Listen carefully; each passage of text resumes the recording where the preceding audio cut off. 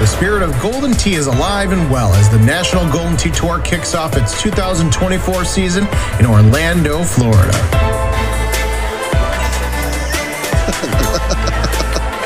Oh my God! Oh my God! Oh my God! What did he do? Look at Evan. Look at us. Look at my gosh. Oh my God. Oh my gosh. What is it? Click the left chip. 3. Click chip. Up 10. 1, 2. Oh my gosh. 3. He's going to lose it on this hole? No.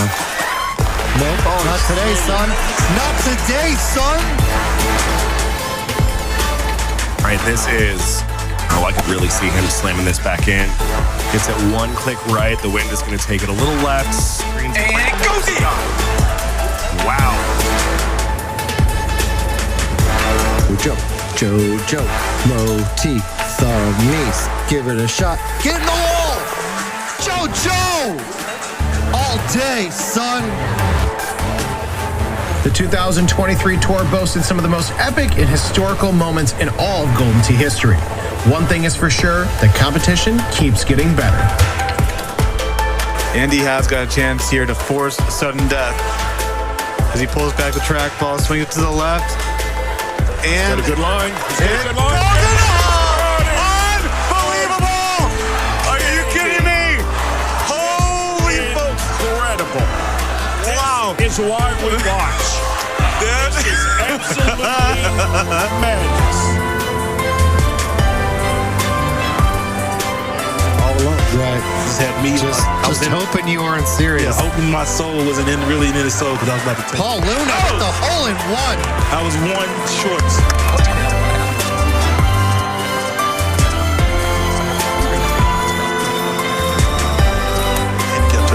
You know what I said? You got a friend.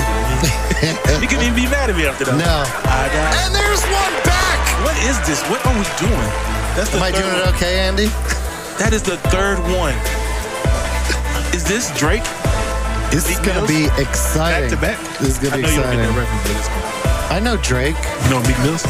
No. Exactly. I knew 50%. Back to back. So he got it. He's right there. He's with me. And Paul Luna giving it One a more. go. Hello.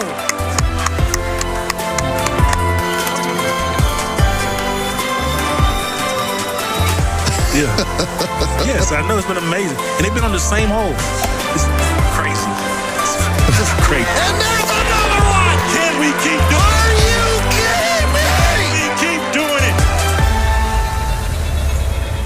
Who will start off the 2024 National Golden Tee Tour with a bang and claim their spot as the Florida Open champion? Who will shine in the Sunshine State?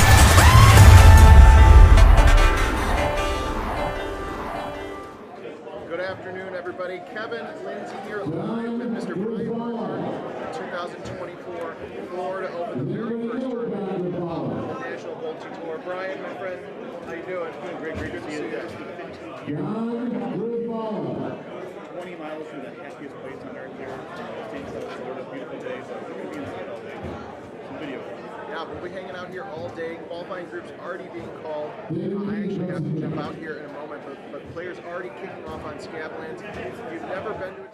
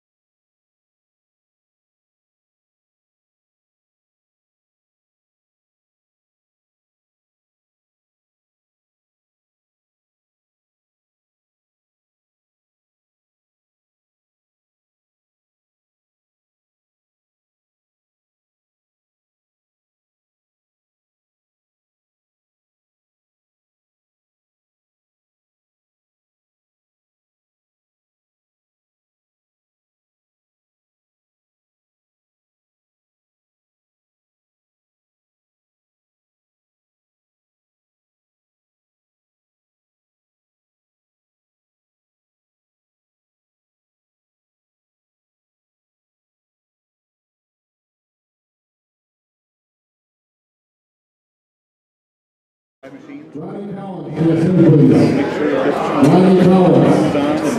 John Griswold, you in the building. And on the left machine, you just see that is Justin Sealy, a great player out for plays with Eddie Diaz, Cedar Park sometimes, Jason Mosquiato, yeah, we got six great goals to watch here. Yeah, and I'm on the big group on Clark.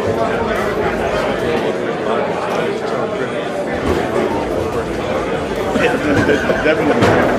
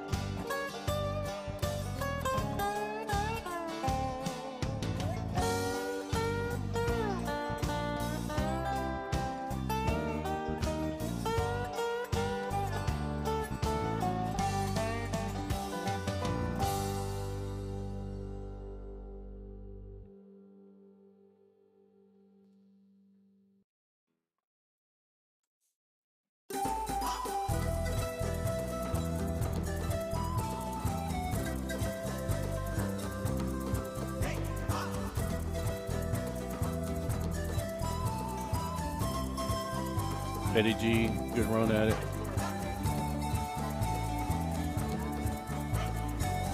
So if you guys are watching the stream, make sure you share and you make sure you like.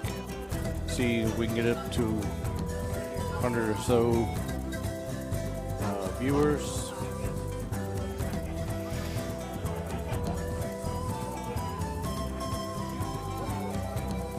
Todd coming up just a little bit short right there. The advantage may be just going a little bit after one of these other guys to kind of see what they're doing. Lurch gonna make a run just a little bit right. Jason, it's a good run at it. That's awesome. So all three of those guys safely right there by the hole. And we're moving on to hole number 8. If you guys have never been to a tournament, try to get one too that's one around you. Sussex, as Brian said, is coming up in about 6 weeks. Will be the next one, and then the tournament after that will be St. Louis. And then we're in beautiful Nashville, and then Columbia, South Carolina, and then end of the year in Dallas. Puff's going to come up a little bit short, but got the lucky bounce because of the wind. Eddie making a good run. Good.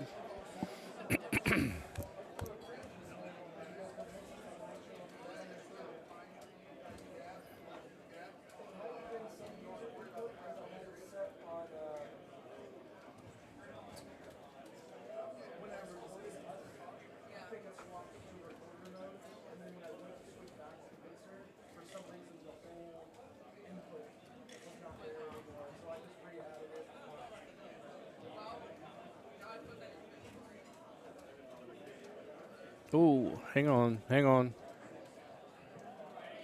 Yeah, Richard hit that just a little bit too long.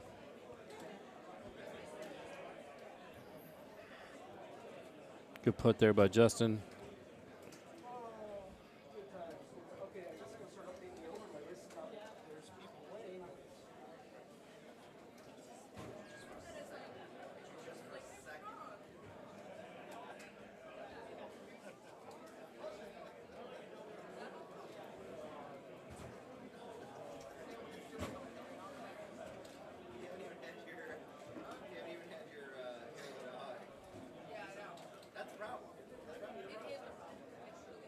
So this look that Justin's doing is one I just found out this weekend. I guess works actually really well because it's going to end up on gravel, and I guess it plays like stone or cliff. So you can get the backspin out of it or bite out of it that you need. So depending on what the wind is doing, it's actually not a bad look or a bad play. Jason banging it through. Good shot there.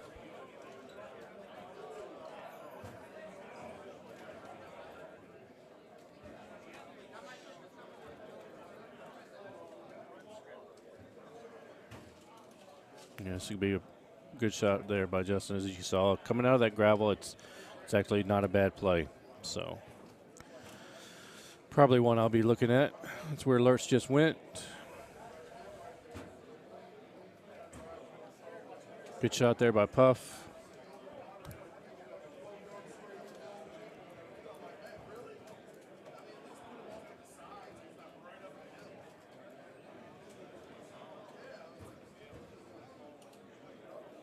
Get up there.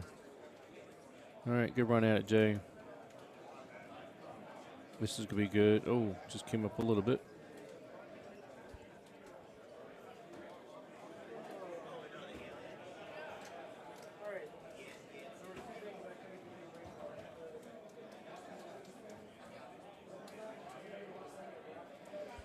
Probably see the right machine take a little bit longer to think about the wind and everything else like that. Take all that into play. Good shot there by Eddie. So as we said before, if you're just joining the stream, the screen on the right with Todd Clark, Lurch, and Eddie Godfrey, all those guys are playing wind balls, level, Titans, and grippers. And then on the left with Jason Lashivo, Puff, and Justin Seeley, all those guys are playing stouts or a breeze. So it's a little bit different look for both setups. So something to watch. Good shot there by Jay.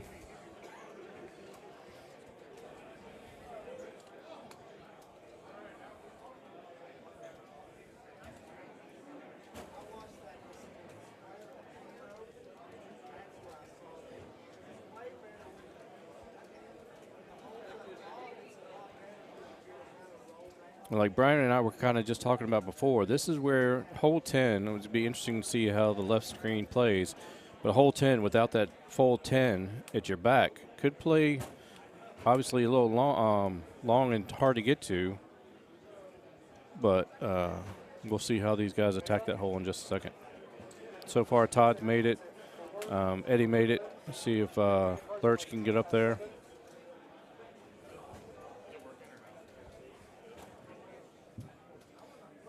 And Richard comes up just a little short.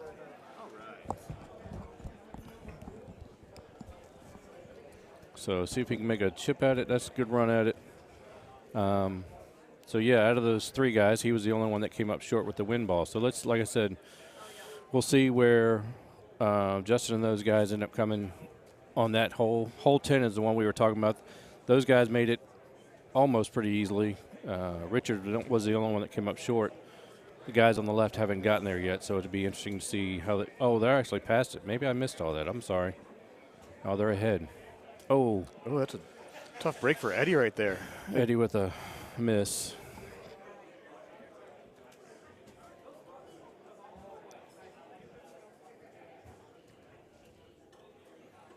But he also knows that, without going into too much detail, the putting is far from consistent these days. So when you are, 60 feet around that mark, you really don't know how the ball is going to react when it gets near the hole. Yeah, I was trying to kind of avoid that little discussion, but yeah, it is part of the game right now. And you will, and for those that are watching and don't play the game as much as we do, like, you will notice that you might see some frustrated faces, later on today and tomorrow with matches. But we also know that, if you try to get it close to the hole if you want to avoid that problem. Yeah, unfortunately, though, if you're going to be around 60 feet away, there's a chance that no matter what ball you use, it's just not going to get there. Good run there by Puff. Yeah, you try your best to get as close as you can so that you have the, 30-footers or less. But, yeah, it's just one of those things. So just to kind of paint the picture for everybody, I left for a few moments because Steve had called me up to the podium with a question. Hopefully that's not my only time being at the podium this weekend. But yeah, so I was looking for somebody, and I was in the area where these machines are, and it's very tight quarters in there right now.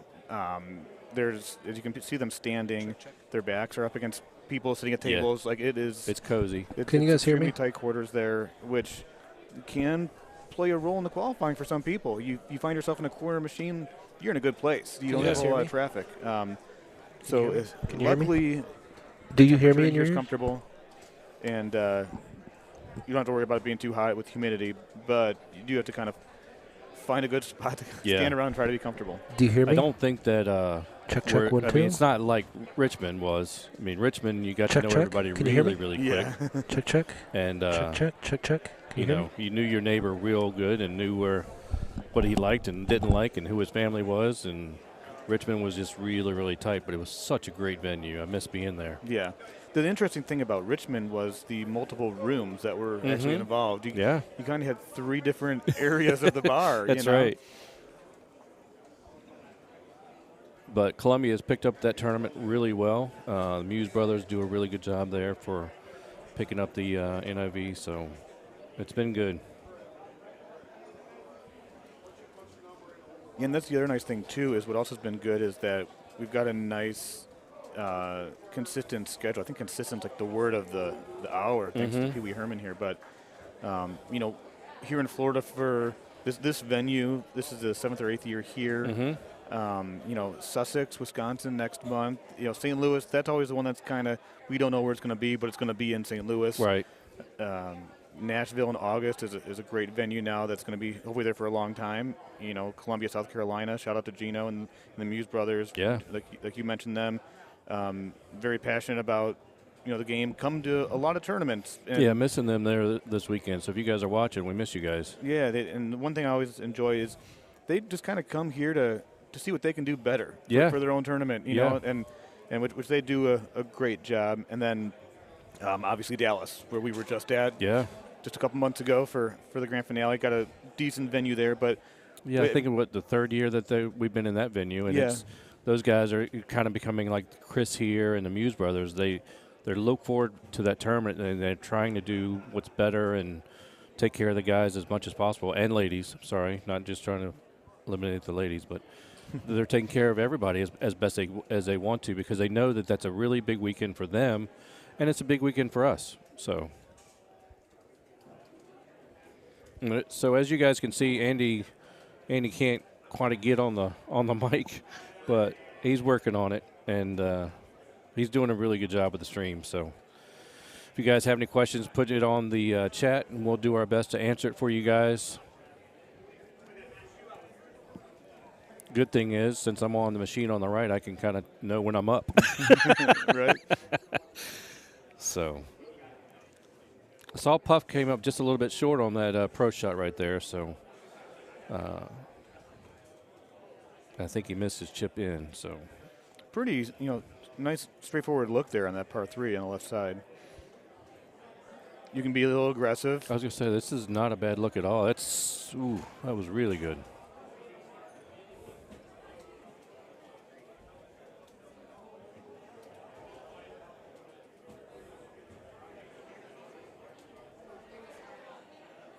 So all tied up on the left machine at 21.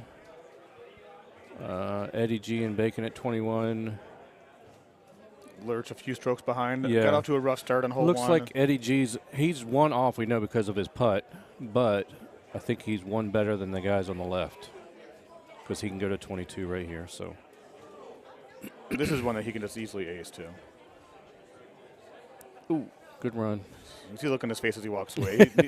he knows that was one he can kind of go after, and those are holes that, specifically in match play, that he's like, all right, this is one of those opportunities I've got to try to get a stroke. Yeah.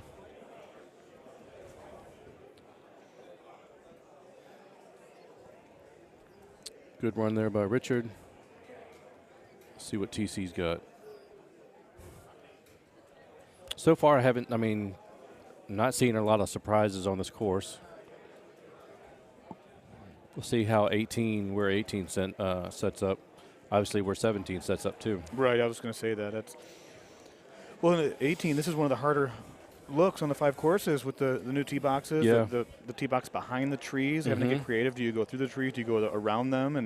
And that's one of those holes to where you might end up around 60 feet away. So that is a place to where you're going to see some putts being missed. Yeah, good shot there by Justin. Yeah, and so far, every time I've been playing this course, the hole has always been on the bottom half. So I haven't seen it quite at the top of that green yet. So it would be interesting to see where that comes into. Yeah. Good shot there by Jay. Good run. Now, on this hole that they're playing now on 15, Brian, do you like the left or the right side? On hole 15? Yep, because like where Lurch just went, he hit the full to the right. So for me, playing a full wind ball, I would actually go to the left, because if the further right you go down the fairway, the more the wind's going to come and play. Right. And where that pin's at, you're going to have to cut directly into that wind there. So this way, you can see, I believe that's 13. It's a little blurry on our screen. You can kind of 8. Is that 8? I don't know. It is blurry, but it looks like 8. Or B, maybe it's B miles per hour. Maybe it's a B. What is I B? think it's 13. Yeah. But yeah, there's a great shot right there from Todd. Ooh. Not a hole up, but a great shot. Yeah. But using, playing the full wind and knowing, and like right there, he's got the wind directly at his back.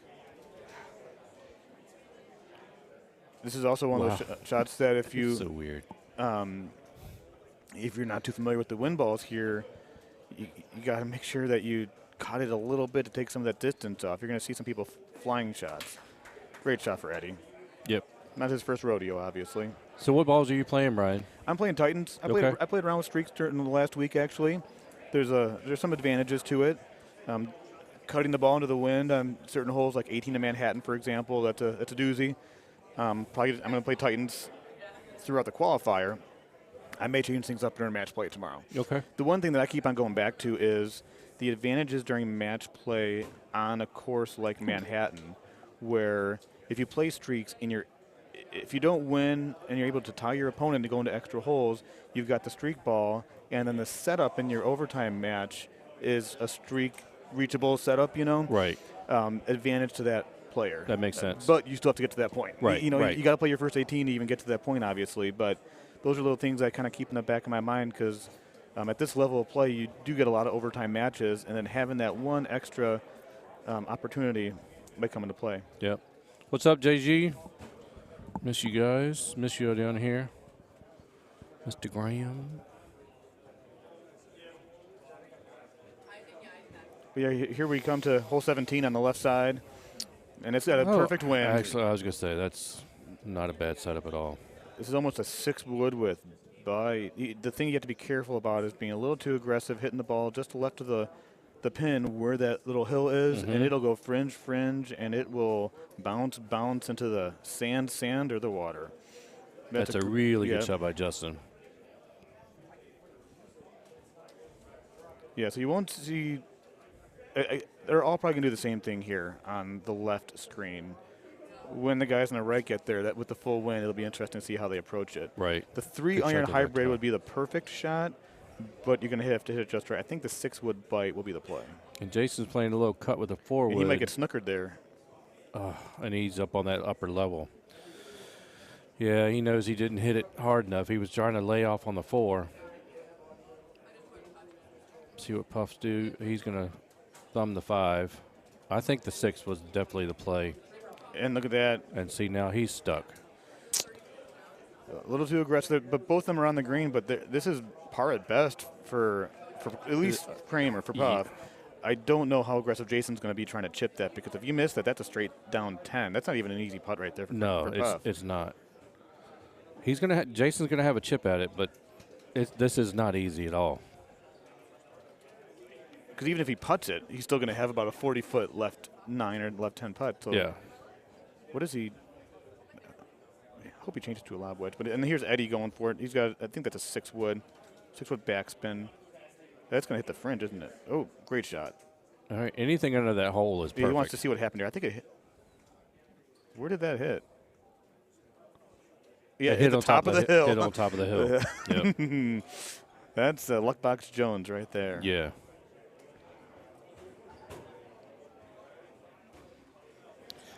If I was Jason, I think I would turn one right and then just let it sort of hit the hill and kind of trickle down to the left a little bit. Just baby it. This is a big shot for Jason. He's got a good game going. 24 under par. Still has a very small percentage chance of making this, but this could turn really bad if he mishits it. Good shot for Jason. Good run. Good shot for Todd if it stays up.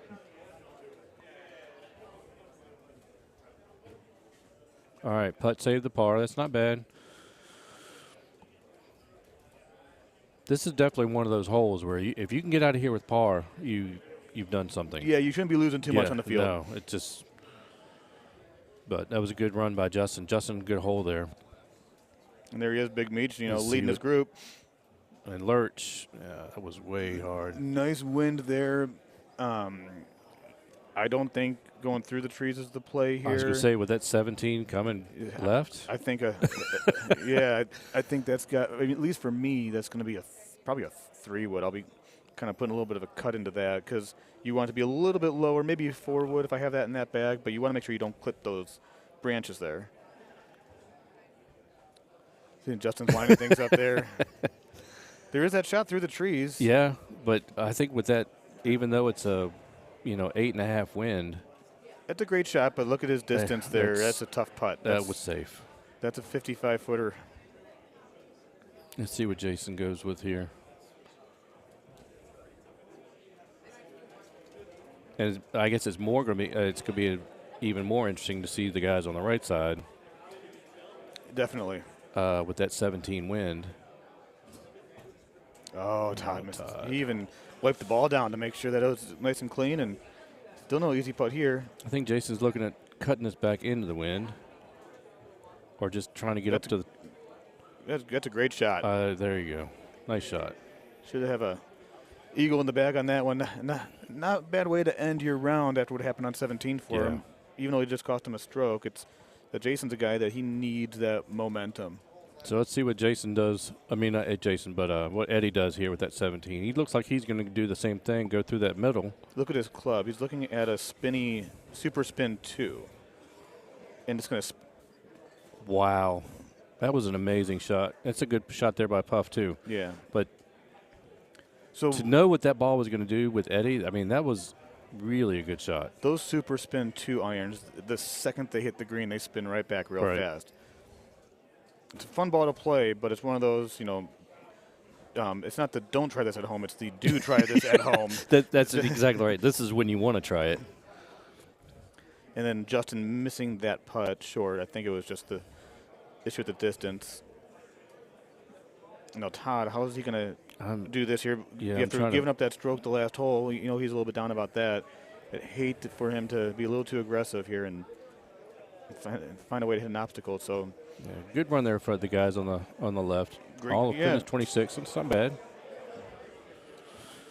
So let's see, Todd's. Don't get in your head, buddy. Just hit it.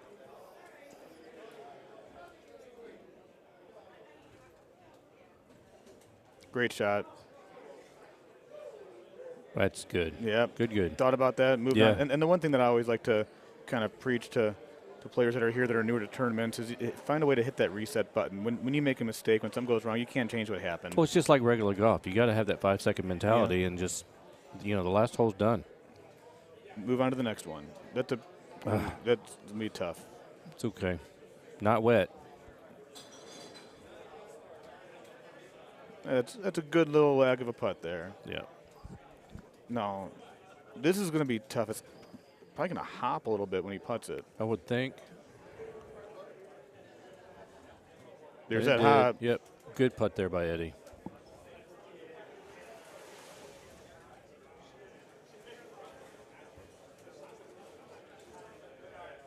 Good putt there by Bacon. So he's going to finish 27. I think Eddie's at 28. Yeah, 20.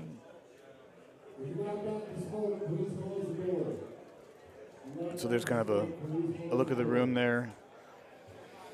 So since they're just finishing up, now it's my turn. So and my turn as well. Yeah, we'll get to see. Now we'll get to see what these guys just played, and hopefully. It looks like Chris Brewer is on the machine, getting ready to select it. So you'll get to watch the new Pennsylvania resident in Wamelsdorf, Pennsylvania. That's right. Formerly of Murals Inlet, South Carolina. So you'll see Chris Brewer and 5 other fantastic and a C.J. Wengler appearance. Yep. Wow, this is going to be some very entertaining Golden Tee. Just make sure he doesn't have any specks on the trackball. Russ Layton, the man behind the scenes, who, if it wasn't for him, I don't know how these weekends would go. So does good.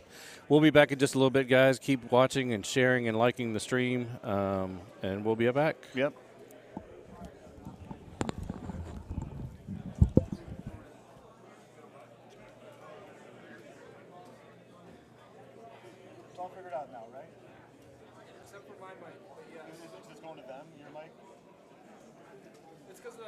When we first started, for whatever reason, my computer decided to stop reading my audio mixer before we went live, even though it's been fine for the past 2 days. And then once we got live, I had to drop it out and bring the input back in. And when I did, it changed this mic's pathing in the bus to push everything live, you guys and me, which it's not built that way. Right. That's the way it wants to be. Well, you can join us. That'd be fine.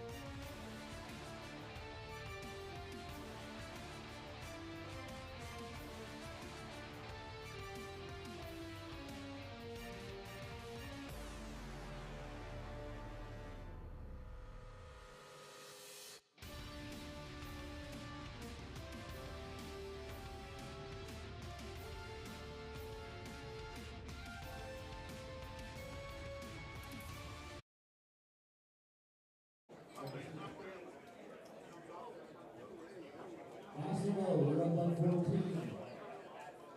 Awesome Low.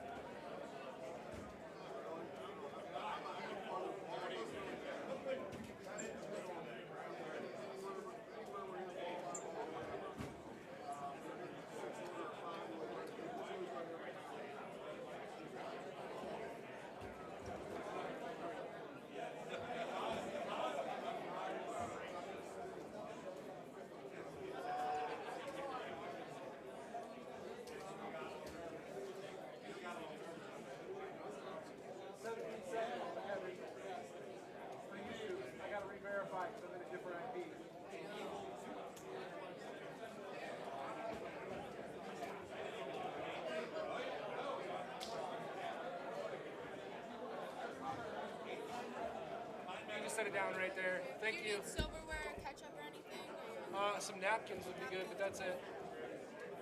Thank you.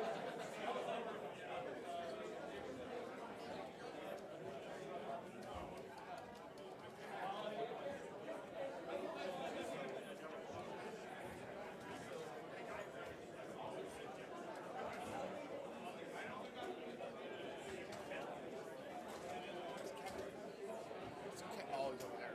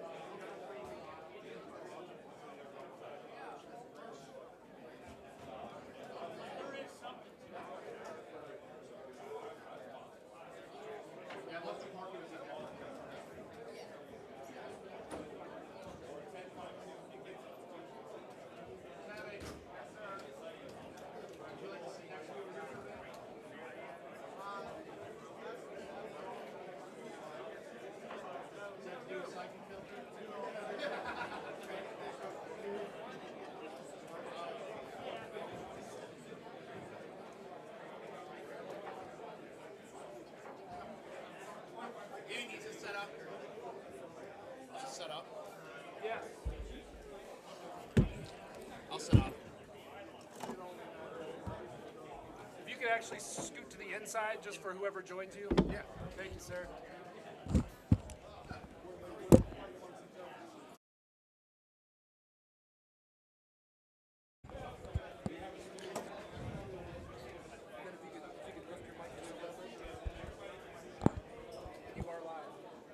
Thank you. Good afternoon, everyone. What do we got? 117? We got CJ. Kim Jong-un is Baki, right? And who's with him? Boyer with him?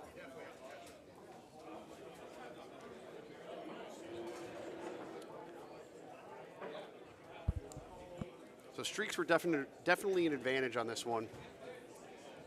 2 was there. 10 is there.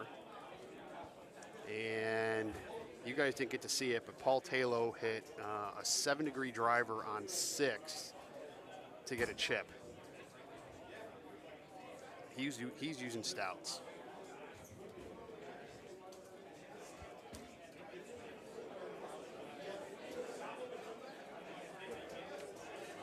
In the room, there's stouts, Titans, streaks by Hill. Most of the top guys are playing streaks.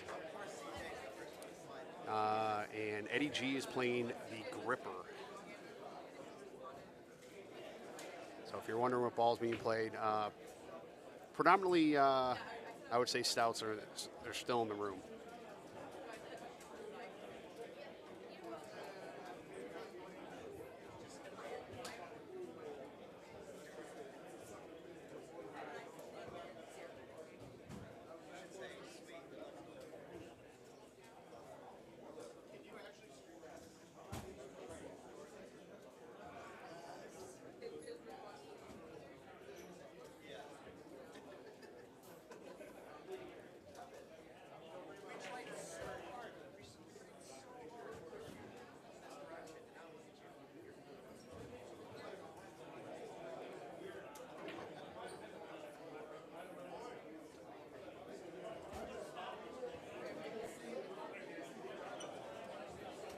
We got 27 machines think there's 147 players. A lot of threes and some groups of 2.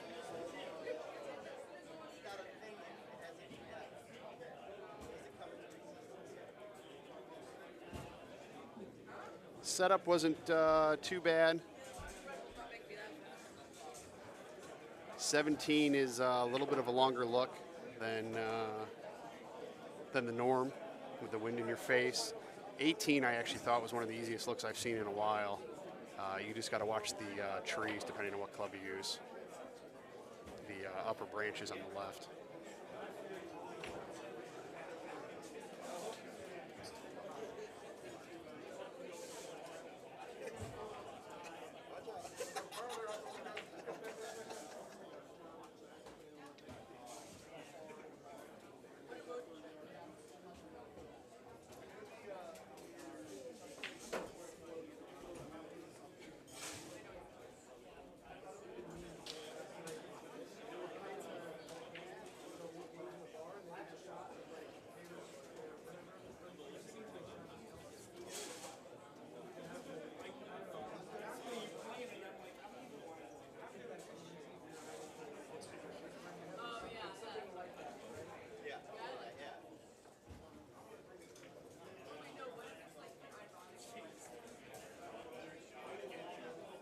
I think CJ said he's playing stouts throughout all 5 courses.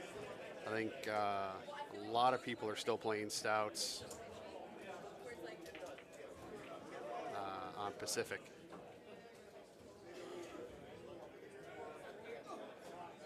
A lot of people are deciding on Manhattan 1 if they're going to play stouts or they're going to play Titans.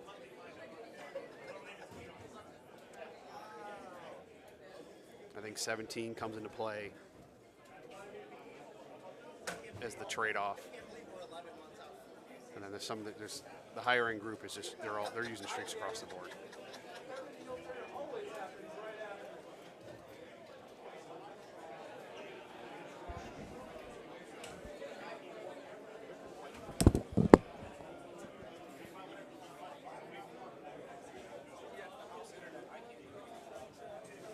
Just let them know. We're gonna. Stuck. It's one thing I can't fix. Yeah. Oh, are you on that? What do you call it? Cast? No, I'm hardline. I'm a hardline to their straight to their motor. Still that bad. I'm getting 300 down and like 6 up. They're sick ones. Yeah. Give me like 3 more up and we'll be fine. So James, I asked about the freezing. It's the house internet. They're hardlined in right to the modem. Unfortunately, the up is only about 6. So not very good.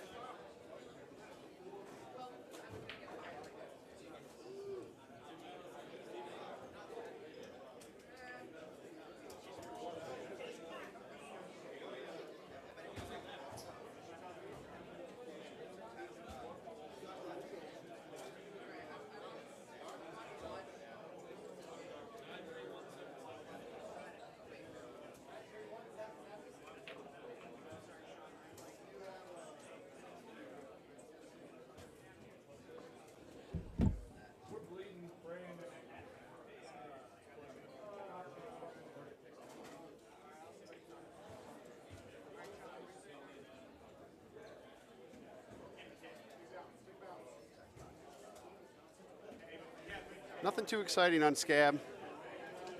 17 and 18, that's about it. 16's kind of a boring setup as well. I guess if you set it off to the right, you got a decent shot with backspin for a hole out. This is the way the wind's going.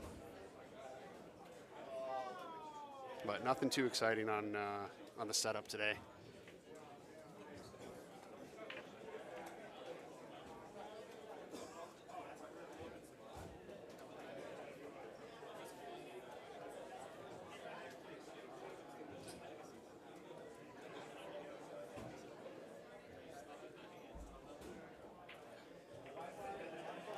I heard there was a couple one-betters out there.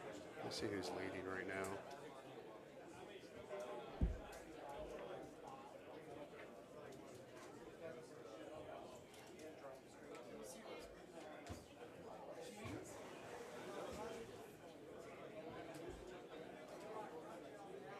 Luna with a 30. That's the current leader right now, Luna with a 30. The House and Eddie G are at 28s. Then you got a host of 27s.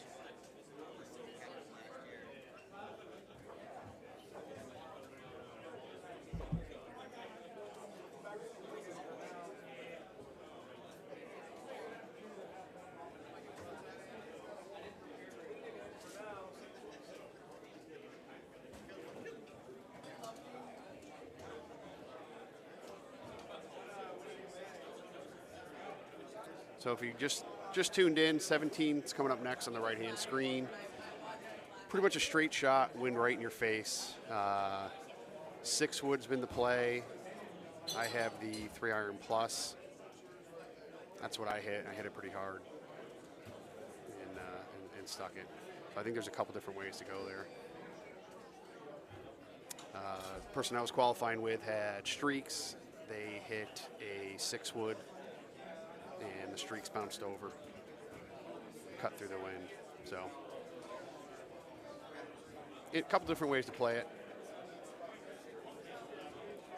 CJ's using stouts. He'll probably do a cut with bite or backspin bite. Go in.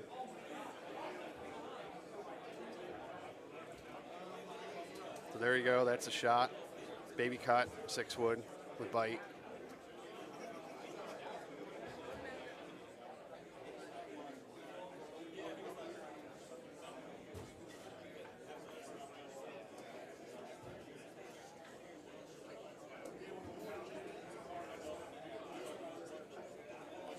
Next course up is, for us, is Bonnie.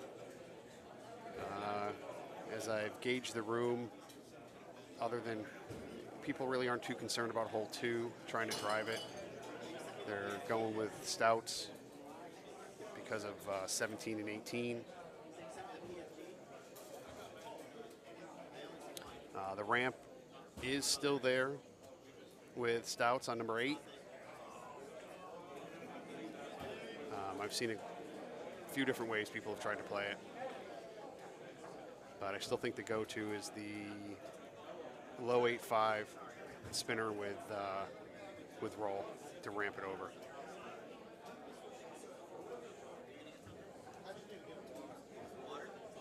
Coming over? That's mine.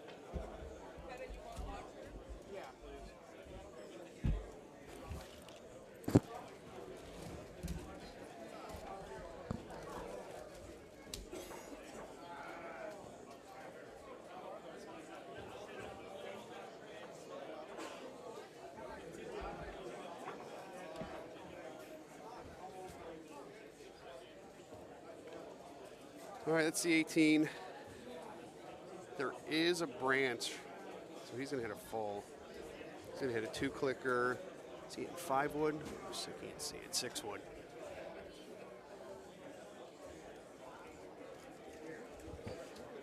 Okay. Jason Woodson, you're on 15. Jason Woodson, you're on 15. I think a lot of people are hitting 4-wood with backspin, keeping it low, letting the wind take it up to the left.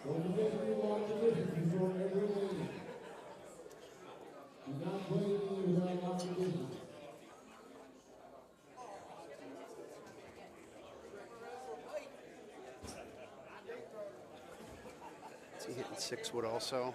Not a fan of this. I get the 2-click. That's a long carry with a little wind in your face. The smoother 5-wood is probably better, but what do I know?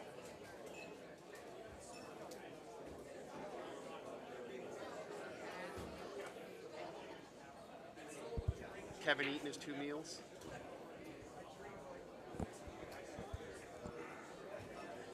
He hit tree. Interesting. They both went to the right side. A lot of group a lot of people in the room were going right at it. I think that's what Tim's going to do with a 4 in backspin.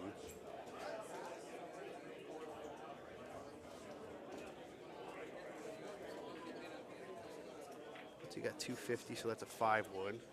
Gotta watch out for that branch. Yep, he hit it.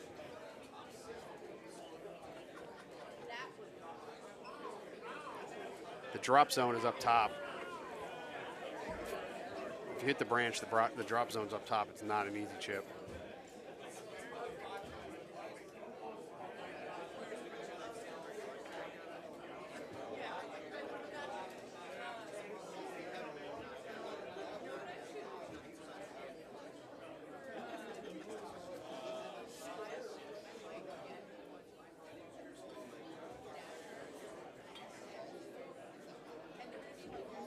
Get in there, Tim. Ooh, good shot. Interesting. So we had drops up top when we hit that branch, and this group is getting them on the bottom. It's interesting how it's switched up. I wonder if because we were playing Titans and Streaks versus Stouts, and that's why.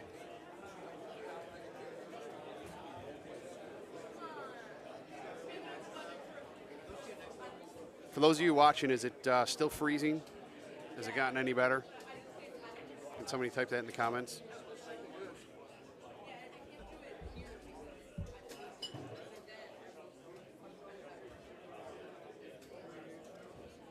All right, let's see. Russ is playing Breeze.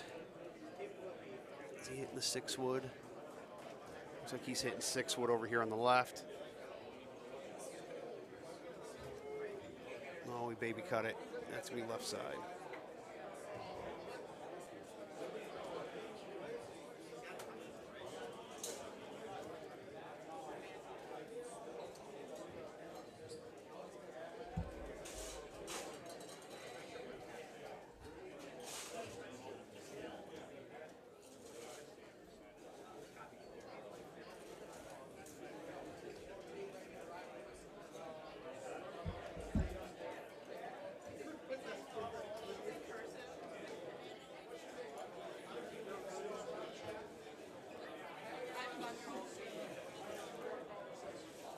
This is not an easy chip. You almost have to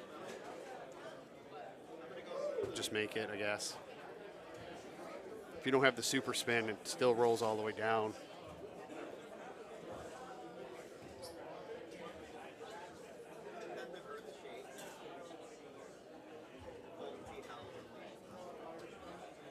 What do we got for scores over here? 26, 5, and 19.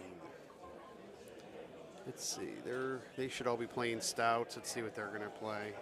Still going off to the right. He's 2 clicked. I just don't think it's there with those branches. Oh, he hit it out. Okay.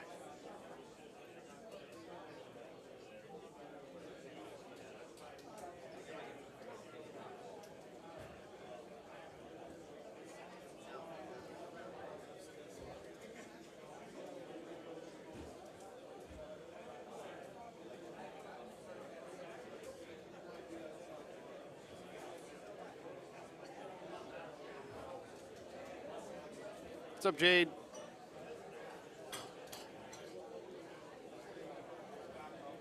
So for you guys, I don't know if you line this up, when you look when he hits the T marker, it's between the B and the A. Right at that left side of the A is the line. It's basically the straight line. If you're ever trying to line up a shot, you're not sure what to use that left side of the A.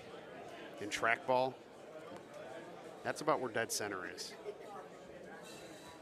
So if you look up, you can almost use it. You have the A there. It's almost like a little bit of a guide for you.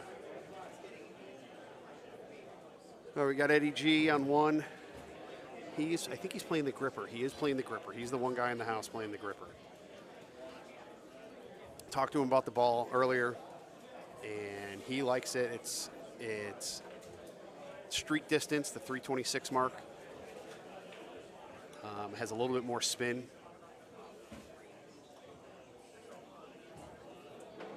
Than the streaks, so that's why he's using that ball. Bounce is a little bit different. I guess it's loft. I forget what the attribute.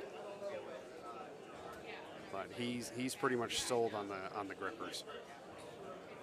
And from my understanding, he's playing all 5 courses with the gripper.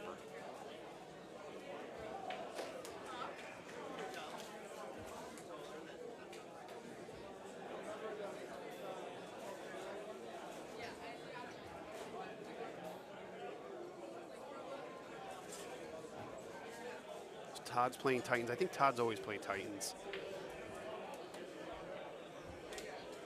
Which is a big advantage on 2.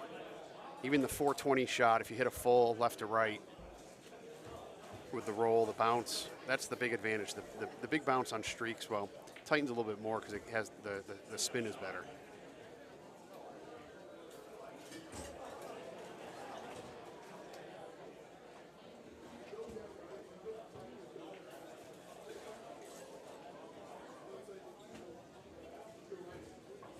Then your disadvantage is you have that longer ball on 17 if it's an outwind, especially if it's behind that sand trap in the middle of the green. Makes it a little tough. Dave, I was eliminated after I watered my 3rd shot of the day. I airmailed a whole bunch of greens. What is this set up at 384? No, gripper is a legacy ball. The barrage is levels, LVLs.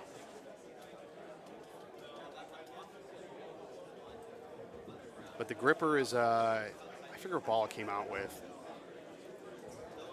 I think it came out with Sandhill that year.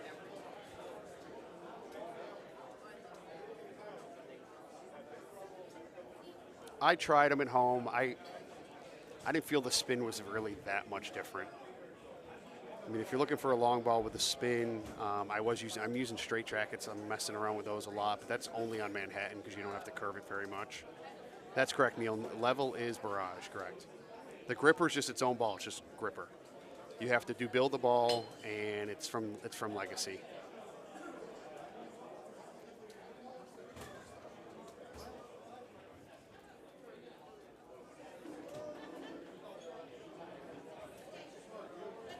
So Wendell's playing the level, the barrage.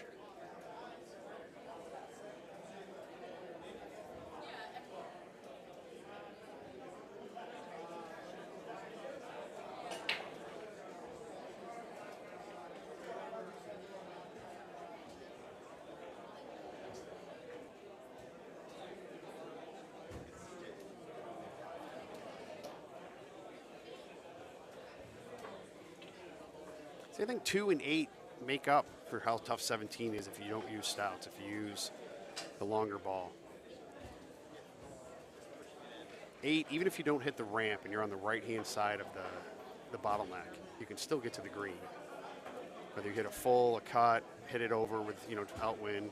Oh, good shot by Eddie. You coming over?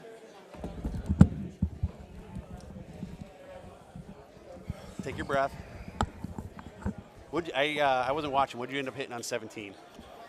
A 6-wood, and I came up short, and then... Did you try hitting a full around the right? No. Oh. On 16? 17.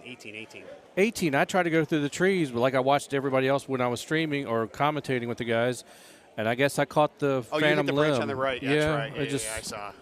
Yeah. Such a bad game. I think it's low 4. Let it go.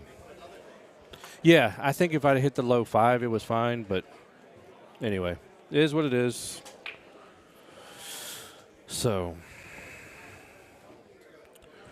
both machines get ready to start, or Todd's machine's already started. I gotta turn these down. Turn them down. Yeah. There we go. Is that better? One? Yeah.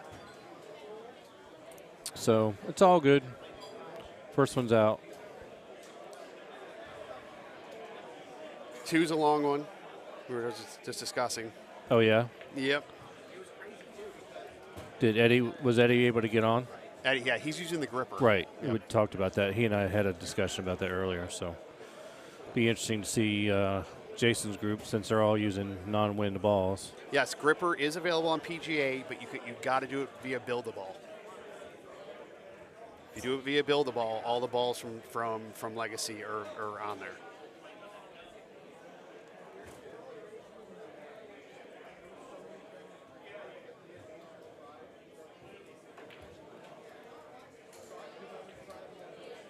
Uh-oh. The wife, she got your beverage. Yeah, it's good. Are you in my group, B group, or A group? I'll let you know when you're up. What's that? I'll let you know when you're up to play. Yeah, we have our machine's going to be slow. Really? Today, Well, yeah. I'm on the machine on the right, as you guys can see, and I think we may be ahead of everybody else, which is good. I kind of told the guys we'll probably be one of the first machines done because none of us are slow players. So.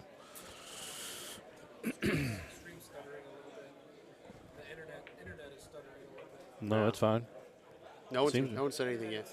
Oh, you can see it? Yeah. Oh, okay. The upload has been weak. Yeah, the only thing, the group now that's on our machine, all three of those guys are playing wind balls, and then me, CJ, and Bach are not. What's so that,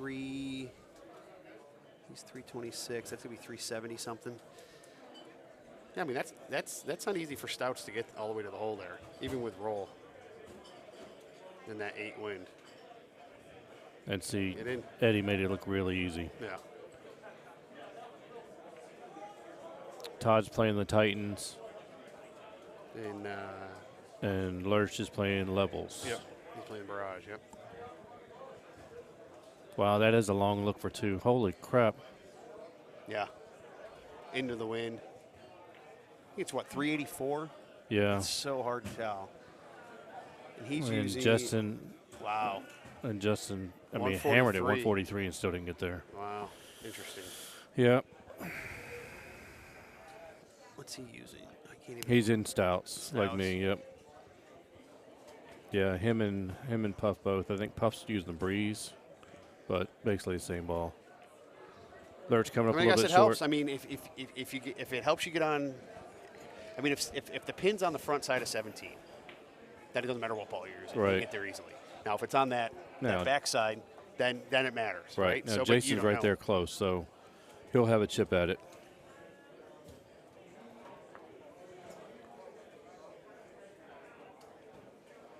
Yeah, Andy's doing a really good job, guys. He's having a lot of issues with the stream upload and download and connections and everything like that. He's been trying to do the best he can with it, so just bear with us for a little bit.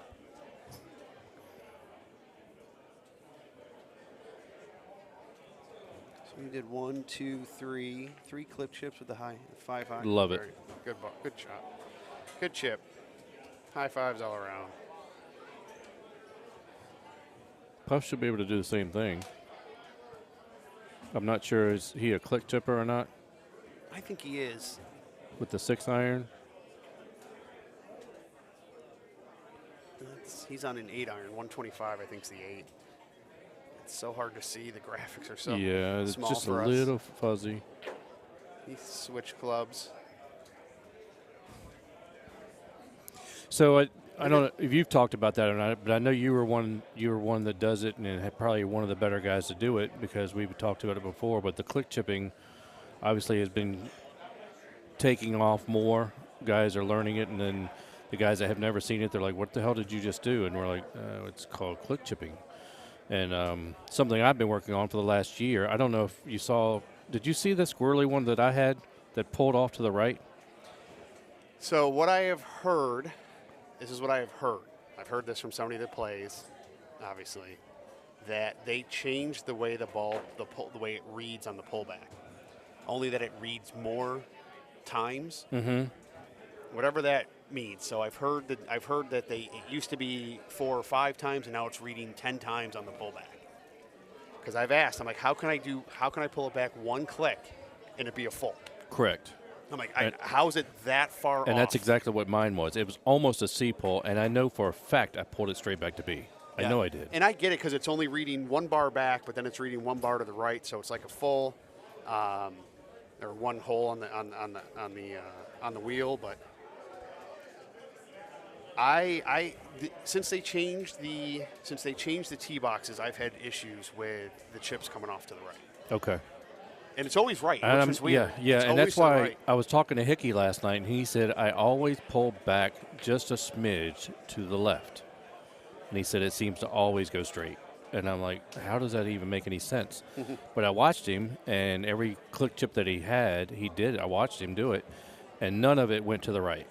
So maybe that's something I also was asking him, what do you think is the safest way to pull it back straight? But I didn't even know that we were having issues of it It's not. pulling I don't right. think some people have brought it up. I have an issue. Again, it's probably localized, right? Right. It's probably to me. Well, I have the same issue, so it's Anybody that's doing a click chip, one thing you want to do first is pull that trackball back a few times, get it rolling backwards, then reset, and then pull it back. Gotcha. Just to make sure the ball's going backwards. Yeah. That's maybe that's what it is. So if you're trying to pull it back and you're pulling and pulling and it's not moving, then all of a sudden it moves. Maybe that's where it's reading to the right or something. So think about it. If you switch clubs, you're pushing to the side, switching clubs, and then you pull it back. The last thing it read was going off to the side. Gotcha. Now, again, do I know any of this? No.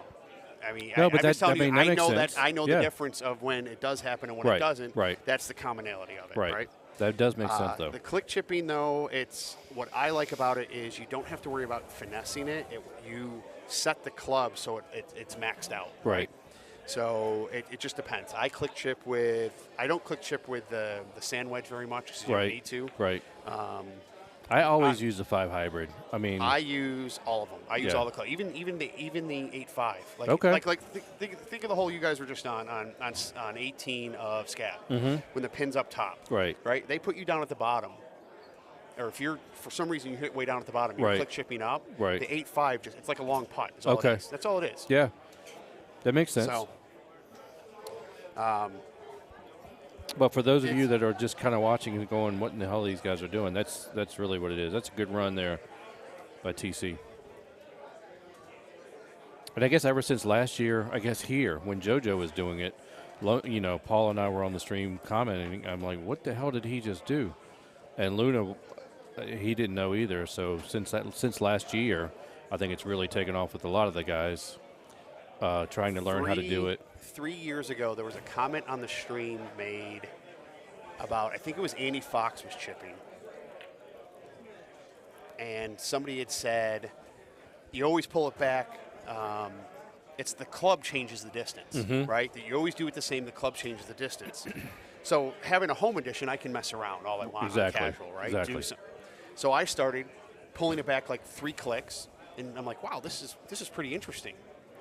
And then I found out in Texas, somebody had mentioned that Joe was doing something called click chipping. I didn't call it click chipping. I called it pulling it back 3 clicks. I didn't know what it was called. Right. Right. And so I asked him. He and I were talking about it. And he asked me. He goes, "Do you ever have problems when you click chip?" Because this was when we all first started. Because before he used to pull it back with 2 thumbs, like this. Right. And I remember this was all the Sandhill days. See, in Catadreas and stuff like that. And I said, I haven't had any issues with it coming off to the side. That's why he was not going to do it at first because it was coming off to the side. He said, he's just not, I'm like, oh, it never really happened. Yeah. And then about a year later, it started happening to me. And now it happens, sparingly. But, I mean, it's part of the game. I think, it's click chipping. I think it's I don't think it's a bad thing at all. I know people complained about chushing for a while, and I don't really understand why. Again, I'm sorry to say it's a video game, right? Right. It's a video game.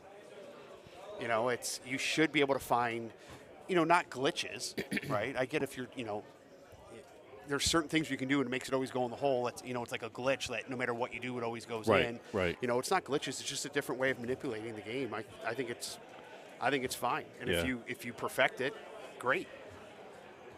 Looks like on hole 8, the guys on the left were able to get there. On the right. No. I was talking about the stout guys, Jason and Puff. But, of course, they were hitting at 144, 145. So on the stout, hole 8, you mean? The was it ramp 8 hole? or 7? 7. No, they're on 6. No, they're on 8. Aren't they? No, 8's the ramp hole. 8's the one you hit. Is the ramp you go through the. The one I told you I wasn't sure if they were going to be able to reach the green or not. Anyway, they were 2 out of the 3 of them made. Justin came up just a little short, but so it's there. You can get it there. It's just going to take 145 or 143.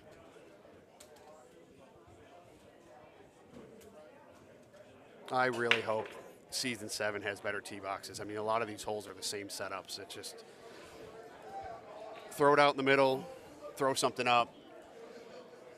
Yeah, really, it's all you're trying to do is just a little PGA course-ish. Not to be negative, but it is. And trying to hole out. People like a little bit more, just like the last 3 holes of Missouri.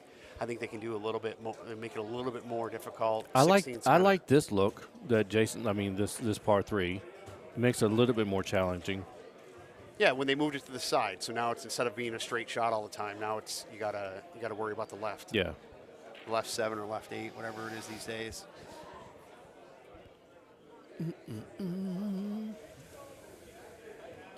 What do the stickers represent? So I don't have mine on. Is it Mike Perez? Yeah, Mike Perez. Supporting Mike Perez. From the Dallas area. Showing support for him. Are you using any of the? Well, he's using them because he's using the gripper. But are you using any of the plush spin iron, super spin iron? No, because I stayed. I'm still playing the stouts. Okay. I told Brian earlier I had switched over to Titans for about a week, and it wasn't really a big change because when the Titans first came out, I went right to them because of the distance. But I just didn't. Lashaivo and I talked about this for a long time. Is it really worth playing the wind on the back 9 for 1 or 2 strokes? And I just to be able to reach a couple greens that I can't. And I think 17. We just didn't. See, all right. So where Jason is, which way is the wind going? So It's Jason can get there with a full. So Jason can still get there even though he's not all the way down. So he's playing. Let's see what he gets to. He hit. He missed. He missed the track ball. 112. Yeah, that's a missed track ball shot. On the back, I mean, the length on 16 is great. You know, using the wind sometimes isn't a bad thing. Right. Right. 18's a long look now. I mean, it's and if that wind's in your face, fulls, it's nicer hitting a full with a Titan and getting there versus hitting it with a stout and you got to hammer it straight and it's still going to come down to the right. At least the full's coming back up the hill. So Justin got through clean. I didn't see what ball's Justin playing. He's playing the stouts. He is, okay. Yeah. Or breeze, one of the two. I think Jason may be the stouts, and then Justin and Puff are both playing breeze. But it's funny with the new tee boxes now. With this hole, the low 8.5 hit that ramp, and you got through clean. Now you have to go back to the high 8.5. And it'll bounce through. It doesn't catch the ramp, but it will bounce through. Jason should be able to get there. He may have to cut it. How far he is. 10.5, 273. He's going to cut it. 328. Yeah, it's got to be 328. He's thinking about the cut here. Yeah, it's tough. If he was over probably about a couple yards, he wouldn't have that. Even if he was just back off that grass a little bit more, he'd probably be fine. But if you're not sure about the ramp, if you're through that bottleneck, if you're on the bottom of the screen, if you're in the fringe on that side, it's actually a decent shot in. So he hit the full. What did he hit? 3 wood? Okay. Yep. All right. So he's okay.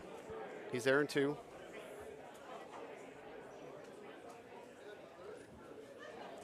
Justin's in perfect position.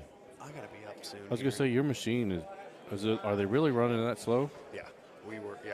Our group was very. Unfortunately, we have a newer person that shot, I think, 5. So, which is okay. I mean, it's fine. It's nothing wrong with it. We don't want them to be it's just slower. It doesn't affect anything. Absolutely. You know, it doesn't. It just makes for a longer day. Yeah. Puff bringing it in, trying to hold it out there to get that shot back, but good run. What are they on? 12? So with this wind, there's actually a shot over there. Where Over Eddie was where? just looking. To the right? Yeah. Really? It's listen. I've never it's gone over there not- because I thought it would have been OB, but you're saying it's not? With the wind to do with, see, he's showing them right now. So there's 2 open areas on the right-hand side where Todd Clark's marker is, right? Right. With that wind, yes, can you hold it out more because it's easier? It's a little bit better wind, yes. Is it really necessary to do? Not at all. Okay. Yeah. But for all 3 of these guys playing the wind balls. Yeah, there's no specialty shot that you need to do over there. It's not like a trick or anything like that. Gotcha. You can go over there. It's nothing. Hey, Greg. It's nothing. It's not like a cheat shot that you're like, oh my god, Right, this is like right. amazing. It's nothing that exciting. Okay. Yeah, but you can go over there. So Okay. I have done it where you just thumb it in. I wasn't sure if Yeah, that you was can thumb still it in play or not. Yeah, you thumb it in. It's got to get up. And Oh. you have a chance. You have a chance of holding it out. And just Mhm. if you play a little bit to the break or the little right break. So Good shot there I by mean, are you Eddie. going to be any closer than what Eddie is? I mean, Yeah. it's a place to go. It's not really. It's nowhere near necessary. I got you. It's something if you're just messing around and having fun, you do it. I'm trying to think. Is there any other spots on this course that you can go to? I was gonna say I've looked at that spot before, but I was like I said, I wasn't. I It's didn't not- try it. But It's honestly, I think it's the only, like I've looked on casual a million times on number 8 to find anything else left. I mean, every win, every tee box, there's just nothing. well, it's kind of like when we have get go to through there. 16, right? 16, you kind of if you go to the right down the right side, you can't reach the hole. You can. Okay. When there's a wind going to the hole, when you start out, if the wind's going to somewhere to like the 9 o'clock, 11 o'clock range, you can get there. Remember, it's going to bounce and keep going. Right. Right. You Good can shot get there by Eddie. especially with the full wind balls. It's decent to go there because your second shot isn't so high up in the air. Gotcha. Right. Otherwise, if you go over all the sand bunkers on the left-hand side and go further down, you might have to throw a 6-wood up, and that's going to be up there for a while. Right. Right. So. Well, let's see what I the like kind to of play. look there I like is. to play. You know, I like to keep the ball lower if possible, but that's me. But who am I, right? Again, I airmailed 3 greens on Scab today. I don't think I've ever airmailed 3 greens on Scab. I airmailed 3 greens on Scab today with the outwinds.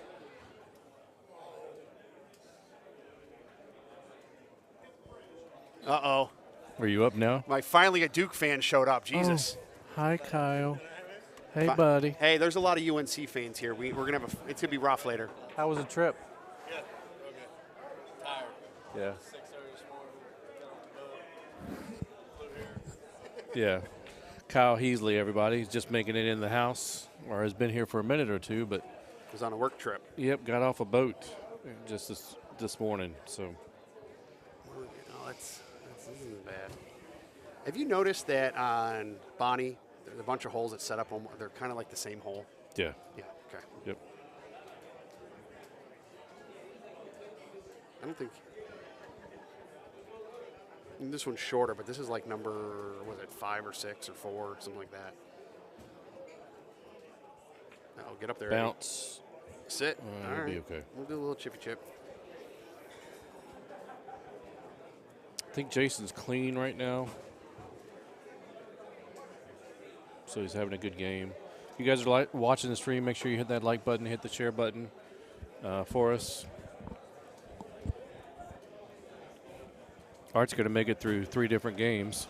Yeah, I think I'm going to go over. I'm sure I'm up soon. Thanks for having me, everybody. Enjoy your afternoon. Maybe I'll be back.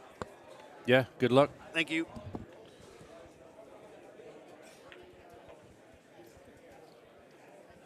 So, yeah, Art's going to go play. We're well into the qualifying now.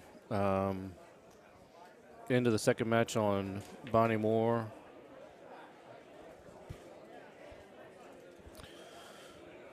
Looks like the right side may get to 17 and 18 first, so we'll get to see how those set up. See what the wind's doing on 16.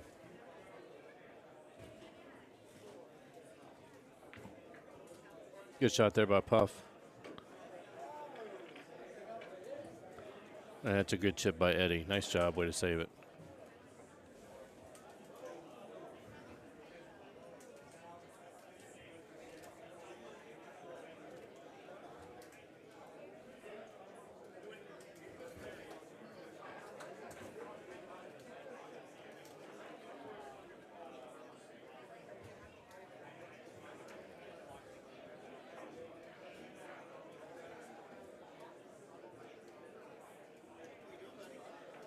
Good chip there by Jason.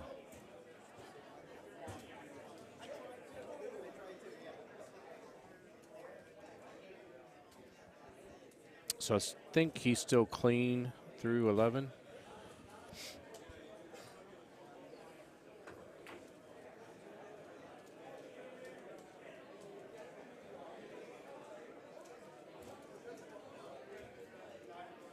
Good shot there by Richard.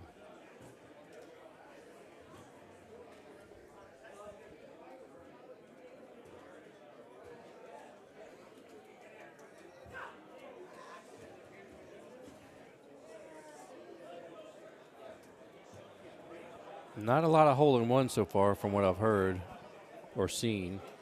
I know there was one when I was on my way over here on machine 10 or 11, but anyway, Mr. Brian Bernhardt is back with me. Back again. Bernsey. No surprises so far on Bonnie. Curious what hole 17 is going to look like, right? Is Yes, that what you've probably been talking just about? been talking about 16, 17, and 18, how they're gonna set up. 18 is so much harder now with these new tees. When you've got a drivable par 4 that can be from 350 to 370 at times, and a slope, a 10-degree slope to the right, and you know, big winds no matter what ball you're playing when it comes to 18. That you might even see some looks where you got guys and girls clicking one to the right and hitting like a big C3 just to try to get some action on the green. So there you go. We got a nice in-your-face wind on 16. The pin's at the top right, which is beneficial to kind of pop their second shot and try to utilize some bite. Yeah, it's safe. Because backspin's got a chance of spinning off the green, actually. Yeah. With that kind of wind. So not too bad, but again, you got to make sure that you're on the fairway, or even maybe just into the fringe or rough. The one thing is, you got to watch out for those. Ooh, that's birdie at best right there. Hey, Kinsler, glad you're watching and listening. Hope all is well with you and the fam. Yep. Now get back to work. Tough on Todd. Richard safely on.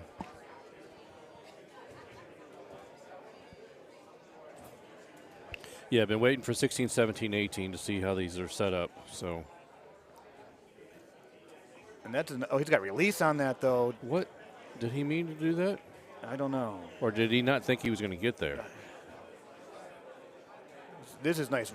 You might even see Eddie try to aim for it to hit the rough or the fringe there with bite. I was going to say, maybe hitting a cut in here. He's got backspin, which I don't know. Obviously, he knows what he's doing. Yeah. I wouldn't be surprised if he wants it to hit high first. That's not bad. That's not bad at all. Now, Todd's got to make sure he goes to an iron here and doesn't even try to hit a wood out of that bunker, because I don't think that gets over that. It does. I mean, that was fine. And I don't know if he had turned a little bit more left so he wouldn't have had more of that lip, if the wind would have pushed it back enough for him to have a shot at that. Right. So, good safe shot. No, he's got to hit this pretty firm. That wind's going to bring it back and spin it way up there. That's Caught the good. fringe, and that's all right. Yep. Tough putt here. Will it get there? That's the question of the hour, right? Can't see what the yardage is, but he's got to be right at 60. And okay. 61-foot putt, so there it is. In that range that we were talking about earlier, you just don't want to put yourself in. Oh, Eddie G with an unforced error right there. And he almost. Curious how he approaches hole 17 now after that mishap. Yeah, see where that's set up.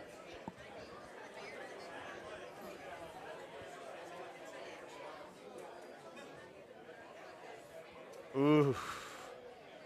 Look at that hole location. Yeah, that is. You gotta be kidding me. Brutal at best right there. That is. I want the ball to land somewhere in that top right part or the bottom part of the green there, just to have a 30 or 40-foot putt or chip.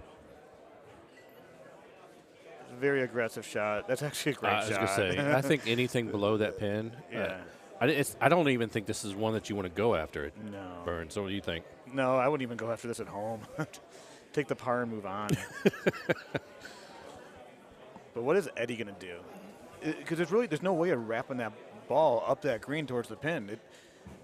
This is just because if you get it on that back fringe, it's not going to come back. It's going to bounce forward. It's still going to bounce forward. That might be long. No, that's a great shot. That's really good. Right where you want it. Yep. About a 30-foot putt right uphill there.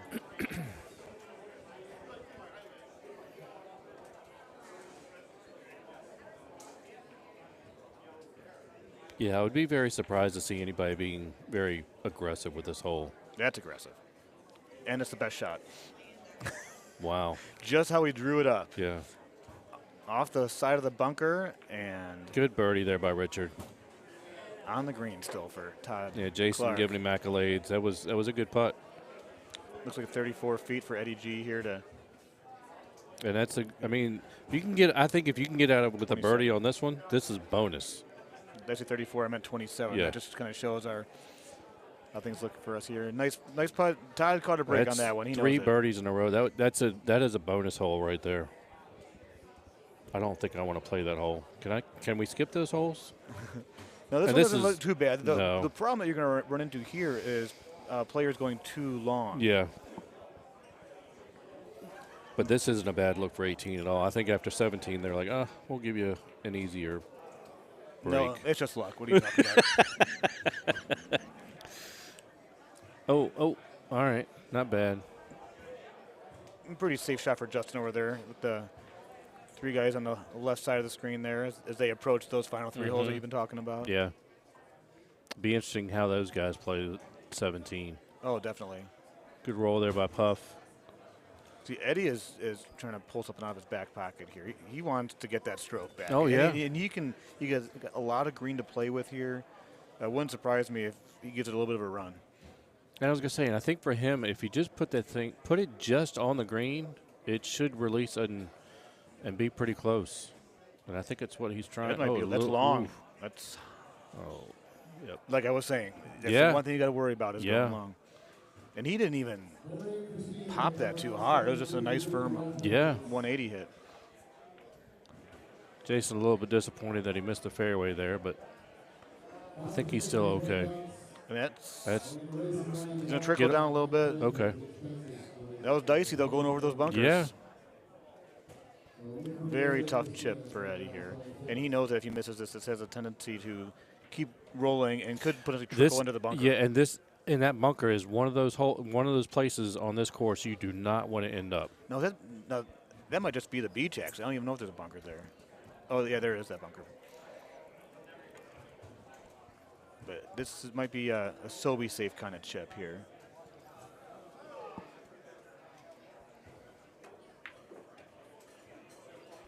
Okay. Not going to be easy coming back from that. No, but he'll be okay, I think. Jason's All right. going to have Jason's okay. well, he's okay, but he's still going to have a tough. All right, good job, Todd. Those times when the ball ends up touching the fringe, those are tough.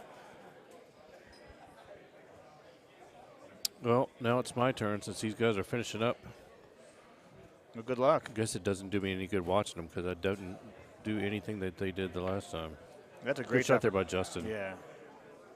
Good chip, Eddie. And Eddie makes that. All right, 27. So he was 2 off, I think.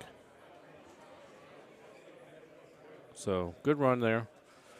Full screen for Puff here. Really wanted to see what these guys on the left are going to end up with 17, but I guess I can walk over there and kind of watch it live. See it firsthand. Yeah.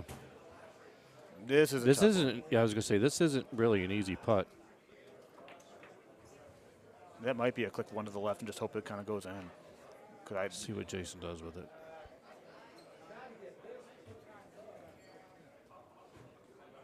You have less control by going left one and see. A little bit higher. But could he have gotten it any higher, from that fringe there? That's what we'll just never know. And the other thing is, too, and that's not really one you want to be aggressive with chipping because if you miss it, then it's way down below the hole. Right.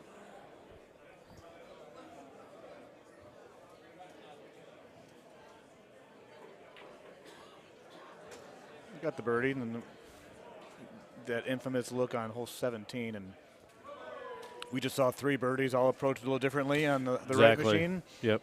Let's see how these gentlemen approach this one. Well, with all 3 of these guys playing no win balls, it's not the 12. It's only about a 6. But again, it's not a hole I'm going to be aggressive with. I can tell you right now. It's just anything below that hole is going to be perfect.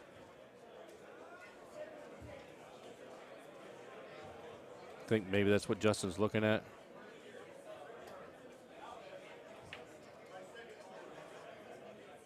That's a perfect shot. Yep.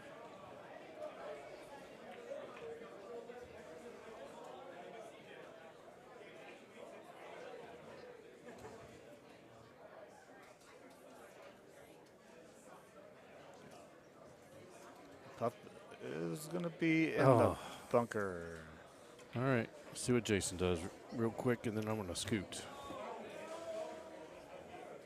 This is one of those courses that I made sure to put a lob wedge in the bag I use for it, Mm-hmm. because you end up in that bunker on 17. Yep.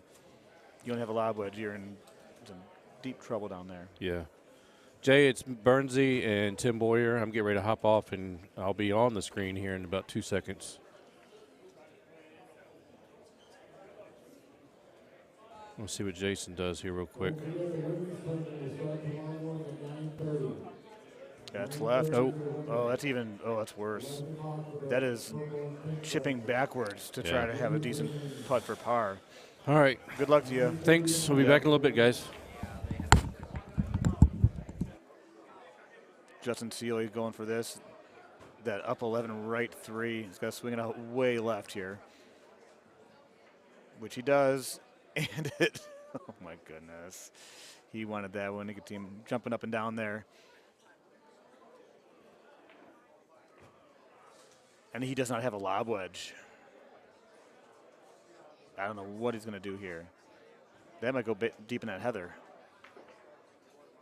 He can putt that. He's got to play that like a right 9, right 10, and the rough is going to slow it down, and hopefully it trickles in.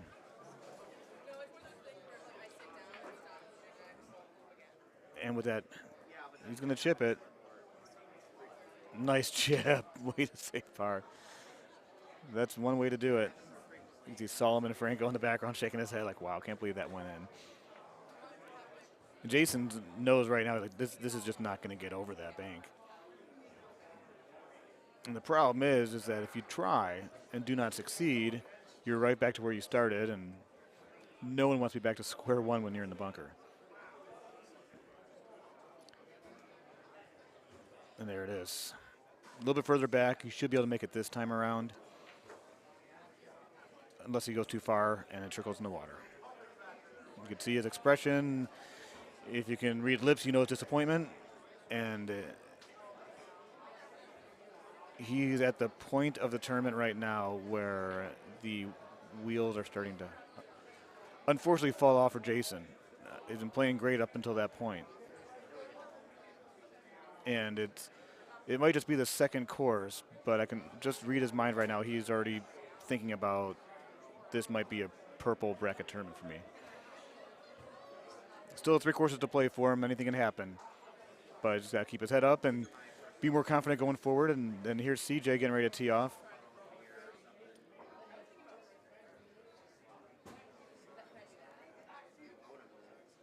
Great shot for Justin over there. One of those shotties, 28,000. Those are important on Saturday qualifiers. They act as a tiebreaker. Almost every tournament, somebody does not make the cut. Even though they tie the score, they just don't have enough great shot points. Let's see how Jason approaches this one. This is a must eagle for him.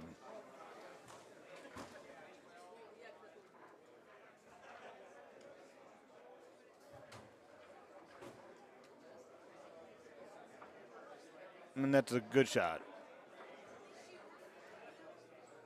Make this putt, hit the reset button. And hopefully things work out a little better in the next course for him. Nice shot there for CJ.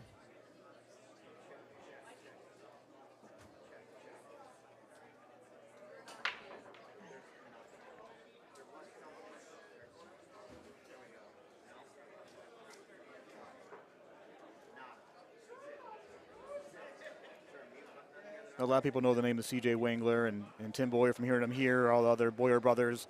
Chris Bocke might be a name you're not too familiar with. I qualified with him in Dallas, and he's a solid player.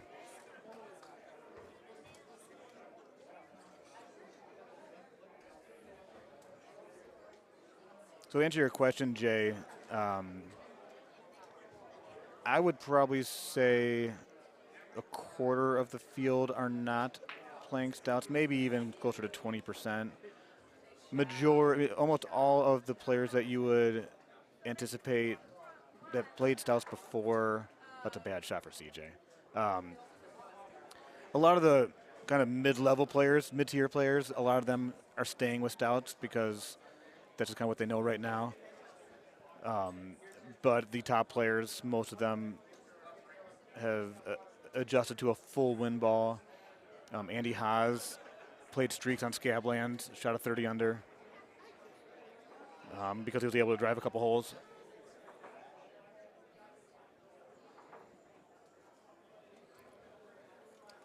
Things must be going pretty slow at the tournament. There's a guy by the name of Steve Sobel that's going to join me here. I mean, no, I just quit.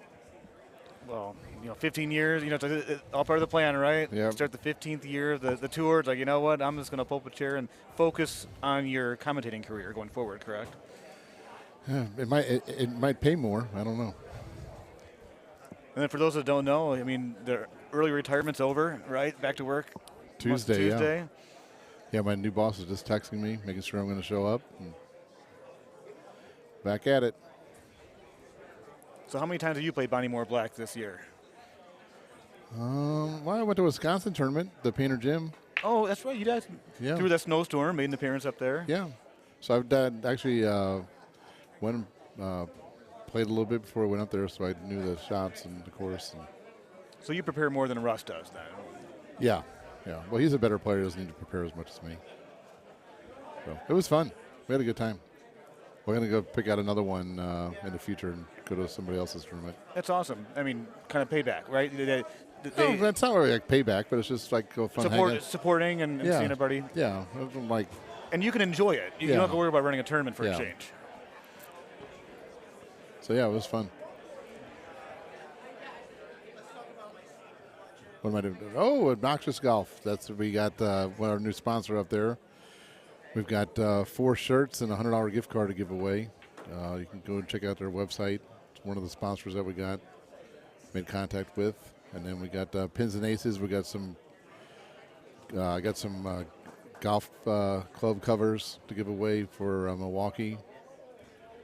And the girls are going around right now and doing a 50-50 raffle for Mike to help him with his impending costs he's going to be having for his liver transplant. I was messaging him the other day, and he said he's finally on the list, and it could happen next week, or it could be like June. They don't really know. So, and unfortunately, when things like that occur, something unfortunate needs to happen for something fortunate to happen. A lot of times when you're on that list for that transplant.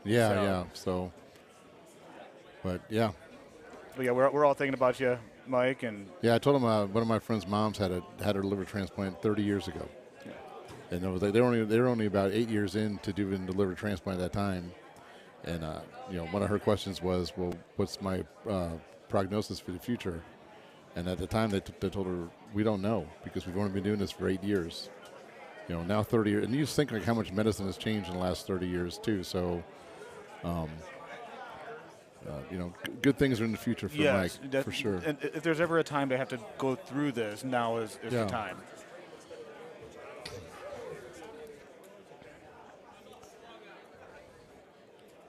So we got some good groups here, right? We got Baki, Wengler, Boyer, and we got a decent one with Leighton, Russell, and Brewer. Leighton, Russell, and Brewer, yeah. So Russ said he had a mishap. He tried to putt the ball, but it switched to driver and sent him out of bounds, and then gave him a drop where he didn't have a shot at be able to putt it back in, and so now he's trying to position himself in the purple bracket, he said. But he usually ends up there anyways, so now he just he got it out of the way. Yeah. It is unfortunate when something like that happens. I was just talking earlier with Jason Loschiavo. He found himself in the bunker on hole 17, and so he was moving along playing some pretty decent golden tee, ends up with a 22 because he triple bogeyed it. Oh my! And so at this point of the tournament, when you're dropping that many strokes in one hole, and you're 5-6 off par in one course, and already 2 off on the previous one, you start kind of already thinking about this might not be my day. Right. And for Jason, who always seems to find himself right around that cut line, he cannot afford to make errors like that.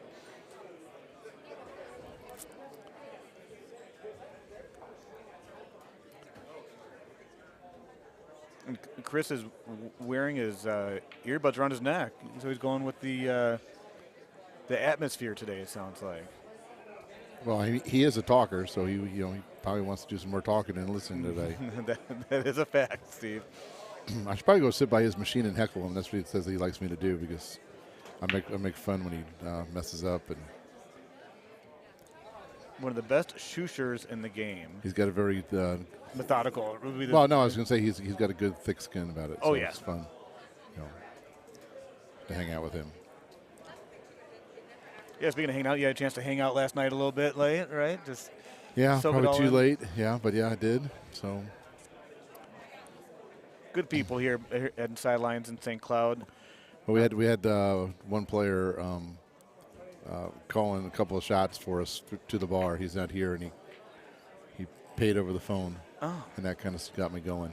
So That's always nice. I didn't want to be rude, so I took him. It's interesting how Chris is going to approach this, because he is playing breeze or stouts, but like I mentioned before, he is one of the best shooters. So for someone like himself that doesn't need all the distance, knowing he's probably going to chip in, still gets it to the green. I mean, right there's a good example of still not a huge advantage going full wind if you feel comfortable playing stout balls. And he's playing stout still? Brewer is? So Brewer is playing stout on this course. He played streaks on Scablands. So he is playing Mixing. some full wind, which is extremely difficult to do, because you always have to make sure that you change to the correct ball every time you start a different game. Gotcha. If that feature was supposed to be around several years ago, never happened. If that feature was around, I would definitely play different balls, different courses. But so many times you start a match or start a game, it's just you forget, and all of a sudden you got to change your mindset on how you're going to approach the entire course. So I saw Neil posted a comment about how they can give to Mike if they're not here. You can go to the PMGB website and or the it's on Golden Tee Fan, where it's got the QR code or the website, and you can just donate straight through there, and just put in the comment, it's for Mike. If you'd like to do that, that'd be great.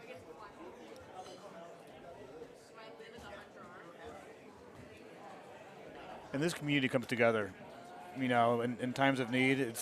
That's one of the best parts about it, and that's probably one of the big reasons why you're so passionate about what you do, is just knowing how we're all here for each other. Yeah, exactly. Oh, Brewer just missed that putt. And CJ just put in the bunker.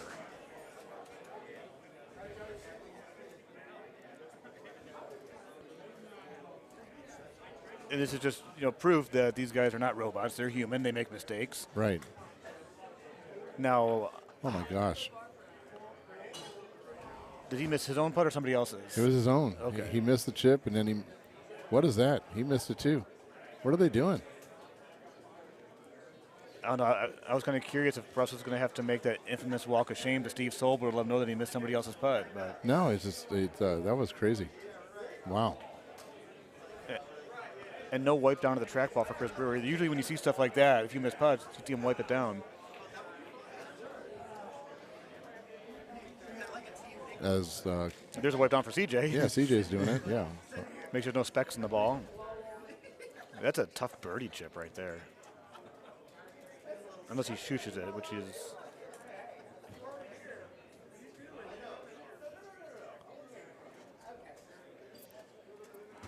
Nice. Very nice.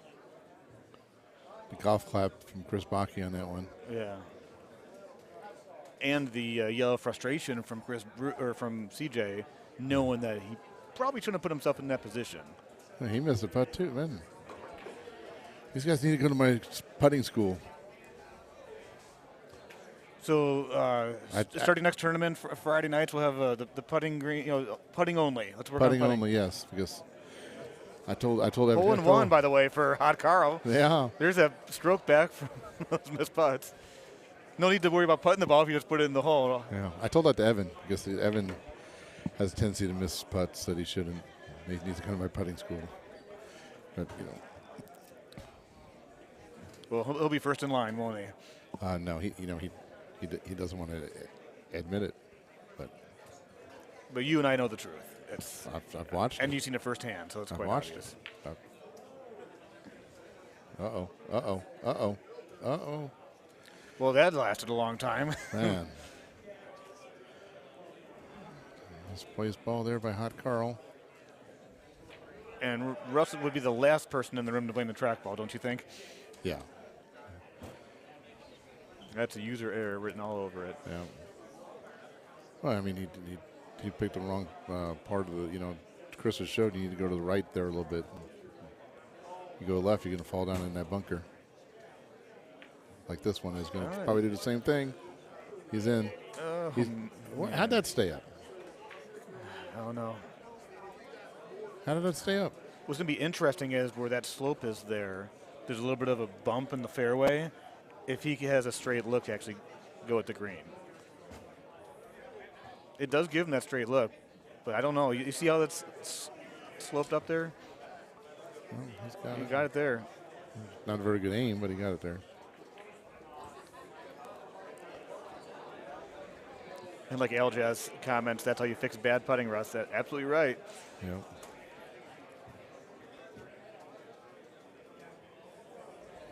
Chris is looking at this hole right now on the left side. This is one just you can go right after. Got the whole green to play with there. He missed it way left too.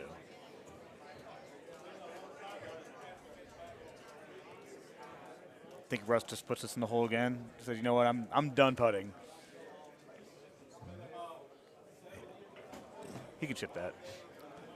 Pretty straightforward look here on hole 8 on the right side.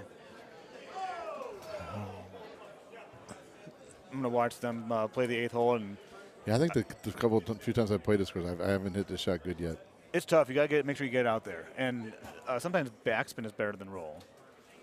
But Really? It all depends. Oh, that's some hidden knowledge there. Well, for the full wind balls at least, I think so. Because the roll is going to take it closer to the green. The closer to the green, the heather comes in play there. So with the backspin, it keeps you further away, which is what you want. Just like Tim's. Yeah, so he's up on it. Yes, like right there. He's done. He can't get to the green from right there. He just needs to lay up on the fairway. But you can still hit roll if you're not going to do the full A1. Do closer to A2-ish where you're not leaving it out far left. But after these guys finish up this hole here, I'm going to go play my second round. Make sure I get to the machine before somebody calls me on the game. Why don't you see if that guy right there wants to get in? Who's that? Justin? No, Eddie G. Oh, Eddie G? Yeah. We can talk about balls. Yeah. Golf balls. Yes.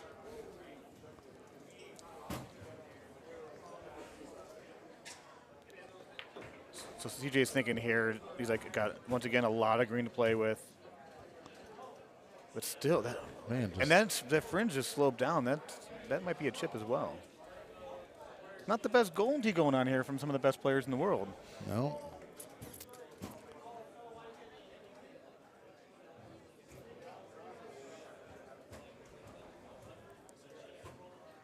Great shot from but he had bite on that. That was good. You see the look on his face. Another miscue. And maybe Tim's going to get this eagle the old-fashioned way, right?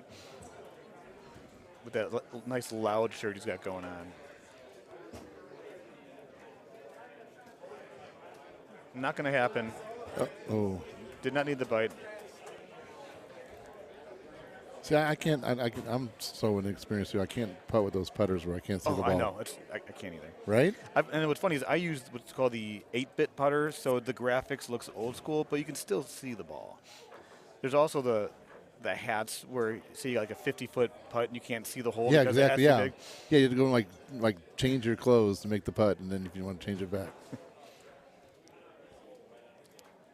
Look at his thumbs while he gets ready to dial this in. The click chip. Ooh.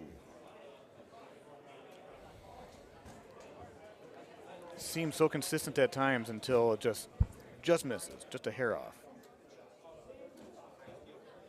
And that's a great putt for Chris there. one eagle on this hole. Are you a click chipper too? I am not. I'll tell you who was really good at it. It's Bryce. Really? Probably shouldn't mention his name, but yeah, he is really good at it. Can he still play? He plays casual. Of course.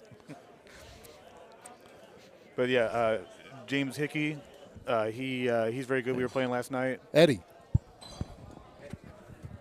And then obviously Chris Brewer, CJ. Ooh, CJ. I need to give him a reminder. We don't punch the machines. That's user error. I'll be back later on, guys. Enjoy Steve and Ed Godfrey to talk about balls. Yep. What's up, Eddie? Hey. See you, Brian. You too. We'll catch up a little bit. Here he is. Steve Sobel. We got Eddie. I will effing kill you, G. That's an old school name, isn't it? That is. Yeah. I've been around a while. So I heard you do a lot of experimenting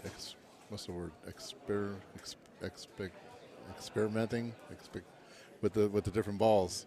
I heard you guys have a big group text chat going on, and you're analyzing different balls all the time. Yeah. So, like, for me, like I've kind of been like trying to test out everything. So right now I'm on, the gripper ball, which probably like no one knows about. Well, now they do. Well, now they do. So that ball, I don't know if it's been talked about yet, but it's basically it's a streak distance ball, and the thing about it though is the woods don't backspin a whole lot, but after it hits the green, it settles faster than like what streaks would do. So basically you tend to have like a lot shorter putts, and it sticks around the hole better. And like some of these holes, it actually comes in handy having the ball stop quickly.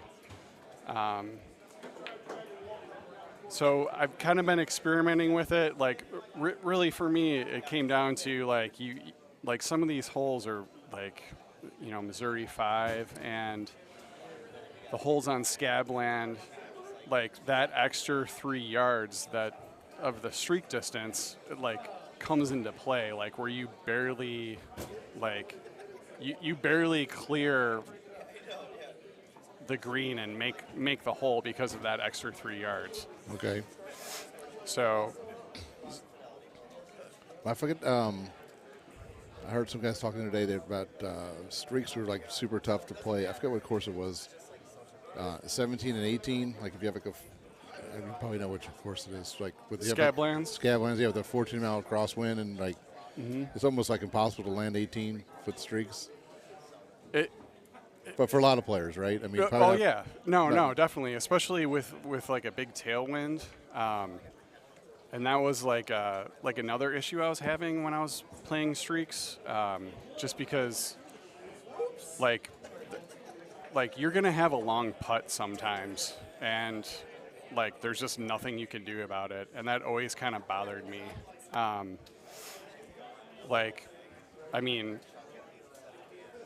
I feel like I'm a pretty good putter, but I mean, like I want to be closer to the hole as much as possible, right? Yeah, so it's a lot less stressful, right? Yeah, it's less stressful. So that's kind of where I kind of experimented with the gripper ball, and it's very like that ball is like the backspin on the woods. Like people are not gonna like that whatsoever, but once you figure them out, though, I mean, it just they're very helpful, and the ball never rolls over, like putting wise. Like I have not had one ever roll over. Like it just sticks to the green and just flies and goes in the cup. So do you have those issues too, where you get to a distance on the green where it won't reach the hole, or with the grippers? I mean. I'm sorry. What'd you say? Like some of the complaints I see on Golden Tee Fan is, you get kind of like a no man's land where the putt won't reach the hole because of the ball that you're playing. Right. Oh yeah. So yeah. does he have that problem with the grippers? No, because it's like, I mean, it's still putts kind of like streaks. It just, Okay. yeah, it's still very similar, but the ball like never rolls over. So I mean, you don't have to answer, but are you playing that ball on every course this weekend? I am. Oh, really? Mm-hmm. Nice. Yeah. So even South Pacific, right? You playing in there? I am. Okay. Yeah. I like some guys can play like I can't do the just for me personally I can't play the stout ball and then play like wind balls. It's too much of a the distance is it's too hard to adjust from course to course. Yeah, it is. I mean, I'm sure I could.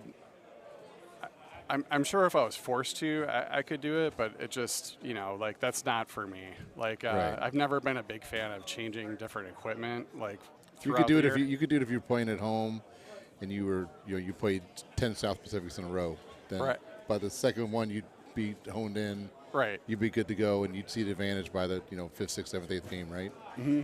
But Yeah. but here, and I don't think I don't think you do. You probably play cycles or something, right? You don't sit there and bang one course. No. So- It's usually cycles. For the Cycles, most right? part. Yeah. So you're not doing Mhm. that anyways, but.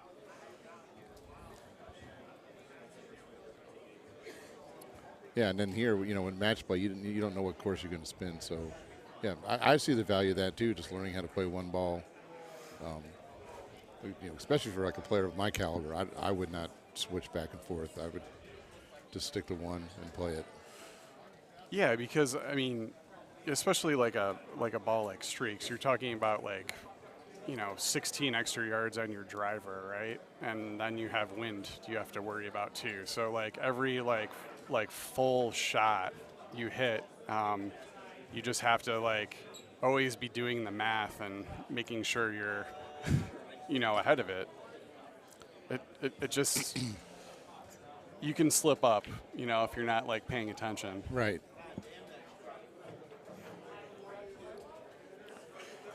So do you track your scores with the different balls you're trying to see what you're averaging on cycles with one ball to another, or you just kind of do it from feel, just kind of like an eye test where you just feel like you're playing better with one ball to another, or are you putting data together when you're doing this?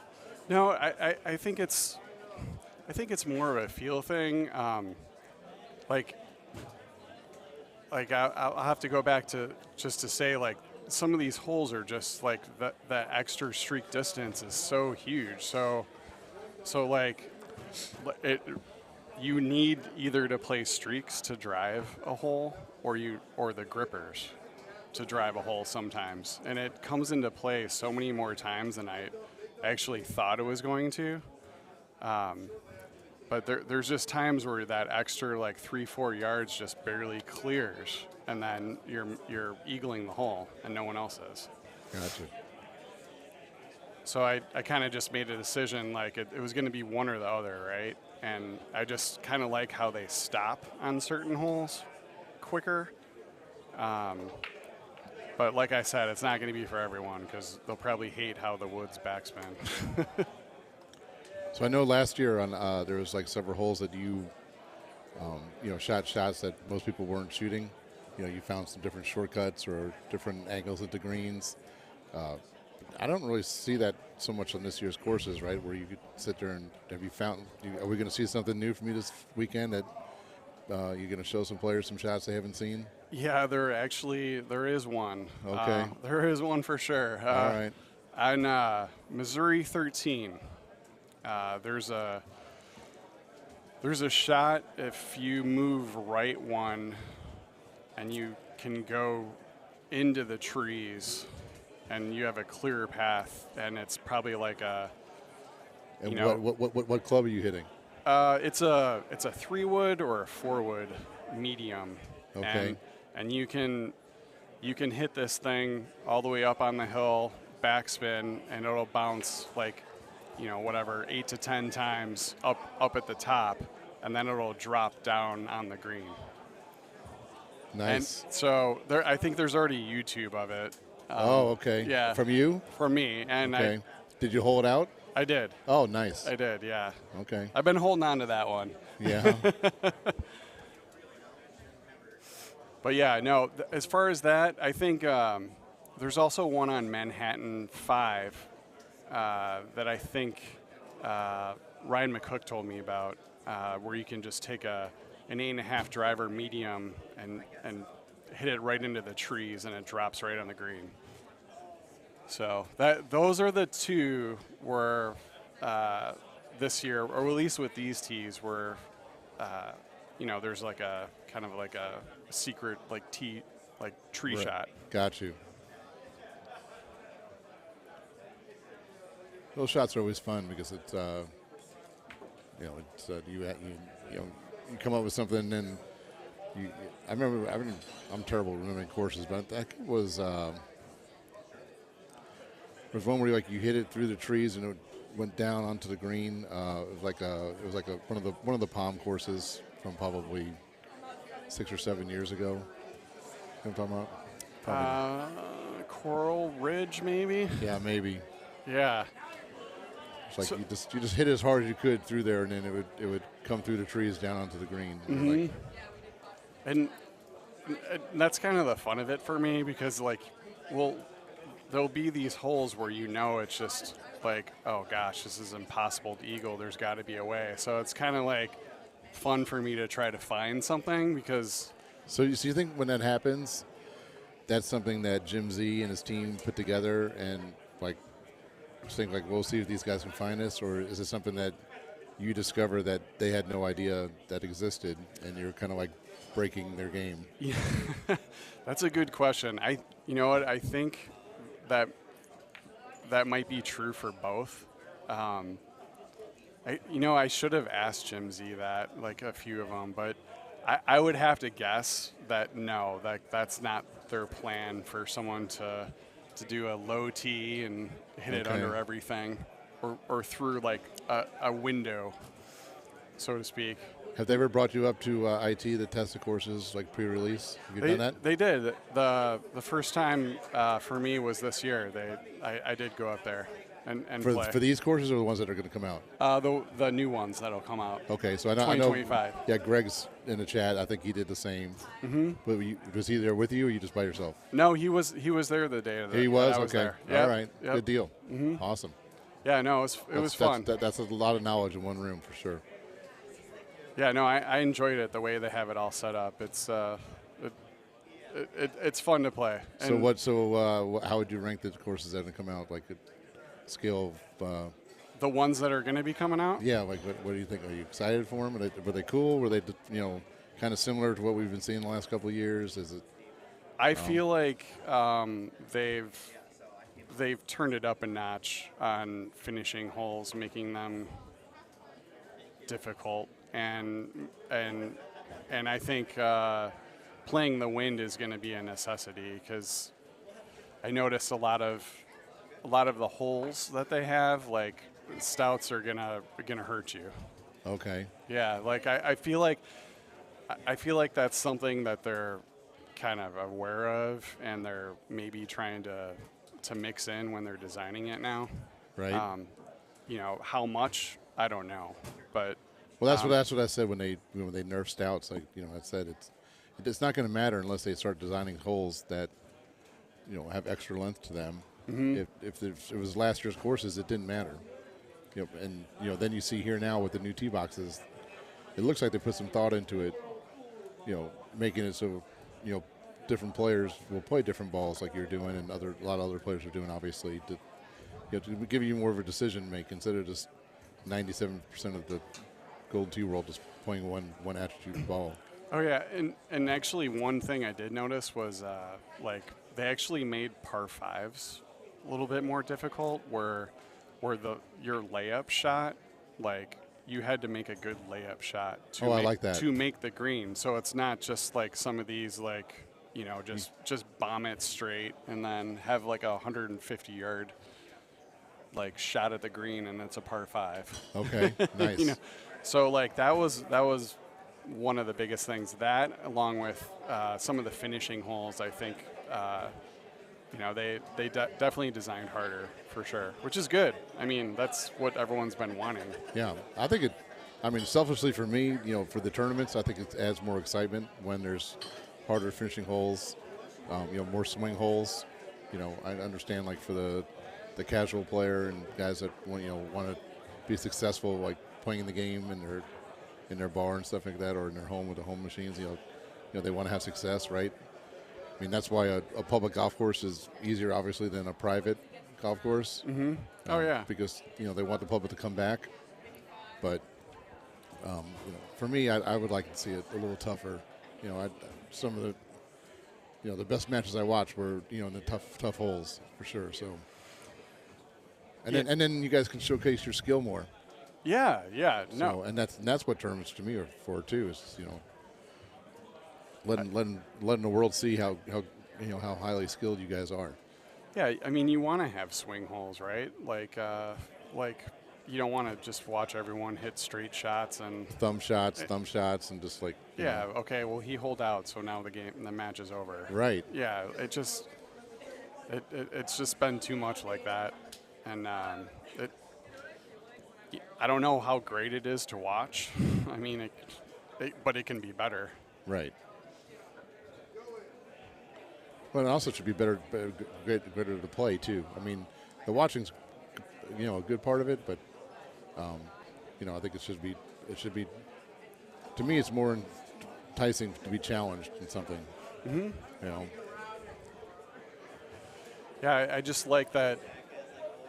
This tournament is gonna show us a lot here because it seems like it's kind of split down the middle, like with wind balls and stout balls. I don't know if it might be more wind balls. I don't know. I don't have really a gauge of what everyone's been playing, but it seems like everyone I talk to is not playing stouts. I think so. I mean, me and Russ ran out there to that Wisconsin tournament, and I was still playing stouts, and I mean, it was a huge disadvantage.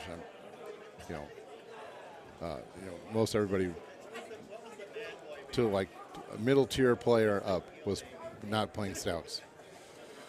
Yeah, and like some of the some of the harder par fours are like they're more manageable now. So like they're not tucked away anymore. It's kind of more wide open. So you don't have things to go around as much. So the wind doesn't hurt you that bad. Because the way these tees are right now, it just seems like things are a little bit more open. So it's definitely more manageable to play a wind ball right now.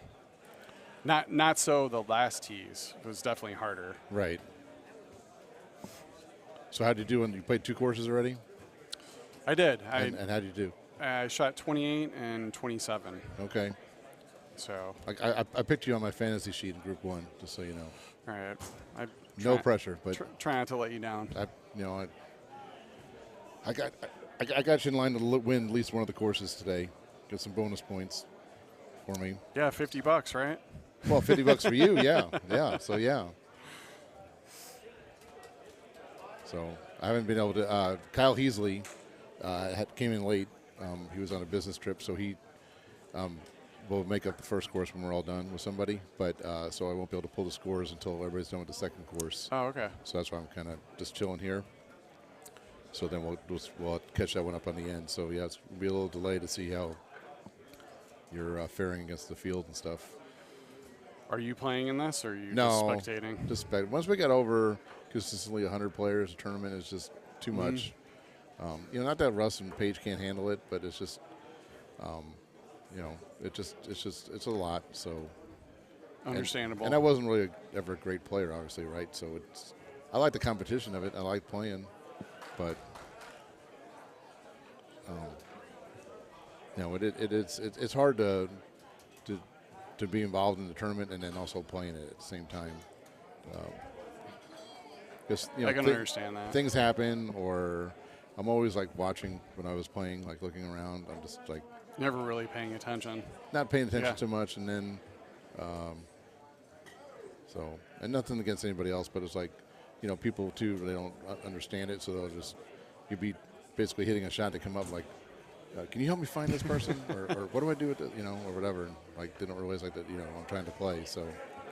Which that wasn't really a determining factor in me deciding not to play anymore, but For sure, yeah. But yeah, Doesn't help. Doesn't help. So yeah.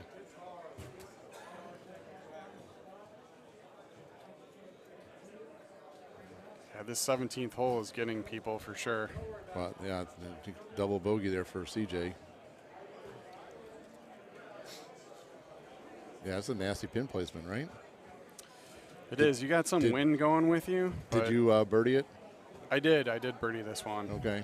Unfortunately, I smoked my drive on 18 a little bit too hard, and 18 is probably one of the easiest looks.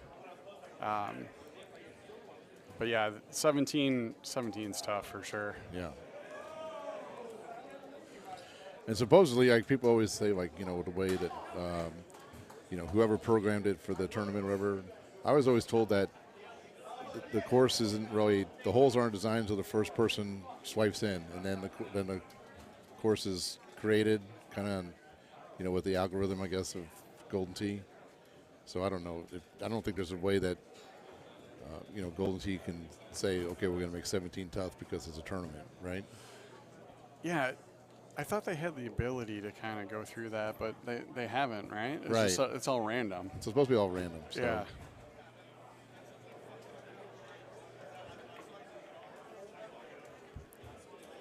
So you smoked this through the green here? Yeah, I high teed a 3-wood. Probably shouldn't have done that. Just kind of got caught in between. What?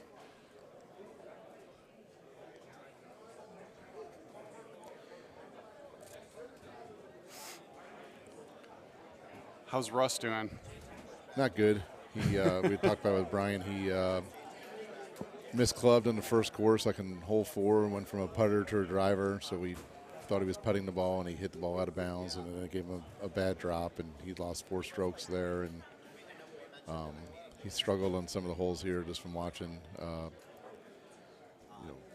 Put the ball in the bunker a couple times and missed like an 8-foot putt on one hole. That's never good. Yeah, so.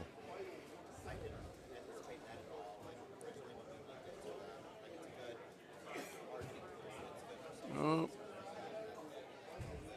Yep, so he's short there. So he knew it as soon as he hit it. Like he should want to be able to drift below the hole here, right?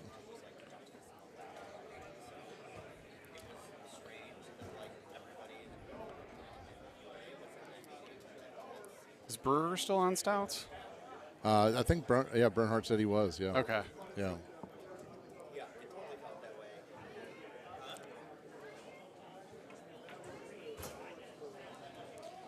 It's hard to, look at those. Yeah, you CJ, really. the 22 under. That's, no bueno. No.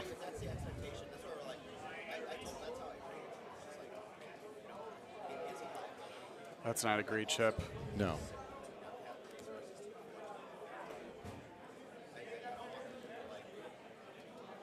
Wow. Nice. Nice. Nice. When Ben's got the same, almost the same shot, right? Man, a little bit, yeah. That's tough.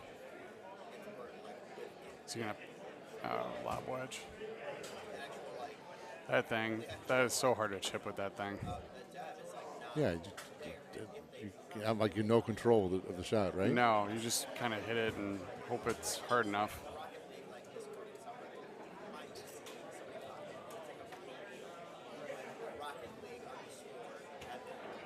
What's he got here? 9? I don't know if he clicked chips. Are we up? Gotta go, gotta go. Gotta roll. All right, good luck, buddy. Hey, it's been fun, Steve. All right, man. Take care. You too.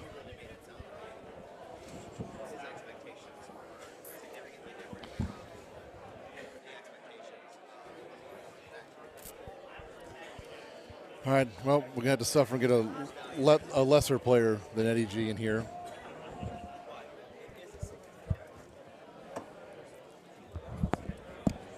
Oh, yeah. Mr. Paul Luna, how's it going? Hello, not bad. You? Good. How's your day going? Well, Well, you know, I was kind of trying to recover a little bit from last night. What are your scores so far? 30-27. Oh. So did you win the first course, you think? No, I lost by points. Oh, to who? Andy Haas. Oh. Oh. So I see Russ has the old school name back. Hot yeah, Carl. Hot Carl. That's yeah. Yeah. I may have. Let me bring him in. What's that?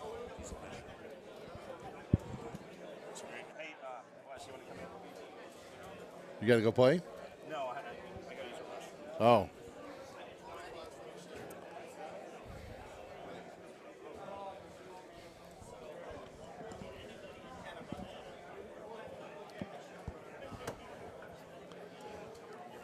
On this.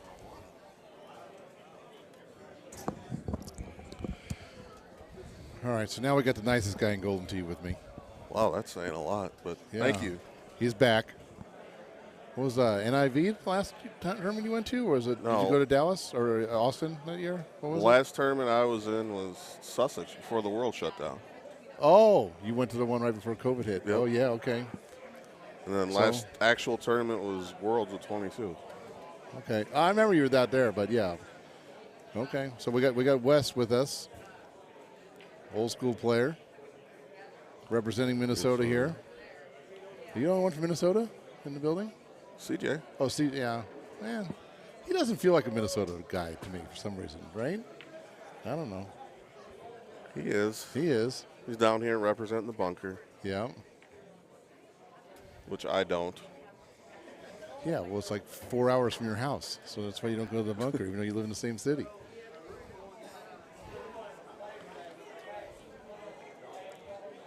This was an interesting look. Did you birdie it? I almost aced it, actually. Wow. But yeah, I didn't make birdie. Okay. Oh, yeah, so Eddie's up. He was just here. And now he's on the tee. Now he's on the tee, so we'll see if he can drive this first hole.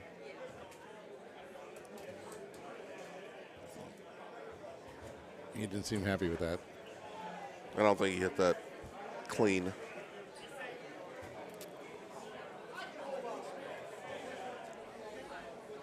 So you've played 2 courses? Played 2. Okay.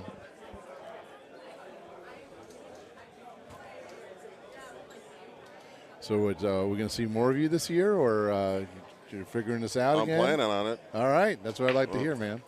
You know, Yeah. figuring this It's out always again. good. It's always good seeing you. You know that. We had fun last night. Yeah, we did. Yeah, I was hanging out. That was fun.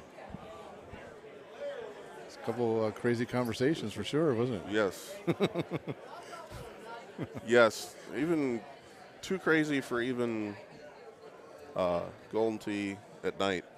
Like, we couldn't have those conversations over the air. No, we could not. No. Those were like black hole conversations, what I call. You know, we say them and then we don't talk about them publicly again. But it was pretty interesting. Yeah.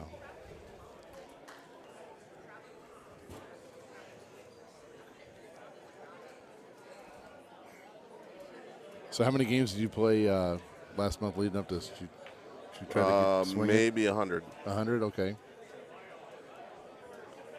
Yeah, when I pulled your handicap, I looked to see what your world ranking was, and that kind of tells me like how much you're playing. You know, but you know the handicap doesn't really show as much, I think, to me than. No, handicap doesn't show anything. I mean, especially with like if you were playing an event or something, then you get inflated and so forth. So.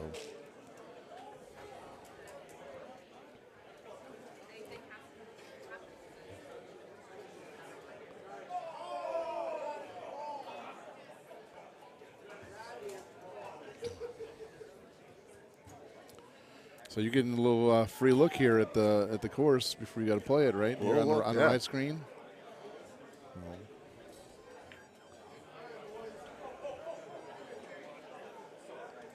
Although I've seen this look plenty of times. This is nothing.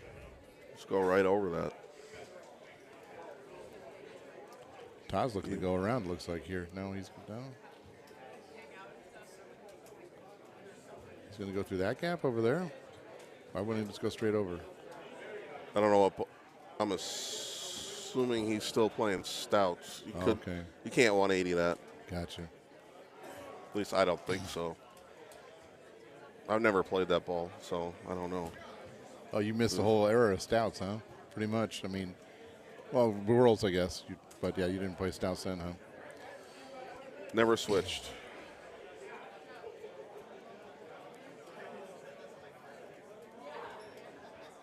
Here we go, single screen.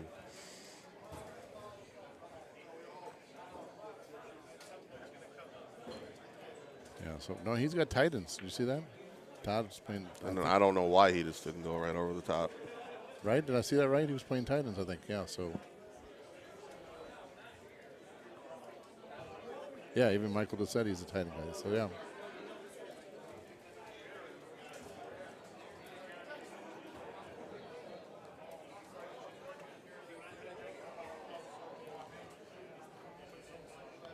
Yeah, so this weekend we got, Eddie with the hole out. Buckets. So it's Kobe, right? I wonder if he was in the ultra pool. That was from the tee, right? Yeah, but it was from the tee. Did he hole it out or no? Just the hole out. What? Didn't ultra. Oh, he didn't ultra. Oh, okay. I'm tired. Probably obvious it didn't ultra.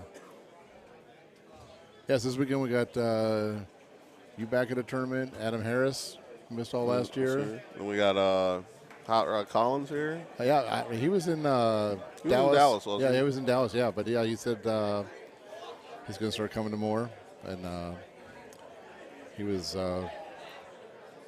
he drives a truck, and he was working a lot, but I think he's going to back off a little bit or something. I'm not really sure, but. He said he comes through St. Louis a lot, but he just never has time to stop.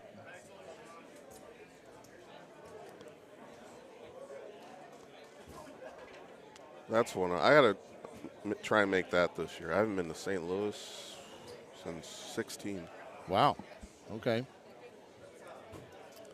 Yeah, we got a good venue there. It's a comedy club. Okay. And so we have it, and they have so they have the comedy club. They just tear out or take out all the tables, the little tables everybody sits at for the comedy show. And we just set the machines up there, and then they have another side. It's got like a bar, and we put some machines over there. They called that like the guys like that room because they could play music in it, because here we can't have music because of the stream. It shuts it off. But so guys were playing on both sides, and it worked. We routed one speaker over there, and they don't have food, but they let everybody bring food in. They actually were cooking some burgers on a Blackstone or whatever outside, and they were cheap. They were just selling them just to keep the guys happy. And yeah, it's fun, and it's in like a plaza that has other entertainment things in there and hotels attached, so you can just stay in one of the hotels and walk down to the tournament. Nice. So it's like 10 minutes from the airport. So it's perfect. Yeah, it's really close. And his staff was on it. Like, that was one of my concerns, because, and I'm probably boring some people heard this before, but it was like, a comedy show is an hour and a half and everybody's sitting in one spot. So yeah, they come in and people, drink up for that hour and a half, but then they're gone. Golden Tee, guys were here at 9 o'clock this morning, and they're going to be here at 2 o'clock this morning. And, it's a long day of service, and, it's a moving target of where guys are when they order something, and then they move around. And but yeah, his staff was on it. I mean, they were excellent. So I was very happy. The manager of the location and then the host comedian are both Golden Tee players, and they approached us and said, bring the tournament here. So it's good. Got Gomez and Stu Fox saying hello. I saw Gary Durkee before. Gary's helping us out this weekend and sponsoring the women's event. We got 11 women here this weekend. Oh. No, unfortunately, I'm not going to Sussex. Unfortunately, I will not be going there. When it's the closest tournament to me.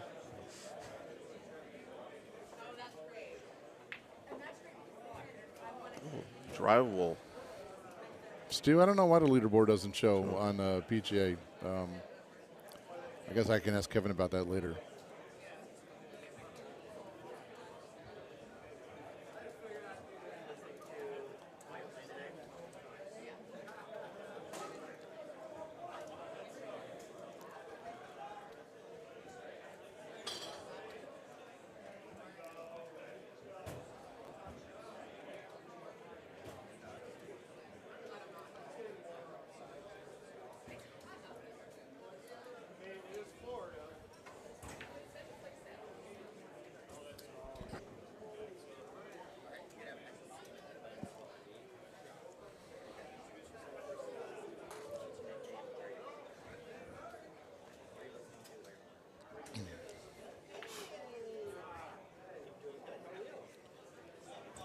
What else been going on? Anything?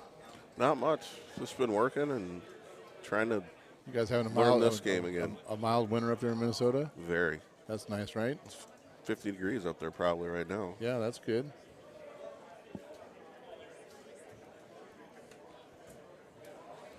I mean, I don't even think we've even totaled a foot of snow this year.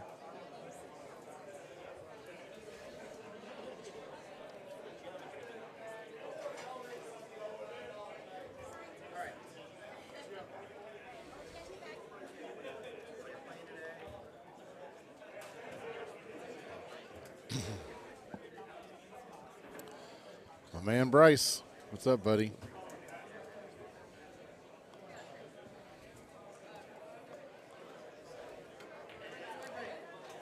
Yeah, that.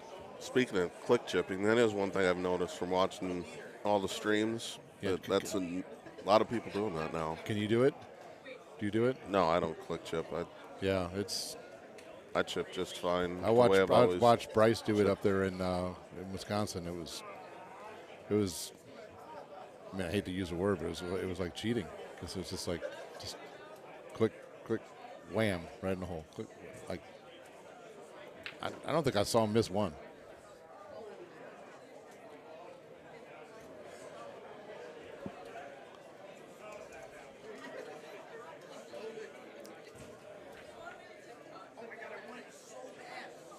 That was not a good chip.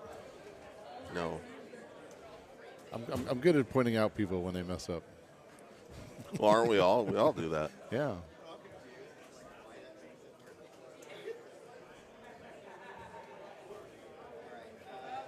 Yeah, he made the one come back. Yeah, it's like that second player always plays better.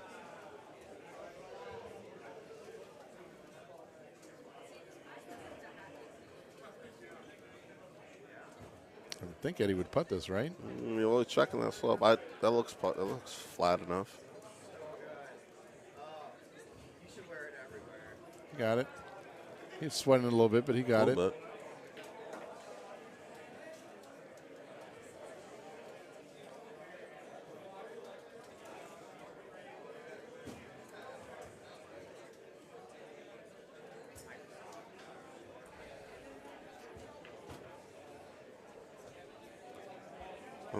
New tees this hole is not as fun. Yeah. Because?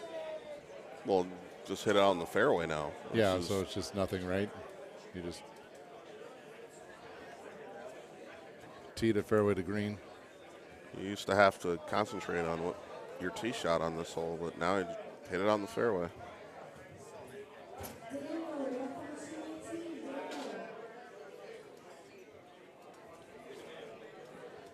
Are you up soon? I'm trying to look. What machine you on? One? Hey. Rat. Rat. Rat. What hole you on? 14? 14. Yeah, a little bit. I'm gonna get out of here myself, I think. But I got a few holes. A few holes. When you leave, I'm leaving. That's how we do it. And where'd Luna go? He said he had to go to the bathroom, and then he doesn't come back. So He's good at that. Yeah. It's hard for him to be in one place for more than 5 minutes. I wanted to give him trouble on the air because, like last night I told him, he's coming to St. Louis, didn't even tell me. Just,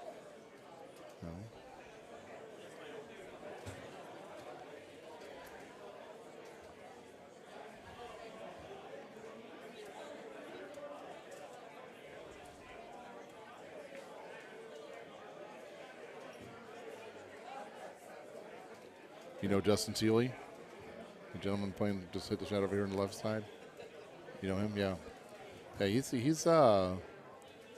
makes a lot of cuts at our tournaments. It's a player that probably a lot of people don't know so much, but yeah, he's real consistent. Hasn't really made a deep run yet in the match play afterwards, but he's up there in the cuts. Almost every event. I can't remember when he's missed a cut.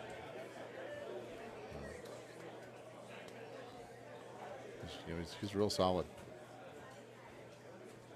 And he travels a lot for work. I don't know how much he gets really to play. I don't know. And when he's traveling, a lot of times it's like foreign countries and so forth. Like obviously don't have Golden Tee.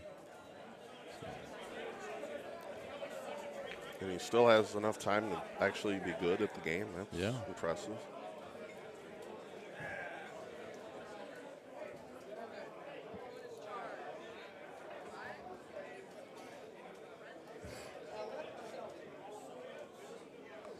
Oh, and I almost talked him up into holding that out. Did. Almost talked him up enough to make him hold that out.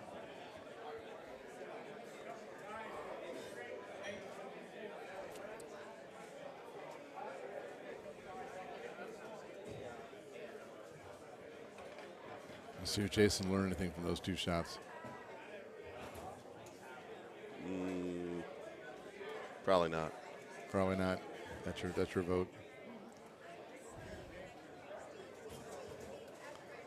He's way right.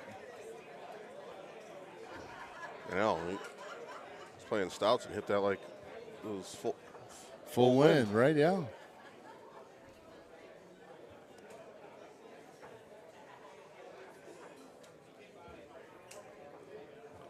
Now he's explaining himself why he did that. Oh, yeah. Yeah, I was playing money games with him last night. I had to listen to that all night. Oh, yeah? Did you do good last night playing money games? Didn't do great. I basically traded money. Okay.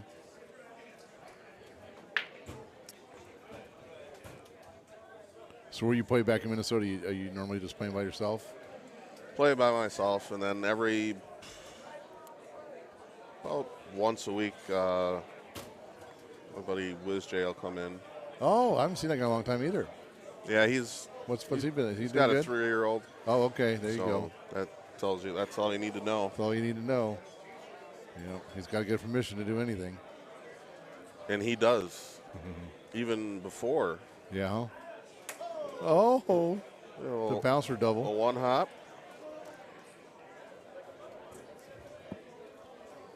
Yeah, I forgot all about that guy.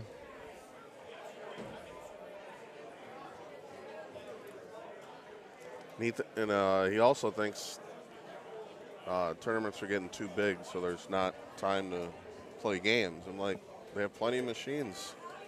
Yeah, There's I mean it is a different atmosphere for sure, but there's been plenty of time. We try to get enough machines in that guys can play and not feel frustrated that there's not enough machines for them to play on afterwards. So.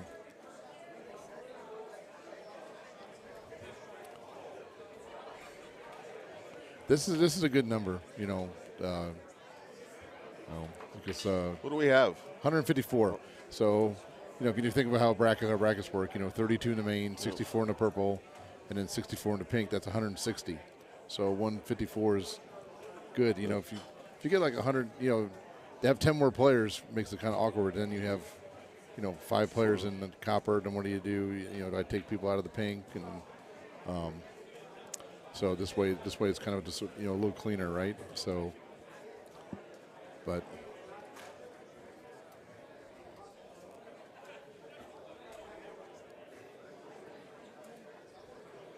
yeah, we need to get the sign-up list going more for Sussex. We got like 50-something signed up. Really? Yeah, we need to get to 100 players to get the full added money. So, if you're thinking about coming to a tournament, please come to that one. Or if you are already coming, find a friend to bring with you. And you can go to our website, pegttour.com, and let us know you're coming. It's not required. Anybody can just show up the day of the event and come and pay and play. But, people like to see who else is going to be at the event that they're coming to. So that's always good. It's one of the best hosts on the tour. Best host and affordable. I mean, he's got the tall boy beers, and they're inexpensive. And he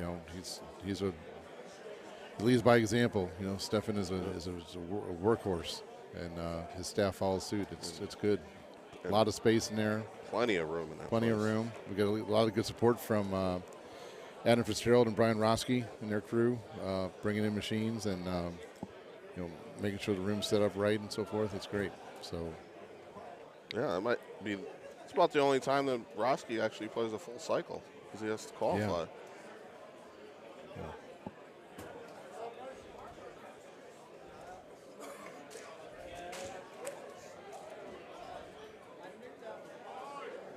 I still couldn't believe. Should I give it away what I found out last night about him? Were you in that conversation? I wasn't in that conversation. Where he doesn't really play mobile.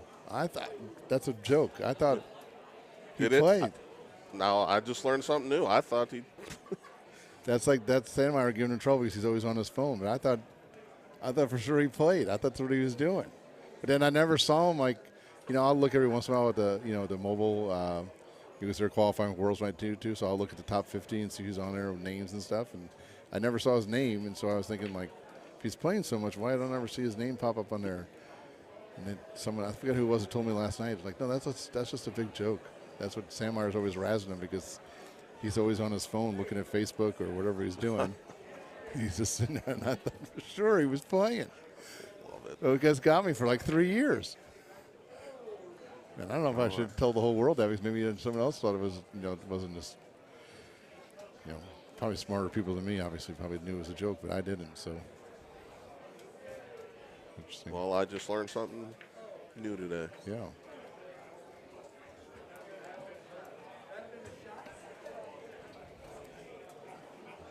You're playing slow over there. You're good. Yeah, they're back there trying to figure out how to play 17. Probably.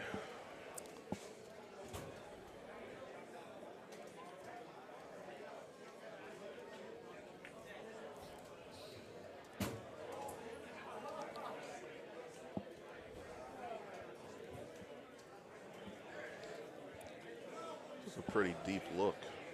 Yeah, I was thinking the same, right? He's got a high tee, this driver with release. Boy. What do you got? 142. Wow. Yeah, I think I'm not trying to criticize Todd, but when you hit the trackball with the side of your hand like that, I don't know how you can be accurate. I mean, I guess maybe it feels like you can hit the ball harder that way, but I just don't think that's. Look at Lurch there. He didn't. He only hit it 133. I don't know which ball he was playing though. It was a different ball, but Todd's playing tight end, so he didn't have to go full Monty on that shot. No, you hit about one. If you hit a 135, that's about the right speed to get it back there.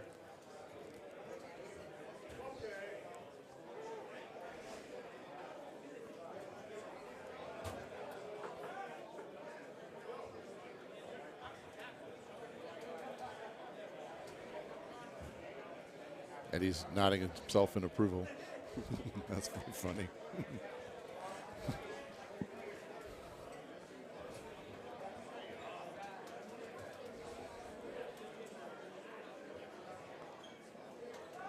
Lurch with the perfectly straight in. Nicely done.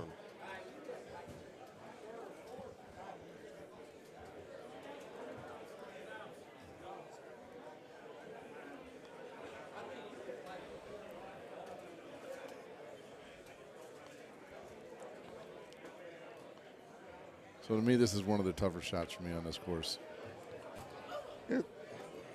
When it gives me fits. My problem is keeping it from going into the back bunker. In the back bunker, or yeah. rolling over. Right. I rarely come up short. Now I say that short myself in the qualifier, but. He made it look easy. So let's see. I think Lurch is probably a player similar to my skill level, so let's see what he does. I was hoping it was going to be a back left pin. What's he doing? Yeah. Oh, he's trying to go through there. I guess that shot works sometimes. I was hoping for a deep pin with about a 325 look downwind. You can hit Just hit a high 6-foot right over the top. Right of over the trees. top? Yep. Nice one, Todd. Yeah, I guess if you would get this a little farther, I guess it just trickles down the green from there.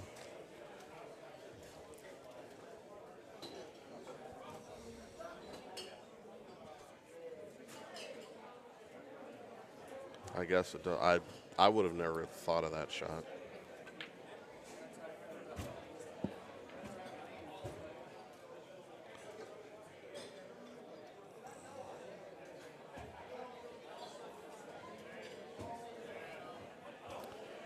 Yeah, the first Golden Tee tournament I ever went to, Eddie G won. It was the PCC in St. Louis that they had Harlow and Russ put on.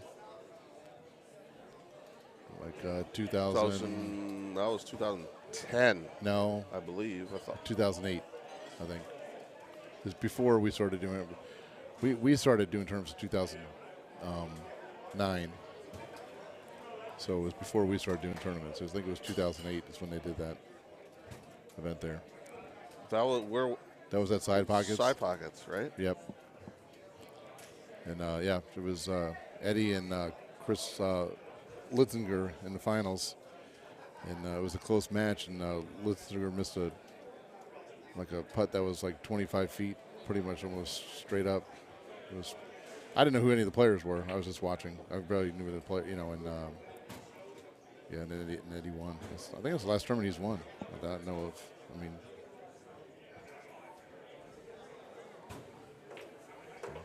he is overdue. That is. So that's when he was living up there. Yeah, in Chicago, right? Yeah. Yep. So yeah.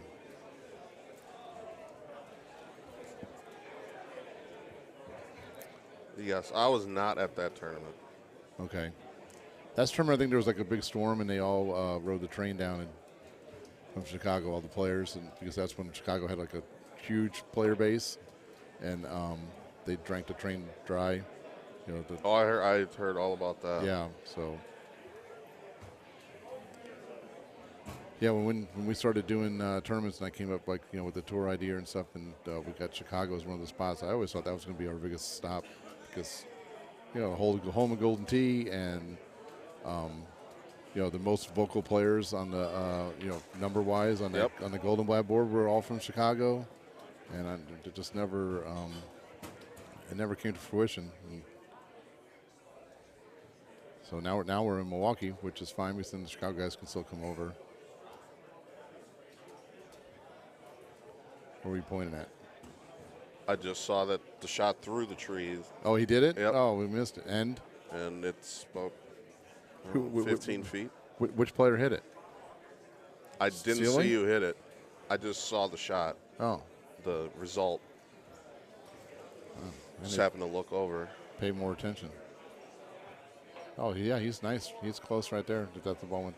So it was Sealy who did it. No? Oh, we don't know who did it. I don't. Yeah, know it was. It was Sealy? because Puff's in the bunker, I think. Okay. Sealy hit a 4-wood backspin. Okay. 4-wood backspin. That was the shot. Okay. All right. I have to go play. Okay. I'm going to get out of here, too. I'm going to see if I can get the second course. But I will be back later. Okay. Thanks, buddy. Good luck.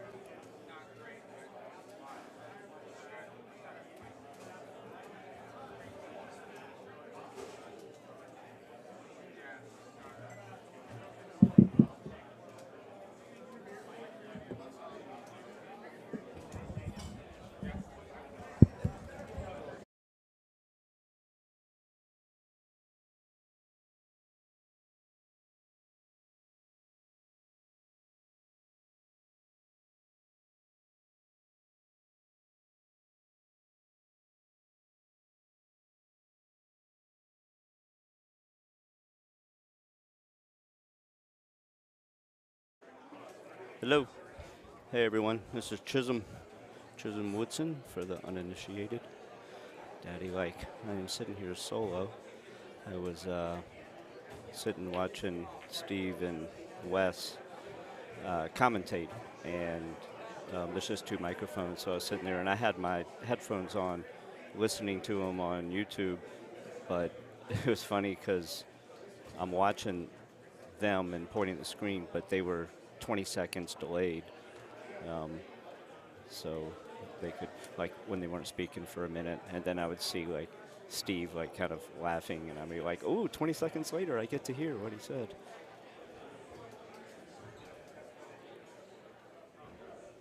Well, to all of you at home, we all wish you were here. I'm sure you wish you were here, too.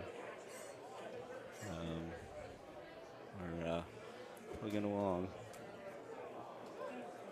Me personally, Scabland I played clean, except I didn't get hole 2 because I played stouts. And then I got to 16 and I came up a hair short, so I got a 25 instead of a 27. And then I played terrible on Bonnie, and then I played clean on whatever the next one was. Oh, Missouri. Well, no, not really clean, because I did not get hole 13, where Justin just hit that 4-wood backspin. I'd never seen that shot before. I went around. I tried to play into the hill. I usually hit a 10-5 and try to I play a full and then try to hit the top of the hill to the left of the tree, and I missed the hill. And so it came in, so I hit the green on the fly, and it came in too hot and went in the back bunker. It's better than water. But did you hit it in the water? I'm saying it's better than water. Well, this is true. Yes. Yeah. I'll take that back bunker. That's not too bad of a shot.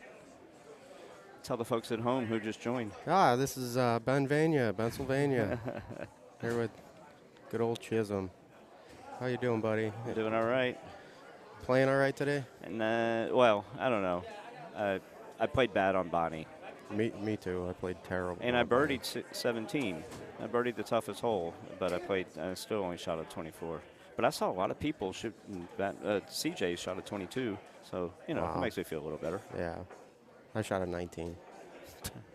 It was terrible. Oh my goodness, the wheels just fell off. Huh? A couple holes just screwed me up. And missing chips that I should make. Oh yeah, 99% of the time. I missed 2 chips, but it was inexcusable to even have a chip in the first place. All right, well, a lot of golden tee left. Well, Yep. 2 courses to be specific, 36 holes. I still have 3. Oh, you haven't played? No, we haven't played Missouri yet. I have a great qualifying group. It's Brian Bernhardt and Travis Parnell and myself. Oh, cool. What balls is Brian playing? He's playing his Titans. Okay. Yeah, he's playing Titans. What are you playing? You playing Stout? I'm still playing Breeze. Yeah, I'm Stouts. playing Breeze, whatever, Stout, Yeah. Breeze. Eddie, I heard he was on here earlier, and he was saying he's playing grippers, not grabbers, grippers. He said they go as far as streaks, but the woods don't backspin as much, but they don't roll as much either, so they sort of settle. I don't think as much as like a dart, but he says it's easier to get it kind of just nestle it at the hole, but they go as far as streaks. Interesting. Yeah. Well, Eddie always figures out all that. Yeah, he's going to figure out something. Yeah, he figures out some crazy stuff. Yeah. I'll go home, get on my home machine, and be like, oh, grippers. I've got the new secret. I'll get about a round and a half in and go, nope. Yeah. Yeah, I mess around with the other balls at home sometimes. And it's like, all right, I'm one better. Yeah, and then one hole, you double bogey. Yeah, I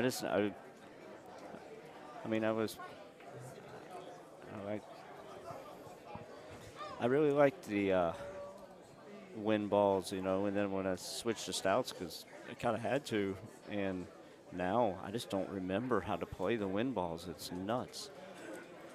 It's tricky, especially on even a hole like this. You Yeah. got Oh, this 16 would, this wind would be with, brutal. with a left 8. This is brutal with wind ball. It was tough enough with stouts.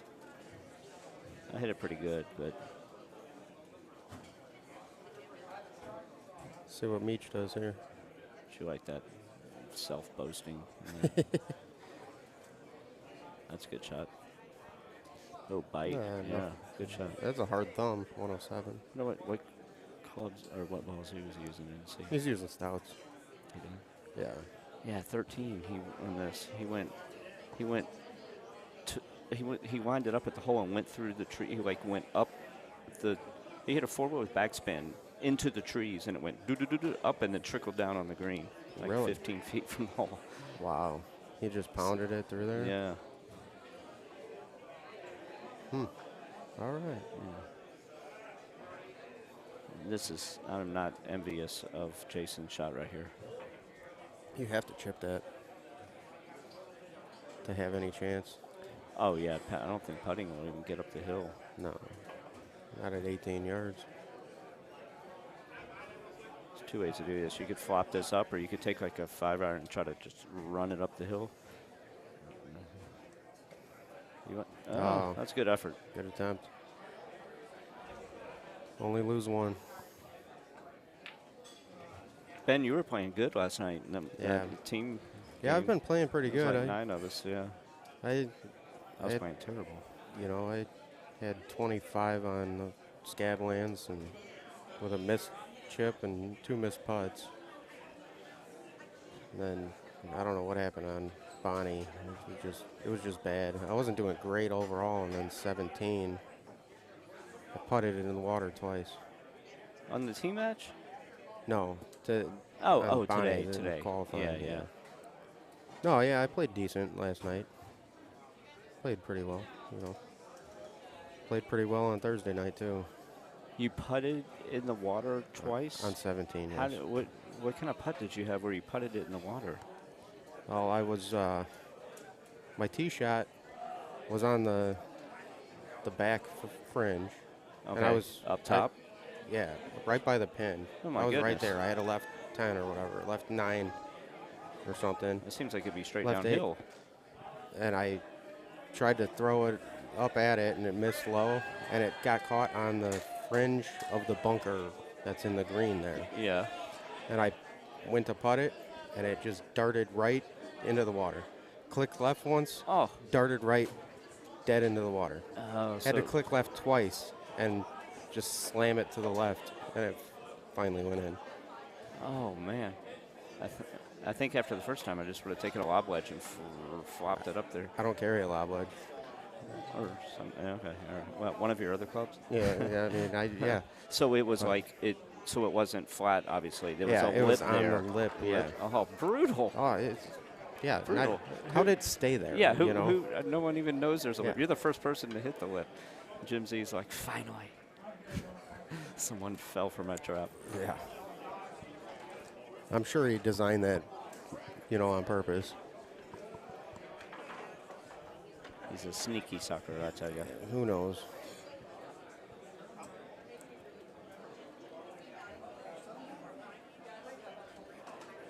Ooh, all right. Oh, let's see if CJ. After a 22, I wonder if CJ is like.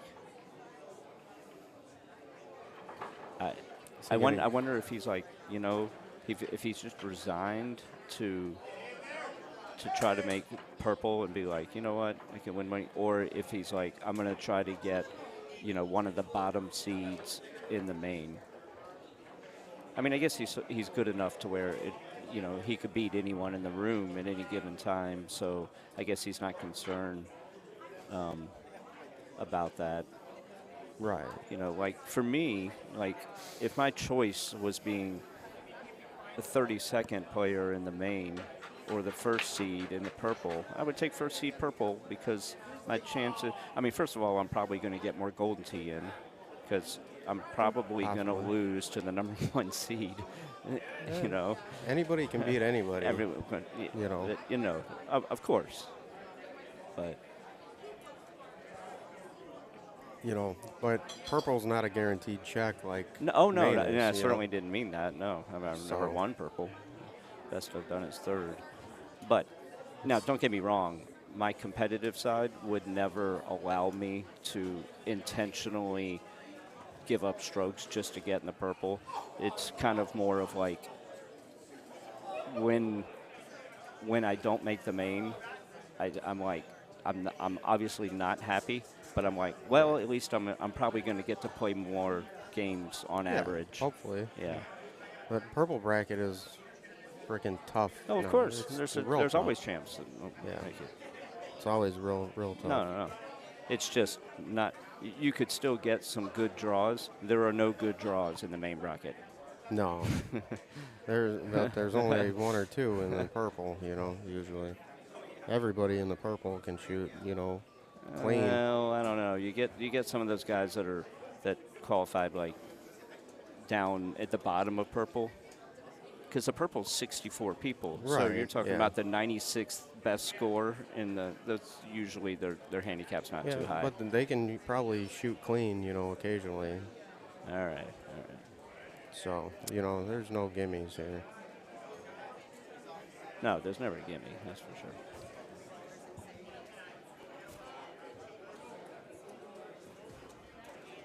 Trying to make myself feel better when I make the purple today. Come on, Ben. Hey, I You're gotta, crushing my dreams here. I gotta play good on these last three, and hopefully, you know, make purple. I should be able to get there. You know, no reason I can't shoot good on these last three.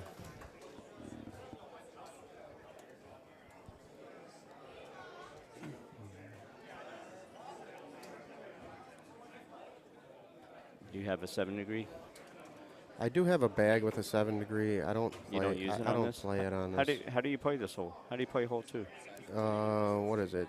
320 or something? Yeah, 320. That hole, I'll play a high 3-wood. You're gonna have to go this way. Click right. Yeah, I do saw a someone fall. try that and they hit the right-hand tree. Oh, really? Yeah. I didn't see. I just glanced up when you and I were talking, and I saw the ball just fly into it. So. I'll do a high 3 or 4 wood there, depending. I used to love that shot before they changed the tee boxes. It was always set up for that. Always. It was just money. It was either a 5 wood or a 4 wood.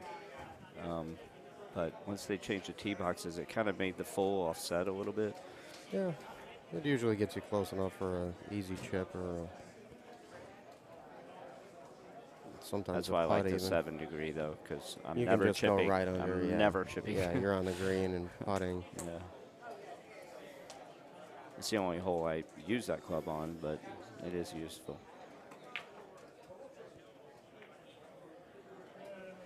I haven't played enough rounds with it to want to use it yet, you know. Yeah. And take a spot from something else in my bag.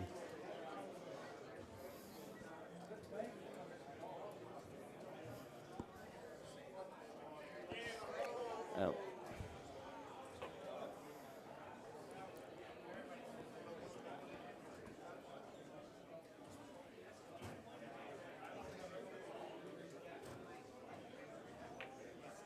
Are you going to Wisconsin?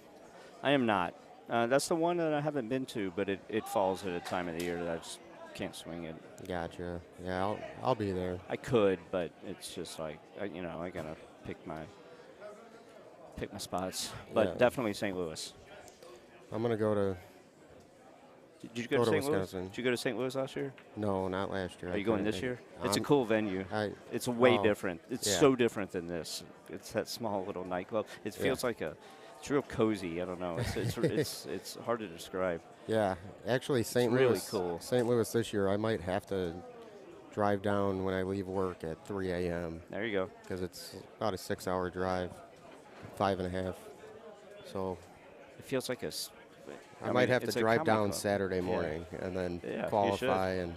It's like feels like a figure it out. speakeasy, like an old school speakeasy. It's all like dark red walls and dark wood. And yeah, it's cool. Yeah, I heard they did a good job with it. you Yeah, know. it's really cool. So, At first it was a little bizarre because it's broken up into 2 rooms. Yeah. But you got used to it really quick. It's kind of like, well, I don't like what's going on in this room. Let me go check out the other one. yeah.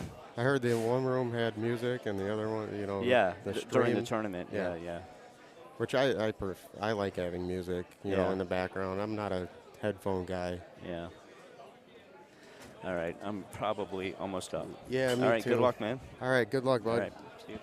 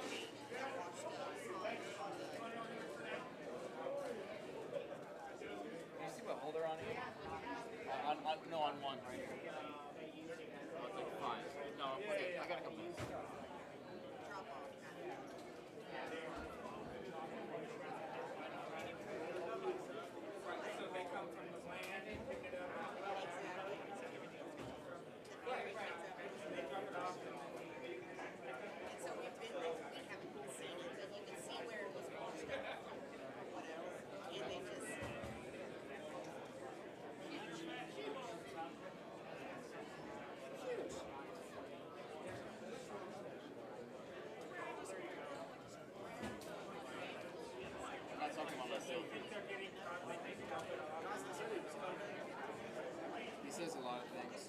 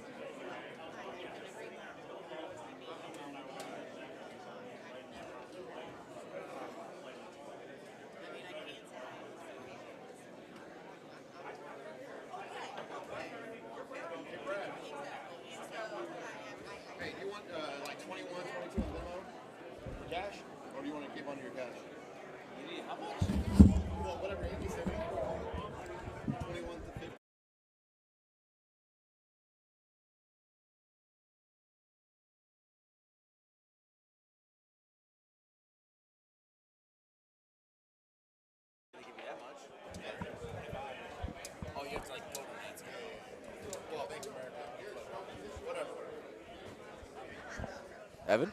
Bradley. How are you? Good, how are you? I'm better now that you're sitting next to me. Absolutely. What do we got here? I just had down as Baki, well. Wangler, Boyer, And Russ. Russ, Benji, and Brewer. and Brewski. That's one big chunk of man candy right there. Who, Russ? Yeah. Yeah, big time. Is this what they see, that they're seeing the split screen? I think so, Okay. yeah. All right, what do we got? Missouri Hills. I haven't seen this look. All right, so you haven't played your third course yet? I have not. I just Okay. played the first two, yeah. Okay, same. All right, so we're on 6 here and 9 here, so All 10 right. here. So you got Siege and his Anthony Edwards jersey on. Is he playing? He's playing. They're playing right now. Is he playing Stouts? Unbelievable. Missouri, probably not. Yes? You think so? I think he might be. I think he's a little scared. Tim Boyer is playing Stouts here. I could see that. So how'd you do on the first two? What up, Don't- Justin? Please don't ask that question. Okay. We'll 48 pretend. after- we'll 48 pretend. after 2. We'll pretend I didn't say that. Then. Yeah, 48 after 2. No good. Brewer still playing Stouts? I was playing with him on Thursday night, and We he were was playing. He was playing. Yeah. Yeah. Correct. Well, then you should know the answer. Yeah, he was. I don't watch. He was playing. He was playing streaks on a couple things. I think. Okay. It seems like across the board, everyone's switching. They're switching for other courses except South. It doesn't seem like anybody's really switching. Like they're playing Stouts on South. Yeah, there's no reason. There's not a swing hole. So. I do agree. But I think it goes back to the question of, is it not hard to go back and forth between streaks and Stouts or Titans and Stouts? You got to remember every shot. You got to focus more. Yeah, right. No, yeah. I mean, some people can do it. Some people can adapt and go back and forth, and some wouldn't people even try. it's just like their mind won't let them, or their brain won't let them work like that. Especially after you get a couple nooners or whatever, it makes it even more difficult. A couple of Busch lattes for yourself. Oh, don't even bring up Busch Lights here. Don't even bring it up. I knew you were going to like I packed that like one. 6 Busch Light shirts, and I haven't had a Busch Light all weekend. Tough scene. Yeah. Tough scene. I got scammed. Straight conned as soon as I walked in. All right. Backy. So, Way to catch a score here. There we go.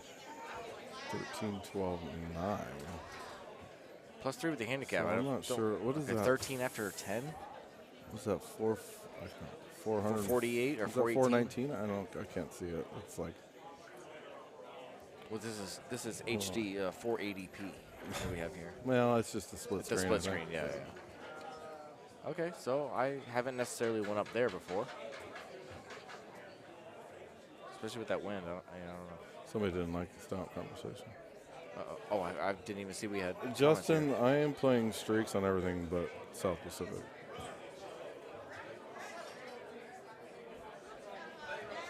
What's up, Miller?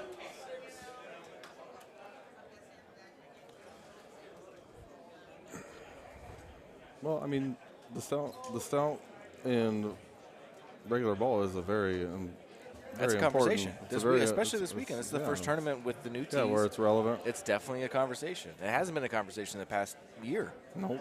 2 years. It hasn't been a conversation. Well, there's a conversation about people liking them and people disliking them, but there was no conversation of like why you should switch or anything like that. oh my. Jeez. CJ almost just Self-burial. didn't get big time. Almost just didn't get there. All right, so you got Ben over here, because there are a couple holes behind here. We're on hole 11 here, hole 8 here. Okay. Yeah, I've just been watching the right one, but I guess I could take a peek over here. All right. Oh, hot Carl. So 9's shut down. No matter what ball you play, it's shut down. Correct.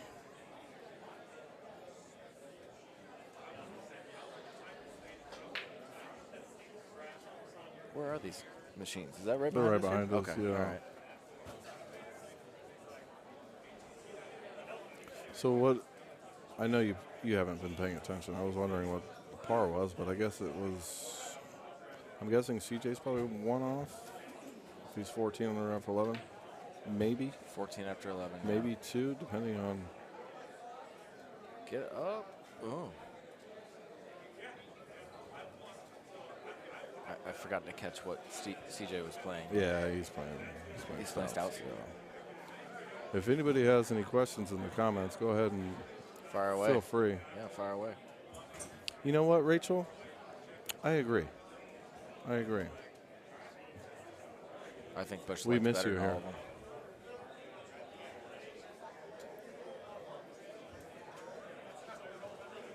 I prefer your canned drinks more. She'll get that reference. A little shout out. I'm surprised not to see her. She was here last year. Was she? Yeah, she was here last year. She's probably not here because I'm here now. I mean, you usually don't make it. You know, we've all been happier. Yeah, I haven't been. You know. That's fair. That's fair. I don't know. When you don't show up, they have Busch Light. You know, I've been a happy person the past few years. You know what? I guess I'll just not show up anymore. Just to make Brad happy. Grippers. Neil, yes, I played the Grippers 2018. When they first came out, right? That was. I won Player of the Year in Texas? Houston. Yeah. In Houston with Grippers. This is a Sandhill year. So what is the characteristic of grippers for someone that doesn't know? Grippers go a little higher, go a little longer, less spin than the streaks. Okay. And they're tough to control. So you have to be As pretty in precise. cutting them? Speed wise, cutting wise, Speeding, yeah. I mean they cut similar to the streaks, but I'm talking to Rachel. Yeah. That was Luna. So Luna has to come over and say, "Did you get my text?" He has to hand deliver his text message. He It's texts like a you. carrier? Exactly. It's Okay. a carrier pigeon over here. Come on over, bud. She wants to see you. It can be. It's right there. It can be. Oh, it's not on. Oh, they can't see us. Never mind. That's good. Yeah, that's what I'm saying. It can be. Yeah. Rachel didn't want to see Paul anyway. No, Rachel. There's not any. Please don't remind me. No, there's not any Busch Light. I guess there's miscommunication. Lumbee wants to know how road golf went with you guys, with me and you yesterday. Oh no. Yesterday. How'd that? It went phenomenal. Phenomenal. It couldn't have been better. It was a beautiful day. I'll put it that way. It was a beautiful day. It was a nice day out there. The second to worst thing happening was my cart died. That's true. And that's on 14. That should be number one. It should be. It's not, but it should be. Oh. No, the Busch Light was I guess a miscommunication. Steve told Chris, the bar owner, that the Team Wisconsin guys weren't coming. Oh my. I'm an honorary member. I just want to make it known. And so he didn't know how much to order, so he ordered none. I don't know how he got to that, but This shot on 13, what would Yes. you probably hit here, do you think? Are you immediately playing that stouts? looks like I'm playing stouts. Immediately that looks like a 2-click full with a 3-wood, but it's you Are can't you really hitting get high? it to the hole. You're obviously going high. Yes, Yeah. yes. Yeah, because I don't think the 10-5 gets up enough because you're barely clearing that little bit. Not of, when you're doing a 2-clicker, no. No. So there's the high through, but it's too much. It's just too much, yeah. Well, I mean, 142, not for nothing, 125 or so, I think Mhm. is good, but you still have a 50-footer. I mean, it's Yeah. it's not. It's there's a good definitely hole. It's a good hole now. I'm sad that I saw that because I have to play that next. And now I know where I'm going to hit and still mess it up. Well, I'm sure most of these guys, I think they're all playing stouts, but Yeah, the Paladin Busch Light that we finished last year, 50 cases by Sunday. Yeah. But, beer's still cold. It's just not Busch Light. Mm-hmm. Kevin's got his nooners. Yes, I do. I hate to do this, but I think I have to leave you for a second and use the restroom. Uh-oh. Okay. That's all right. No, just number one. Number one. So it's only 10 minutes? Evan sits when he pees. He beat me in golf, so he sits when he pees. I'll see you in a minute, buddy. All right, I'll be right back. I have no retort to that. I'm sorry.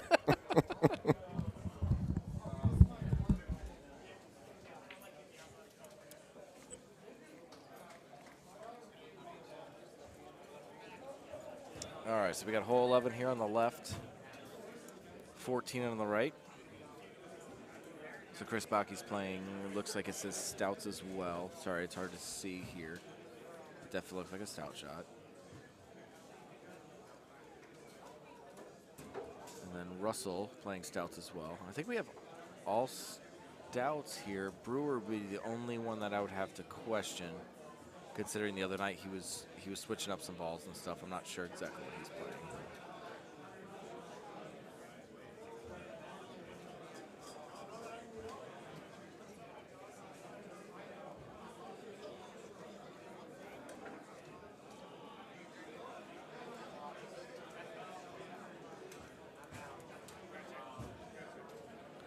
Timothy Boyer coming in hot with the medium T bite.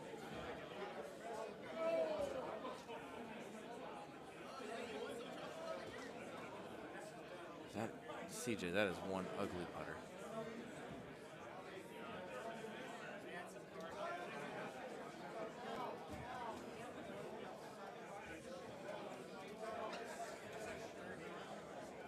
IT-75 with roll for Russ over there.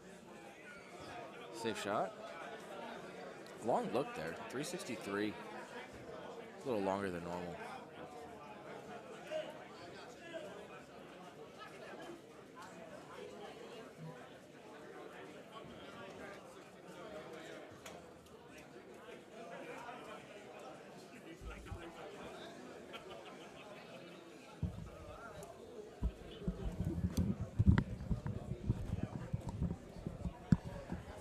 All right. I'm back, but not for long because my machine's on 16, I think. Yeah, it looks like I'm on 15, I think, is my group over here. Anyone going to Vegas? I wish I was going to Vegas next week. I'll be so if I were to qualify for Worlds this year, I'm bowling Nationals in June, right? That's when Worlds is, end of June. Mm-hmm. So I'm bowling Nationals like a week before that in Vegas. And I'm going to come home for 4 days and then go back for Worlds. Ooh. Yeah. But I can't afford to stay 4 extra days in Vegas.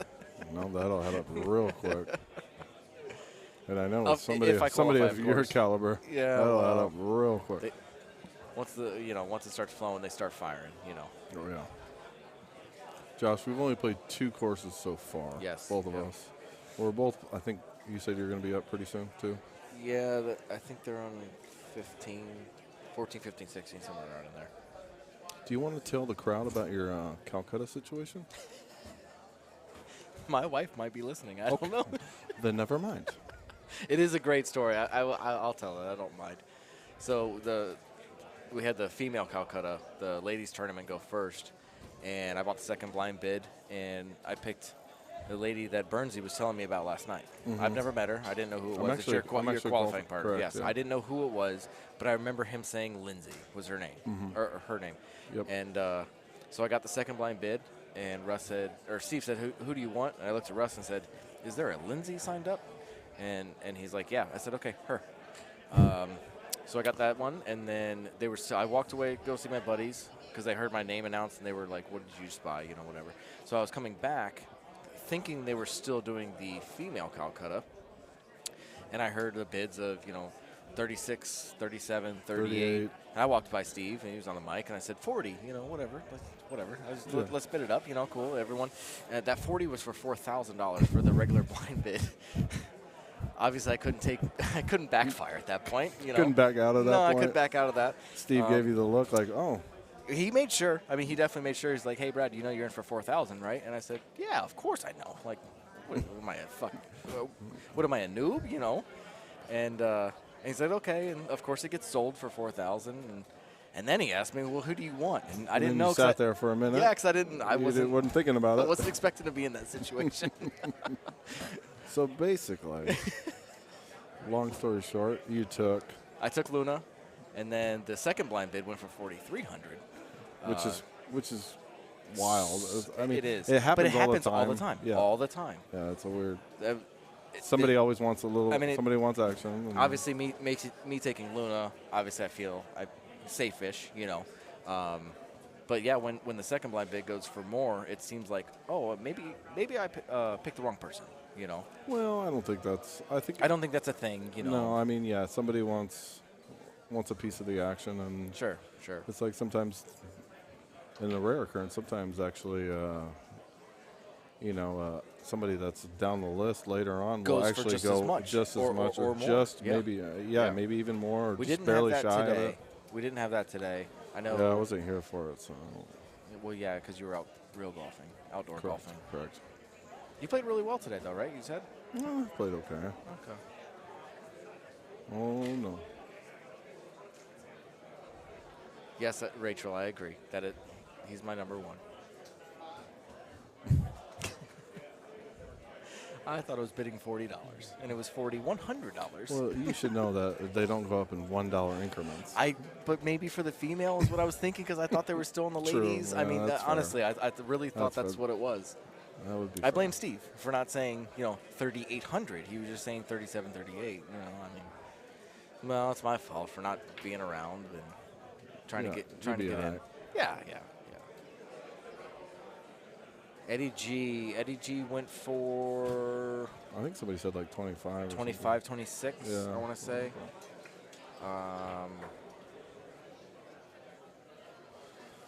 Yeah, I liked Eddie. Obviously, after my debacle, I might not have had I might not have had as much money in my pocket for Eddie G, but I did get Taylor. So yeah, I've got a list.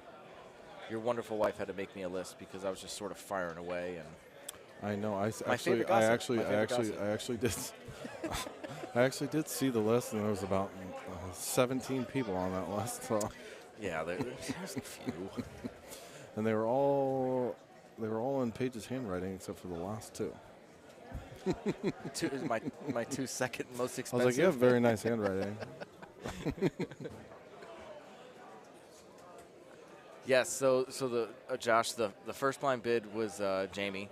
She went for 300 was the first blind bid, and it was Jamie.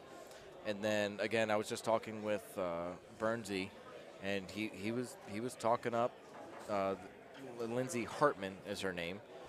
Yes. And I guess I knew who it was. I just didn't have a name and a face or whatever. She's got a wide stance. Very, especially putting. But yes. But Bernsey was telling me about that, and I was just bidding to bid on the blind bid or whatever, and I bought it for $50, and I took Jamie. Brittany did go for, I want to say, 150, 180, because she won the event last year. But there goes to show right there. The second blind bid went for 50, but then Brittany went for 180. More than the second blind bid. It's hard to judge those things. Yeah, I agree. It's hard to tell. I was trying to give myself a cap on each person, and I was close on some of them, and then I really wasn't close on a few others. Yeah. What was your cap on the blind bid? $38? Or no, $40.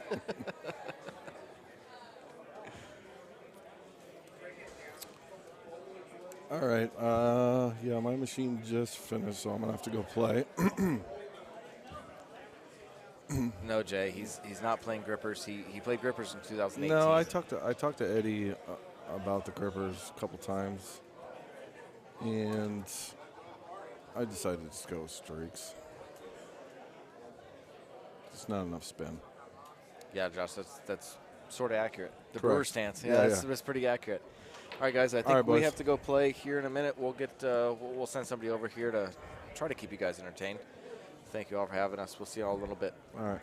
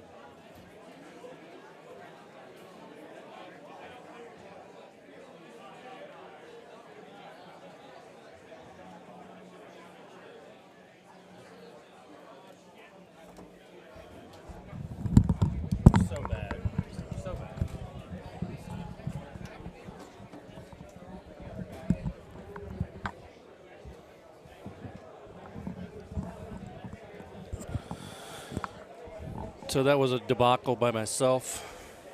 I'd much rather just sit here all day and watch everybody else play and commentate and everything else. But I don't know if those. Who was on before me, Andy?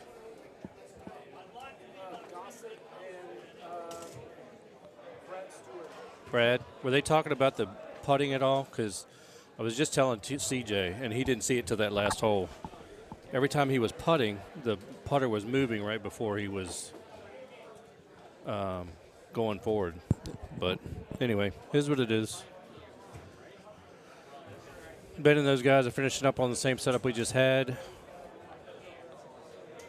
Moving right along. Our two machines, the two stream machines, I think are the two machines that are ahead of everybody. So we're right on track to probably be the first two done.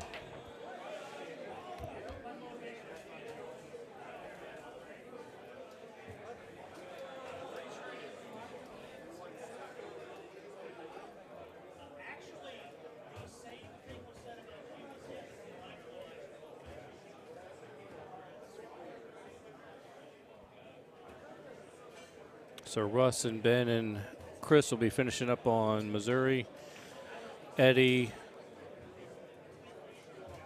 Richard, and the other one will be starting on Manhattan. I forgot who's the third on that one. Yeah, Jay, it's been, I don't know. I mean, like I said, I'm not going to blame my game or anything because I'm playing like absolute crap, but the putting is just suspect. So, Todd Clark, that's right. But not all of us are having issues, so I guess it's operator error. So, the shot I just had on this hole on 17, I didn't expect that 5 hybrid to go that far. Russ is like, you forgot to put bite on it. I said, no, I hit the shot I wanted. It just went way further than I wanted, so.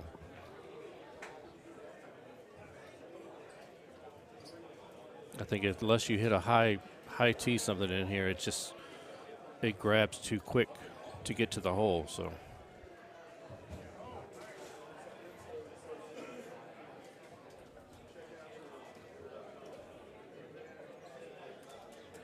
yep. See, that's exactly what I was talking about.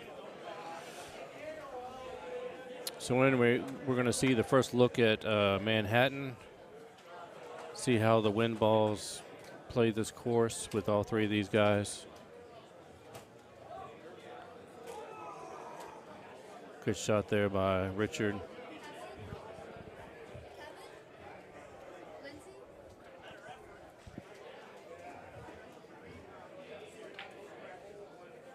I didn't see where Eddie ended up, but I'm pretty sure he probably made the green. TC's on.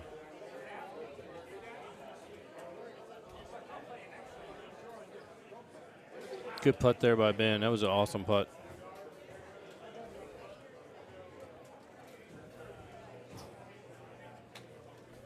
So Eddie's just off, but makeable. So that's not bad.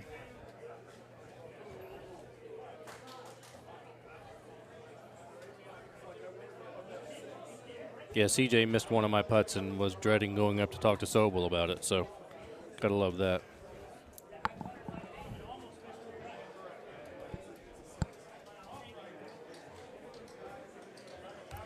Great day here in St. Cloud, Florida at Sidelines.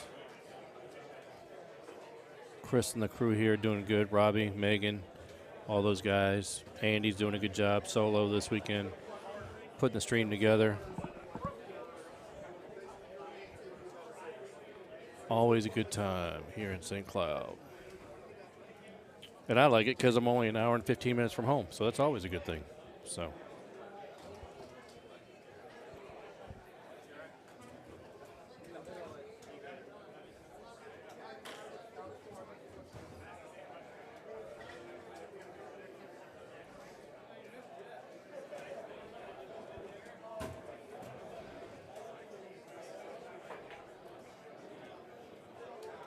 Good shot there by Russ on 18.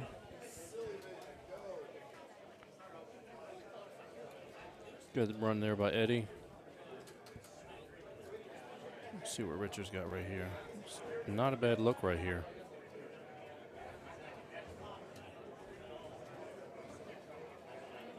Good shot.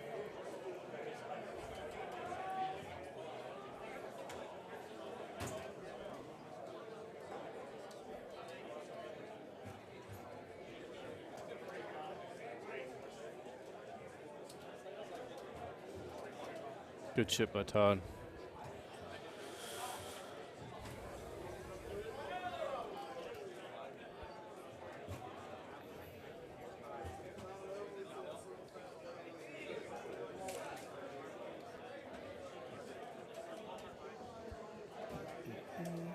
You guys are watching the stream. Make sure you're hitting that like button, hitting that share button for us.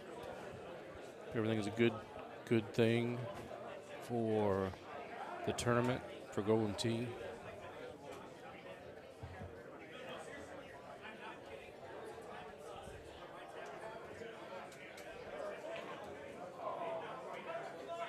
Good run there by Todd.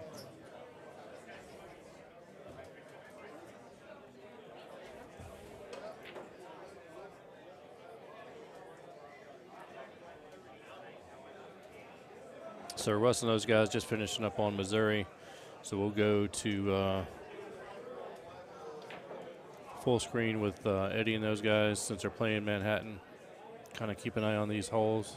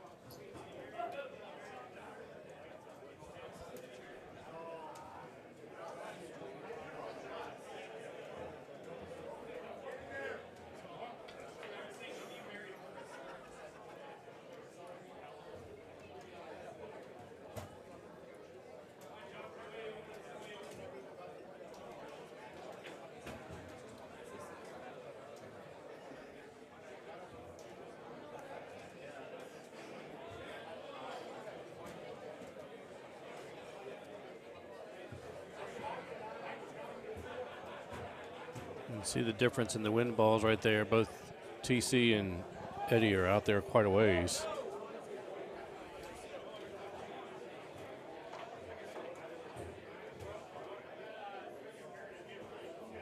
And Richard got out there a little even further. So it's a difference in the wind balls. But this hole, it's not that really a big of a deal because you can get home in two. Just need to be past the trees and not in the mulch. But with the outwind, this isn't that difficult a hole.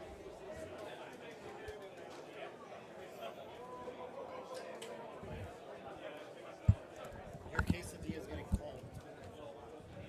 Okay. You don't want to stream with me?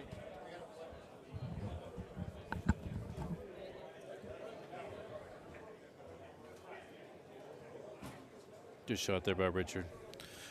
All right, boys and girls, I've got food waiting on me, so I'm going to go take a break for a little bit, and you guys can keep watching the stream. I'll see if I can find some other guys to get on and commentate for you guys, but hit that like and hit that share button. Thanks.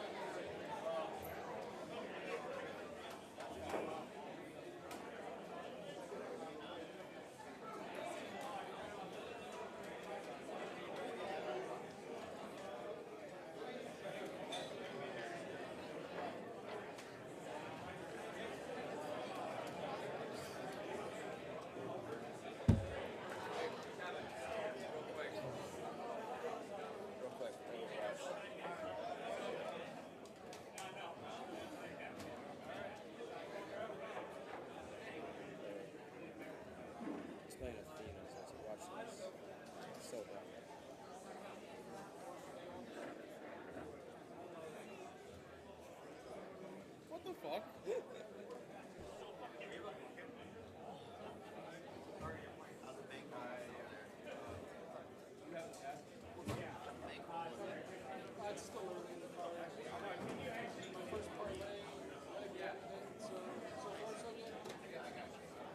Hey, Sean. Have we done anything with gift cards yet?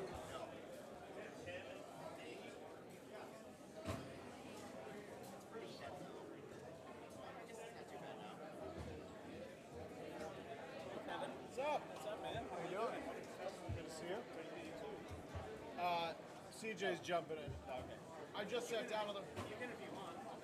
Don't remember me. If you want to, go ahead.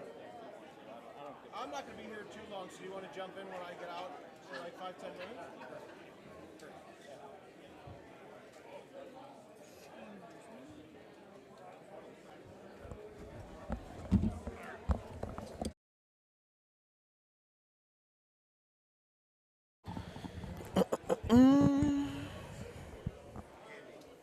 Oh God, yeah. Hello, friends. Kevin Lindsay here, sitting alongside the one and only Supreme One, CJ Wangler. How you doing, my friend? Good. How about you? Not playing well, but I'm having fun. You know, I'm playing very well. It's kind of weird. I'm 26, 26, 27. You're burying me. I never chip with the sand wedge, but I had the wrong bag for Missouri, and I made 3 chips I had no business making. So I'm... You might need the sand wedge then. Yeah, I literally got rid of the gap wedge in my regular bag to put the sandwich in there just for kicks. What? Who you qualifying with today? On the stream, first of all, just fun. It's me, Baki, and Tim Boyer. Okay. And I missed my first ever putt for someone else, and it was the walk of shame. How was Sobel's reaction to that? Better than I thought. Steve's been in a great mood. He's having a great time. He was doing commentary for a while. Really? With Eddie G, I believe. Wow, what a time. I know. It's a great time. And, no offense to those that are not here, but you're missing out. You're here, yeah. The streams we do, and shout out to Andy Kuhlman, our director of esports at IT, for everything he does. Legend. These streams are great, and they're a lot of fun, and it is fun doing them. But you got to come out. If you've never been to a tournament before, you have to come out and experience the action, because what you see on these streams and what you hear about, it's only half of the story. And, absolutely. There is a ton of fun to be had, whether you're a new player, a seasoned vet, or just somebody that's getting into tournaments for the first time. I say this every tournament. I meet new people. We meet new people every tournament. Yep, absolutely. And I always say, the last thing I say to new people is, all right, I'll see you next tournament. And they're like, oh, I can't. And then you see them. And then I see them like, yep, told you. Once you go, you're hooked. Absolutely. I think this is my 13th year of tournaments, which is absolutely crazy. Awesome. It's my 7th year with IT already, which is also crazy. And but it affords me opportunities to hang out, have a little drink, talk some Golden Tee. Manhattan View, probably one of the courses that's going to really beat people up. I love this course. It's such a great design, and after the new tees, I think it's even better. I was going to say, yeah, some of the looks that I've seen. Gordy just showed me a 7-degree driver shot that Paul Taylor shot yesterday. It's pretty incredible. What some of the I don't even know what the thought process is going into that. Like, unless you just have a horrible game, you're like, him and Eddie G. I think I get more text messages from Eddie Godfrey, and 90% of the time it's either good thoughts or suggestions, or it's a YouTube link. Absurd. And like the silliest. I can't even say stupidest because it works out. Oh, all right, that's right. Speaking of Eddie, but it's like a couple of years ago on one of the tropical courses, he was doing like a low bird skip through the trees under the trees through the water. I'm like, why don't you just high tee a 5 like everybody else? He's like, I don't know, I just, and it's crazy. Like, and then it works out. He finds some of the most absurd shots I've ever seen in my entire life. He really does. And Taylor, like you just said. And not only that, but it's not like they hit it once and they're done. Like they do it. They just keep doing it. It's crazy. Rachel, we miss you. Billy, good to hear from you. Everybody who's been joining us. Oh God. Thanks for Thanks for hanging. Last night for handicap, tonight or today for the qualifier. Tell me if I'm wrong here. It feels a little weird. Like it feels like qualifying is going. I wouldn't say slower than normal, but like slow. But it doesn't feel like a grind slow for some reason, and I don't know why. Like normally when you're right. It's 5 o'clock Eastern, and we're only through 3 courses. Normally you're like, people start to get restless, but it doesn't feel that way. Like the energy and the vibe of the room is always excellent, but it just feels different. It's the first tournament of the year. You can't argue with Florida. Warm weather, that's what I was going to say. Which is, I mean, you really can't. Not much warmer than Minnesota, but. Eddie G just bouncing it off of the stick there. That's a rough break. I bet you if he wasn't wearing that Cubs T-shirt, he'd be doing a lot better. But hey, what do I know? I'm a Sox fan. Ever. Just kidding. I've never seen a major championship in my life. MLB, NHL, NBA, NFL. So, as a Minnesota fan, I can't talk. But, terrible Cubs shirt. It's all right. We'll forgive him because it is Eddie G. It's an interesting qualifying group, too. I mean, Todd Clark, Bacon, Rich my boy Singwell. Speaking of, I don't know what, but Minnesota Wes, legends. Minnesota legends. I didn't even know this man was still alive, and I'm so glad I do now because I've not seen him in so long. But Mr. Adrian Westergren. I don't see Wes either. You guys live in the same state. We 15 minutes away. He doesn't want to hang out with me. Wearing a honestly, as much as I miss him, I miss his T-shirt game. Like probably top 5 T-shirt game in the Golden Tee community, of like fun and appropriate T-shirts. Yes. Well, this one's semi-appropriate. That's a good one. It's Samuel L. Jackson as a beer. Yep. I mean, like you just go buy the shirt. That is a good one. Slinging merch for you here, buddy. We got a bunker check in here. Chris Anthony. Shout out Chris Anthony. Winnie. That's Will's dog. All right. Shout out Winston. And Will, of course. Shout out to the bunker. Ooh.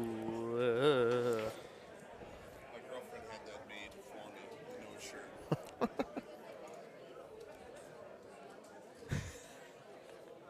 I have that.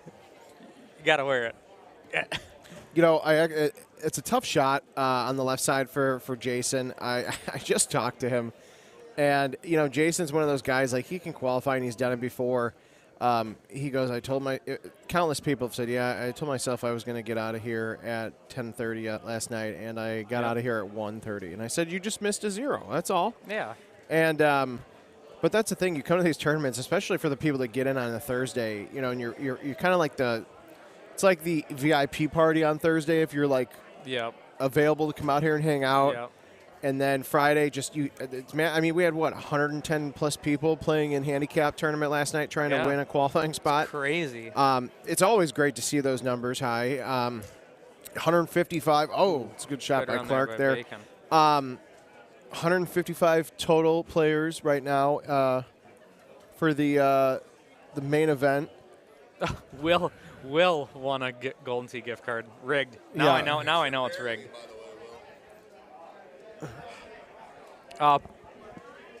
Poor for me so far for qualifying, but I'm having fun. I always enjoy it. Look at this. You guys need to start commenting. We got gift cards flying.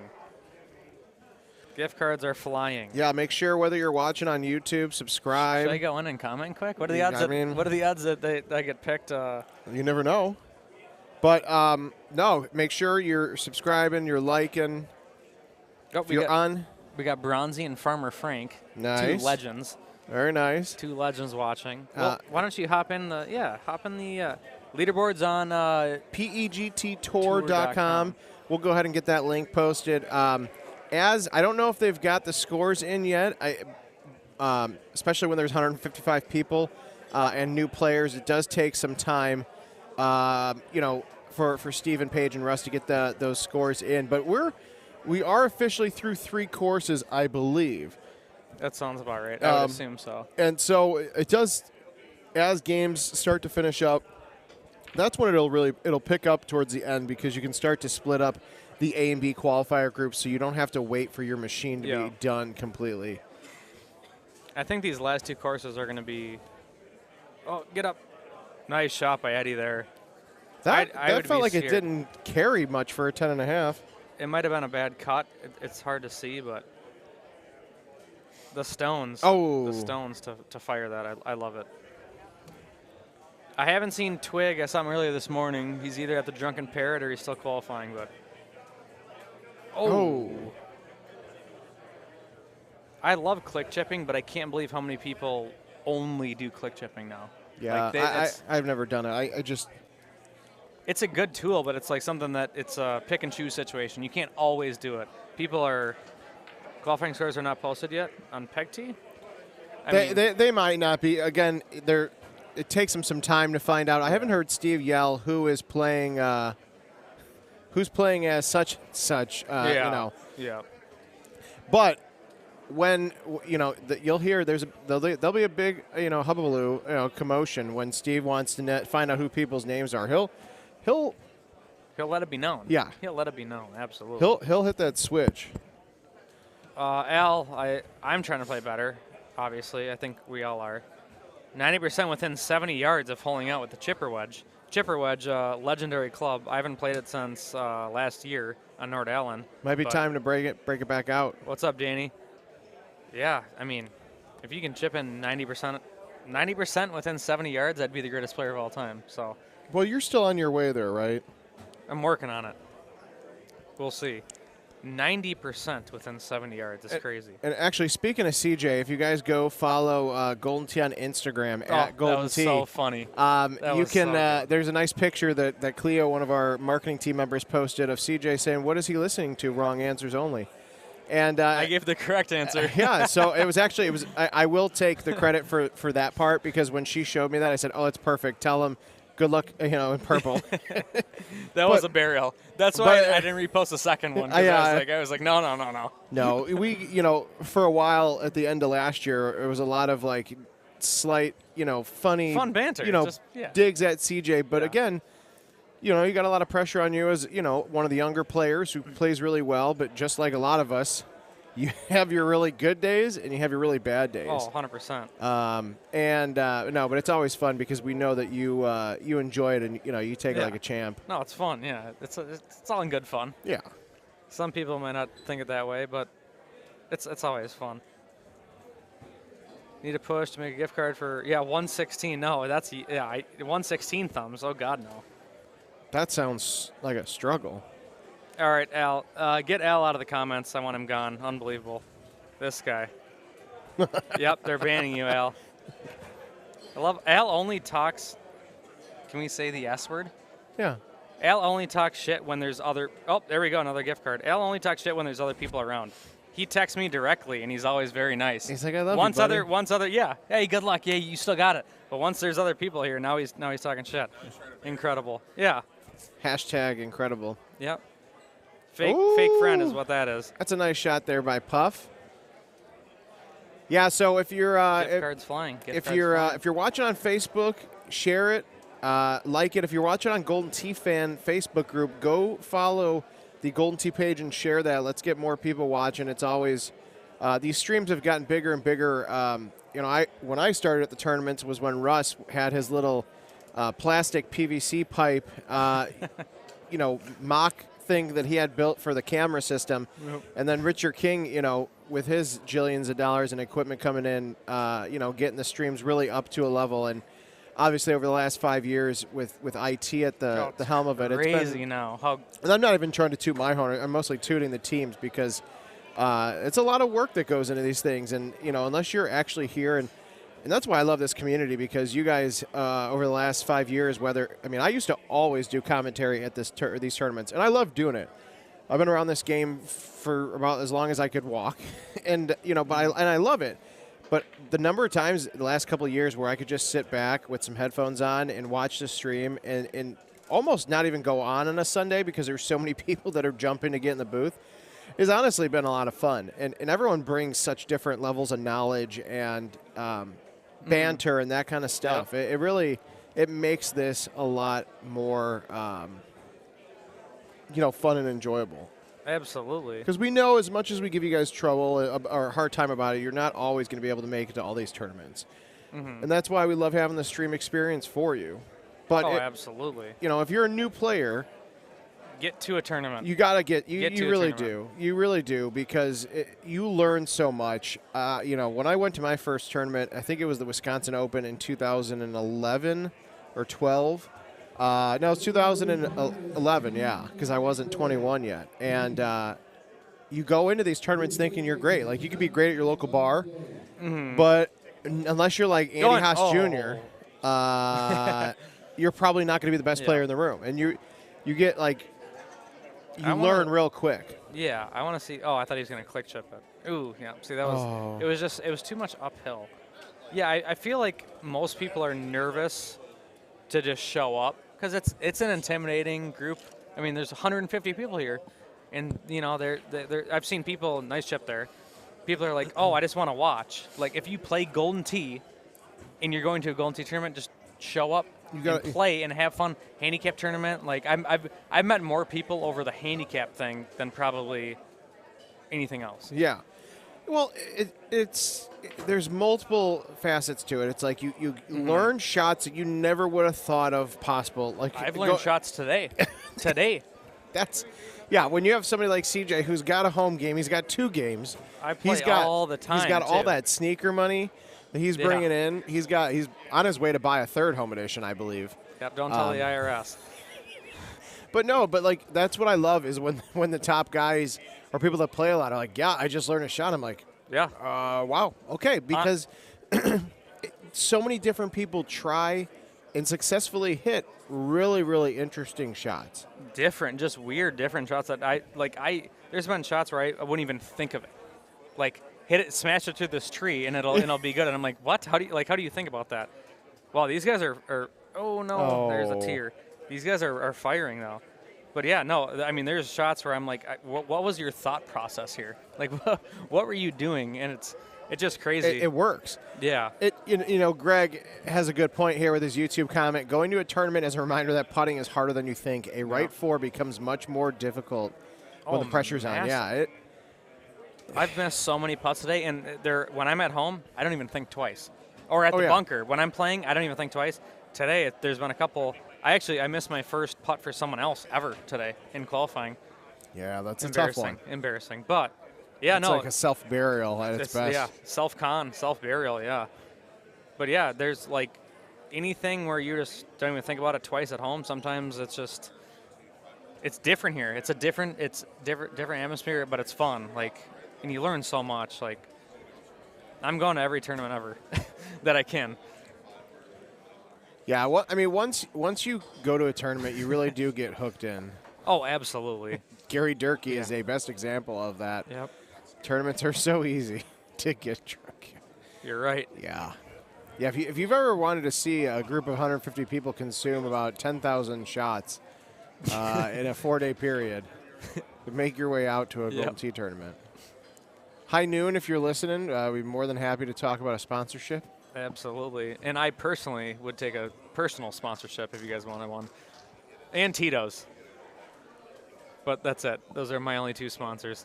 Only 2, huh? Dawson, how you doing? I miss you too. I haven't seen you in, God, it feels like 2 years now, isn't it? Or, no, you were at Nashville last year, I believe. Yeah, I can't believe Nashville felt like it was yesterday, and it was like, what, 6 months ago? Yeah, Nashville. We had a fun gig the first night, remember? Vaguely. Yeah. Me and Kevin had a great gig. Yeah, I was the safety officer, and I made sure that CJ got to his Airbnb. I was put in charge of him somehow. I don't know why. Yeah. Fun times. Fun times. Mike Perez, my guy. Yep, Billy, you're right. Billy, why do you have 3 L's in your name? That was throwing me off earlier. Yeah, the first time you go to a tournament, you're like, yep, I'm going to go hang out and play Golden Tee. And then it really becomes about the people. And, you know. Every single tournament, I meet 1 or 2, well, probably more, honestly, people. That you remember? And and it went from, I went to Wisconsin, and I just knew the bunker people. Then I met 3 people. Then I saw them at the next tournament, and I'm like, oh, and now I know 8. And then it turned into 10, then 20, 30. And now there's probably 200 people in here, including spouses, wives, or whatever. And I feel like I know more than half the people. Oh yeah, it's incredible. And I've met more people this weekend. It's such a good community. There's no sour apples. Like, everyone is so nice, and it's really like a big giant family. Like I always felt weird saying that at first, but 100%. But it's true. I mean, there's people. I've been to people's weddings like that I met through Golden Tee, and like lifelong friendships. And you know, I think it was Brian Bernhardt or somebody had said it years ago. Actually, it was Brian, because I was in college and I shot an interview with him before I really knew a lot of people in the community. He said something along the lines of he could go anywhere in the United States and even elsewhere and have a place to stay if he needed it. That's pretty awesome. It's literally through everybody that you meet through Golden Tee. That is pretty awesome. And now with the power of social media and everything that you can do there, and even you guys with like the Discord and building the community there. Speaking of that, we should shout out the Discord. Not to cut you off. Oh no, by all means, you can shout. We're almost at 1,000 people in the Golden Tee Discord. And I don't know if Andy has the link ready. I can send it to you. But we have the Discord is so much fun because you can play head-to-head live against people, or just hang out. You can just play your own games and hang out, and it's just so much fun. I mean, and it's not just playing head-to-head. It's awesome. No, I mean, almost you guys 1,000 Golden Tee players in there. I love Rachel's comment. She said, our wedding will be 20% family and 80% Golden Tee. It's true. Yes. I mean, it's very true. It is one big giant family. And yeah, like, hey, there's quarrels and disagreements, but that's the power of like the internet and having conversations. You can have those conversations, say, hey, I like this. I like the stouts. I don't like the stouts. And, it's all in good fun. Exactly. It really is. People, there's a lot of, it seems aggressive on Facebook, but most 95% of the time, people are just being sarcastic. When we do funny stuff on and Facebook and comments and whatnot. Oh yeah.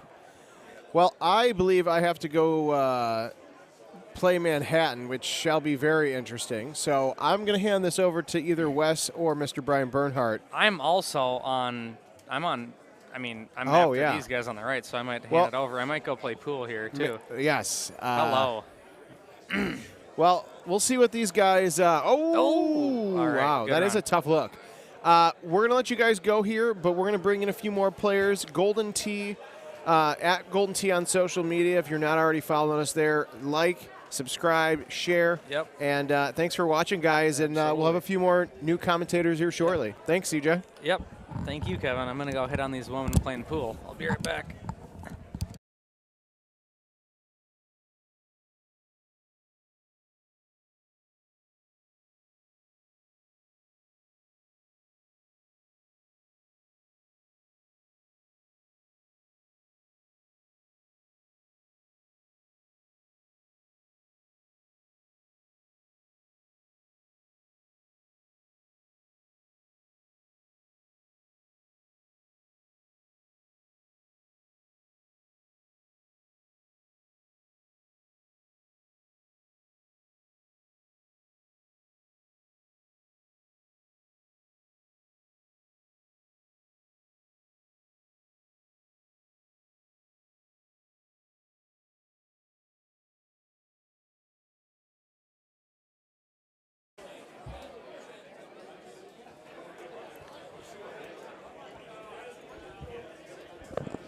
Brian Bernhardt back with you here. Puff just missing that putter chip, and big shoes to fill, coming in here after, the great C.J. Wengler and the okay Kevin Lindsay.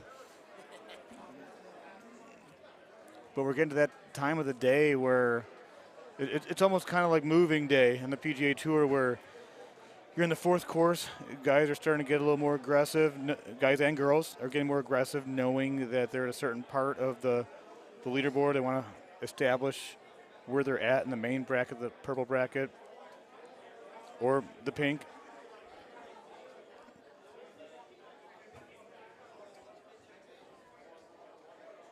the other thing I've noticed here is that, you know, just in the last hour and a half, oh, that's going to be wide right there for Todd. It gets a little louder in here. You know, people are getting more relaxed. The booze is flowing a little bit more. But we got Eddie G here teeing off on 18. We just saw Todd go wet. Jason Loschiavo on that par 3. Pretty safe shot there for Jason. Eddie with a fantastic shot. Moved his tee, teed at medium, went right over with the 4-wood.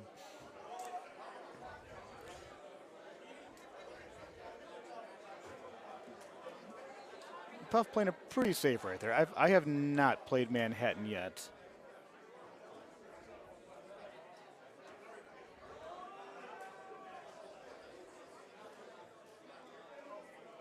Hey, what's up, Brad and Farmer Frank and Chad? Glad you guys are following along with us while we're hanging out in St. Cloud. Only 20 minutes away from the happiest place on earth over at Disney World, but we're just hanging out inside of a bar. Sidelines takes great care of us. This is not their first rodeo. I believe it's their 7th or 8th year here, and it really does get better every year. They take great care of us. Tough break for Todd there.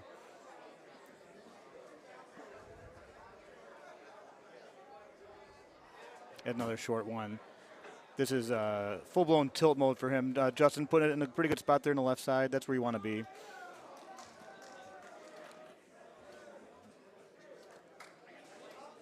Todd's going to walk away and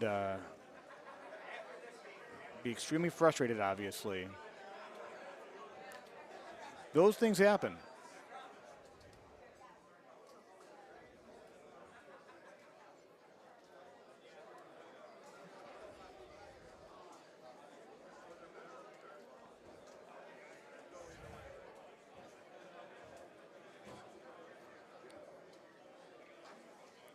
Interesting shot there for Puff. I prefer to tee it low with the driver. It actually, and I always put roll on it. It tends to roll out pretty decently to keep that tree out. And you can't even see the tree. I mean, here we are. You see the night sky. It's showing up as Justin looks up, so hopefully he avoids it. You lose your biter backspin, which is fine because the pin's at the bottom of the green here. It's going to end up just kind of rolling right towards it, which is a great shot for Justin Seeley. Adrian Westergren's got 3 holes to hang out with us, so it's going to be an old school battle, just like it was back in 2017 at High Scores Arcade when we battled it out until the 17th hole of sudden death.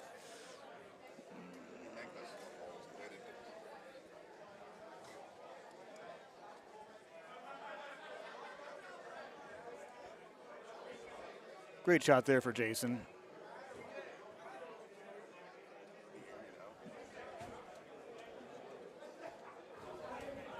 And here's Wes joining us. There we go. Now I can. A little bit long there for Puff. He's got that. Just throw it in there. Yeah, no need to use the green when you can just chip it right into the hole from the rough.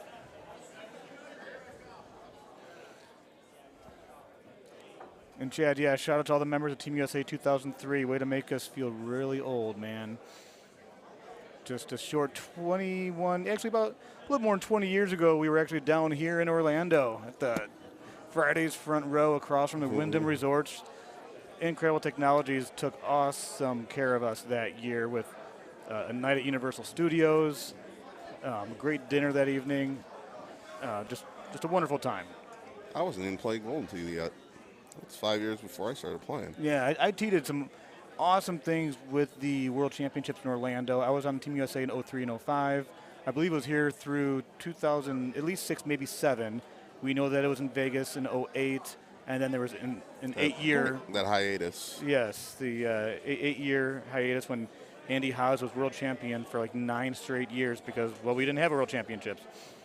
But one of my favorite memories, by the way, speaking of Orlando, and then we'll get back to Jason shooting, is like 4 o'clock in the morning. We're in the hot tub with the guys from across the world, and along comes the owners, Elaine and Larry Hodgson, and Larry jumps into the hot tub, and then he remembers his cell phone was in his pocket and took it out, and we're drinking port out of beer cans from the Davy Roads from the UK. It was just a lot of good memories. Really, really missed those tournaments where they brought the entire world of Golden Tee together. You know, these, you know, when you talk about like the World Series of baseball, when it's just the, you know, Americans playing, you know, the World Championship of Golden Tee would be a lot better if everybody in the world got a chance to participate in it. But here's CJ. There's that face of the guy that was talking earlier. He needs a nice swing. That's going to be short. But he can shush, so he should be in decent shape from there. Interesting look on that par 3 there on Manhattan. Hole 17 for Justin. Up in the top? This is the bottom right. Or bottom right. Yeah. You can really just, you want to flip this out there. Right in the absolute middle of the green. If that was a fidget spinner, you want to put it on the spot where you put your thumb and your index finger. With it being up 9, right 7, that thing's going to roll right towards the hole. Bet you didn't think fidget spinner was going to come up in conversation in this one. That's a pretty good look. Look at that. On that hole. Great shot for Justin. Remember that name, guys. Justin Seeley is going to be around for a while. He's been playing for a few years now. Actually, his first tournament was here in Florida 10 years ago. We didn't really learn of his name until the last year or so, but yeah, he's a great player. Here's Tim Boyer with maybe a click chip. I saw one click, and it's wide left. It's almost like we're in Buffalo, except for be wide right. It's kind of hard to focus on Boyer and when he's wearing that shirt. Yeah. Patterns everywhere. That might go in the hole. Oh, Puff with the 5-incher. Oh, look at Justin. How does that stop there? It just does, you know. that has 5 inches written all over it. CJ missed his chip.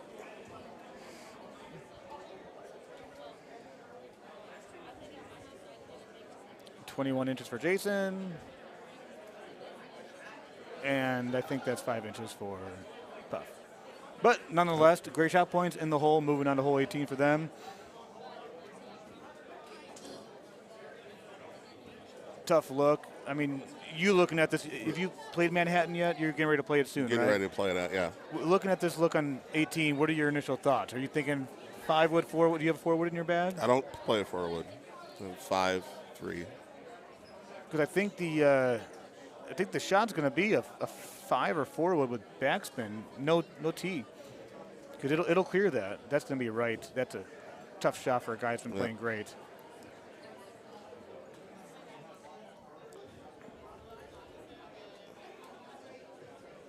I think that's a pretty smooth 4-wood. I'd have to probably hit the 5-wood hard, Pretty hard. especially cutting it back into that. And what balls are you playing again? Titans. So you're playing Titans. So we got two guys that are tightening it up over here. The thing is, though, when you have a setup like that, when you got that 16 wind going at 10 o'clock, you're cutting the heck out of that ball. And when you're cutting it, you're losing some distance. You know, and so this is one of those looks, and that's a decent shot for Jason if it stays on the green. And it does. Tough putt there. This is one of those holes. This is the absolute definition of, we've mentioned Sobe safe before. What that means is finding a place on the green where it's safe and you've got a putt. You're not even looking at that red dot where the flag is. No. You are putting it. This is a hole, you just want to be dry. In the middle of the green somewhere. Kind of like, that looks like, it's an excellent shot if it stays If it up. stays. Yeah. These guys are taking full advantage of the bigger greens they have now these days. Tim with a nice solid hit over there. That's going right at it. That might be. Great shot points for Tim Boyer there. Mr. Moy in the background with his hat and glasses, a little incognito.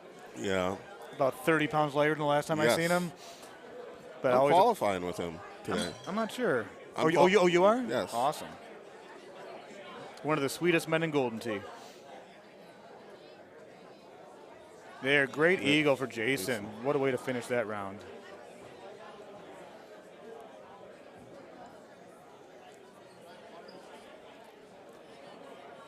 Oh, he missed a couple. And you can kind of see the way he's shrugging his shoulders. He's like, "Yep, that's kind of how my day's been going right there." You know, Puff's like, "Why would it do what I wanted it to do?" A little frustration there. Looks like a couple 24s and a 26 for Jason. So solid round for Jason there. Guy that last time I was on here talking took a stroke limit on 18 or on 17 to Bonnie. I have to run again. Time for me to go play. All right. Good luck, Wes.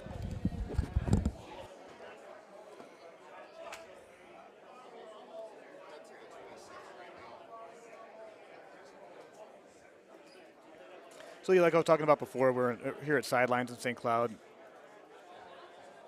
Great staff, great service. Pretty decent room. Maybe next year they could take down a couple more pool tables, give it a little bit more room. But aside from that, it's it's working out for the 140 some odd people that are here. Just to kind of run through some numbers here real quick. We don't have a leaderboard, so for those that have been to a tournament before, you understand at the World Championships they've got that running leaderboard. We don't have that here. However, we can look back and kind of see what the cut line is based on courses. Scablands right now, 26 under with 32,000 shotties. Puff was number 32 there. Bonnie Moore, black, believe it or not, 25 with a lot of shotties. Matt Kay is at 32nd. Wow. Hole 17 having a lot to do with that. I heard Matty Kay shot 30 on Manhattan. Did he really? Good, Yeah. good for Matt. Ben Vania joining me now. Missouri Hills with 138 reporting. That is almost the entire field. Cut line at 25. So you're looking at, 3 off par for the third course, 2 off for the. So you're looking at 7 off Golden Tee 7, par 8 off to, right to, now, to be, inside that cut line to make the main bracket. So that being known, with that scores, you got about 76. Manhattan is a par of 28, so you got to assume it's going to be about a 25. 101. South Pacific maybe a 28, so cut line maybe 130-ish. That'd be just my guess, which is normal than a little bit less than normal. Yeah, but it's going to be still some solid scores are needed to make the cut. 131. There's going to be a lot of 29s and 30s on South because it always sets up for 30 now. Mm-hmm. So, but we're having fun, right? It's This is all fun. It's all about having fun, Ben. You got that right. We're having fun. The crazy thing, Brian and I are qualifying together. It's been a great group so far. I cannot. Yeah, you, me, and Travis Parnell. Because of the scoring, if you want to look at that aspect, it might be a little bit more fun for me than it is for you, Ben. Well, you're still playing good. Sure, you had a couple bad breaks, man. Yeah, and a couple dumb mistakes. They're my fault. Every shot I've missed has been my fault. I can't blame. Accountability is a big ball, thing. Yeah. I get it. No one's perfect. No one's perfect. And speaking of no one being perfect, you got guys like Andy and Paul. Two of the top 2 guys in Golden Tee right now, and it has been for a while, and who knows for how much longer. Both of them shot 30s the first round.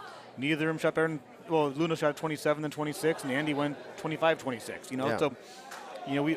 And I think Taylor had like a 24. Did he? Yeah. I think on Missouri. Rumor has it. I could be wrong. Don't quote me on that. Nope, 24 under with 4,400 great shot points for the reigning world champion. So you were informed correctly. Crop Dustin, Gator Chomp's he's doing all right. He's playing pretty steady.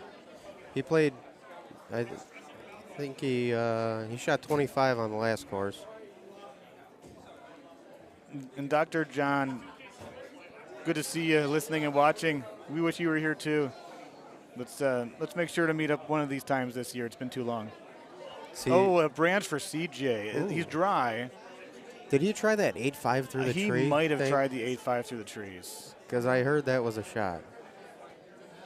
You got to hit a perfect IT6 wood a lot of times on this hole. Oh, and Chris Brewer's getting ready for his shush. You can tell by the menu screen. A glance up, another glance up, and a forward. Oh, he can't get it. He's going to have to go through the motions again. See, there it is. Wipe down the track ball and do his thing. This might be a minute for the left side, but CJ's up here. Don't Gomez that track ball. Is that solar light in the way? I don't think so. Sometimes the objects on the screen are larger than they appear. Invisileaves. If he pops this out to the right a little bit too much, there's a chance it might backfire. No, he does a push chush. Oh, big hop that there. just Okay, Took a Brewer, big we're going to hop. try it. There it is.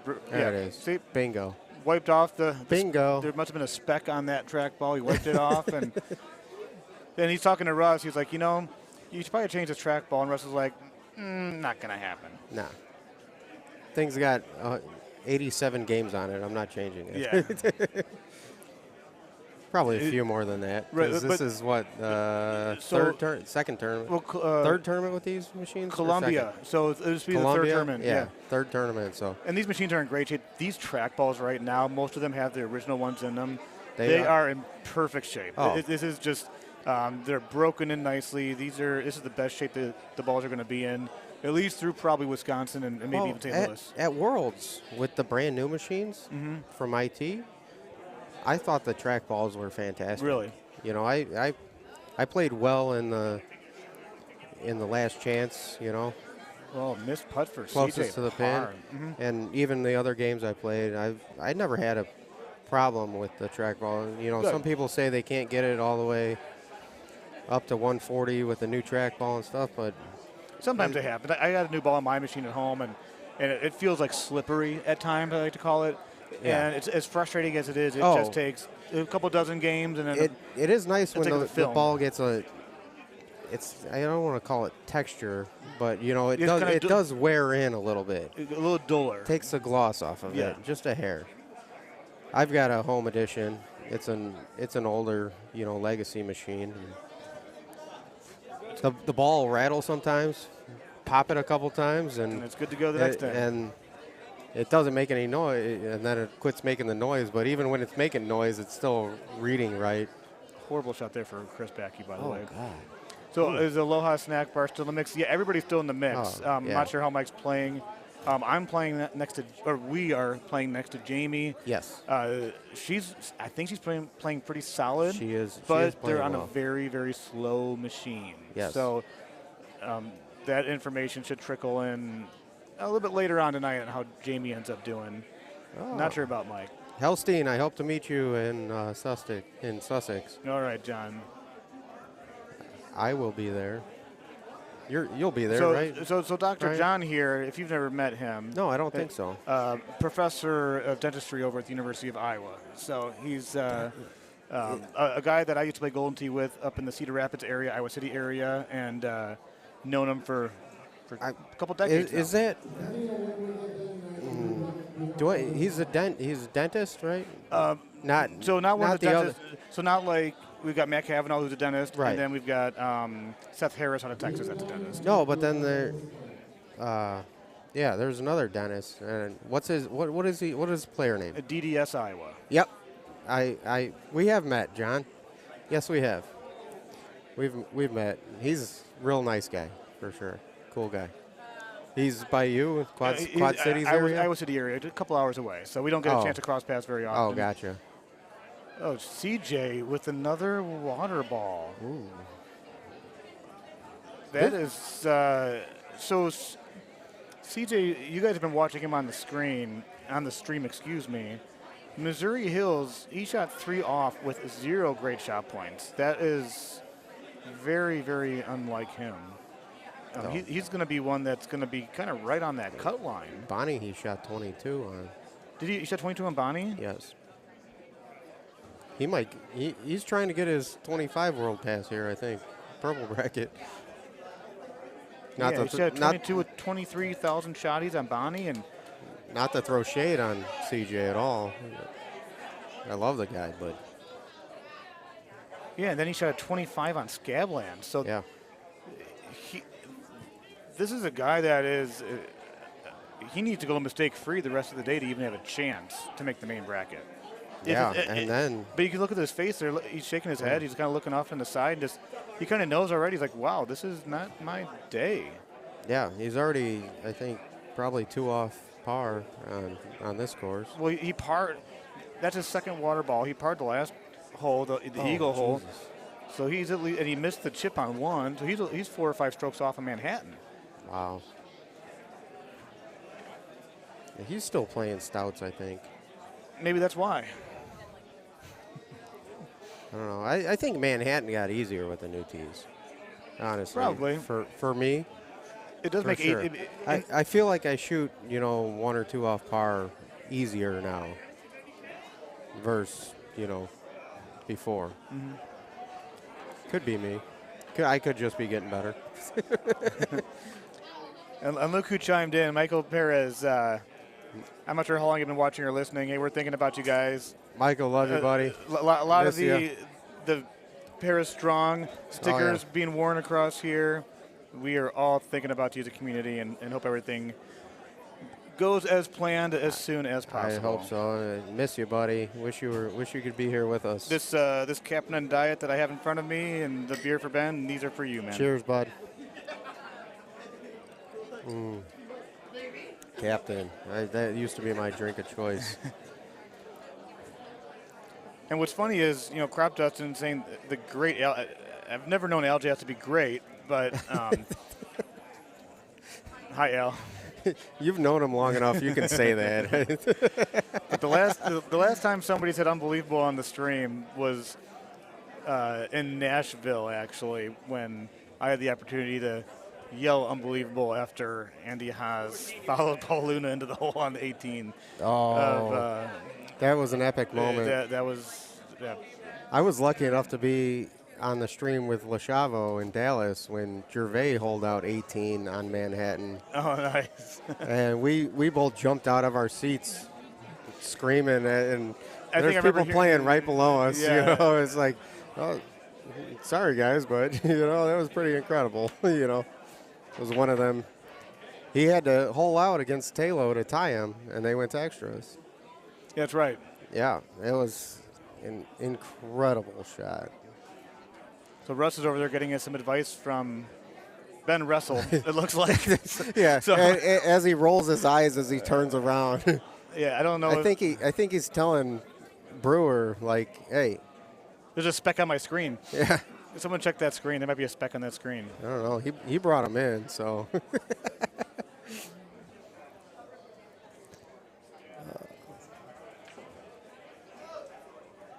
Trying to look back at our machine. Can't see anything.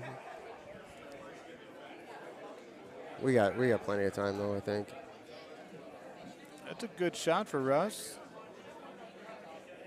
Yeah, they said it's not a bad look for stout players. It's not fun for win players, 18 here. Yeah. That's all No, right. this isn't 18. This is. But I heard 18 is rough from the legendary Eddie G. It is. It's a 15 or 16 crosswind. Yeah. Pins on the top. It's one of those ones to where, if you hit a bad shot, just try to find a way to make par and just move into the next course. Or hope. Don't want because Todd Clark, he stroke limited that. That's one thing you don't want to do. Oh yeah. Especially if you have a chance at making the cut and going on a run tomorrow. Yeah, he's playing wind balls too. Yeah. Gary, how you doing, bud? Miss you, bud. You are missed here, Gary. Well, Gary, you say that you hope you can play in Wisconsin. Just come to Wisconsin. We'll make sure you can play. Or just come hang out. Who cares if you play or not? Yeah. We love you. We love your company, bud. Appreciate everything that you're helping out with the tour and making a lot of things happen that would not have happened if it wasn't for your help. Speaking of which, doing the 55 and over tournament and then helping with the ladies thing last year. Yeah. That was great. Which, just a reminder, 9:30 tomorrow morning. I think it's going to be streamed. Andy is going to sleep here tonight. Wake up bright and early and press the play button. But yeah, there's 11 awesome women Goldie players that are going to be shooting for the championship. Is there only 11? There's or is there 11. 12? There's as far as I know, there's 11, unless that changed today. Yeah.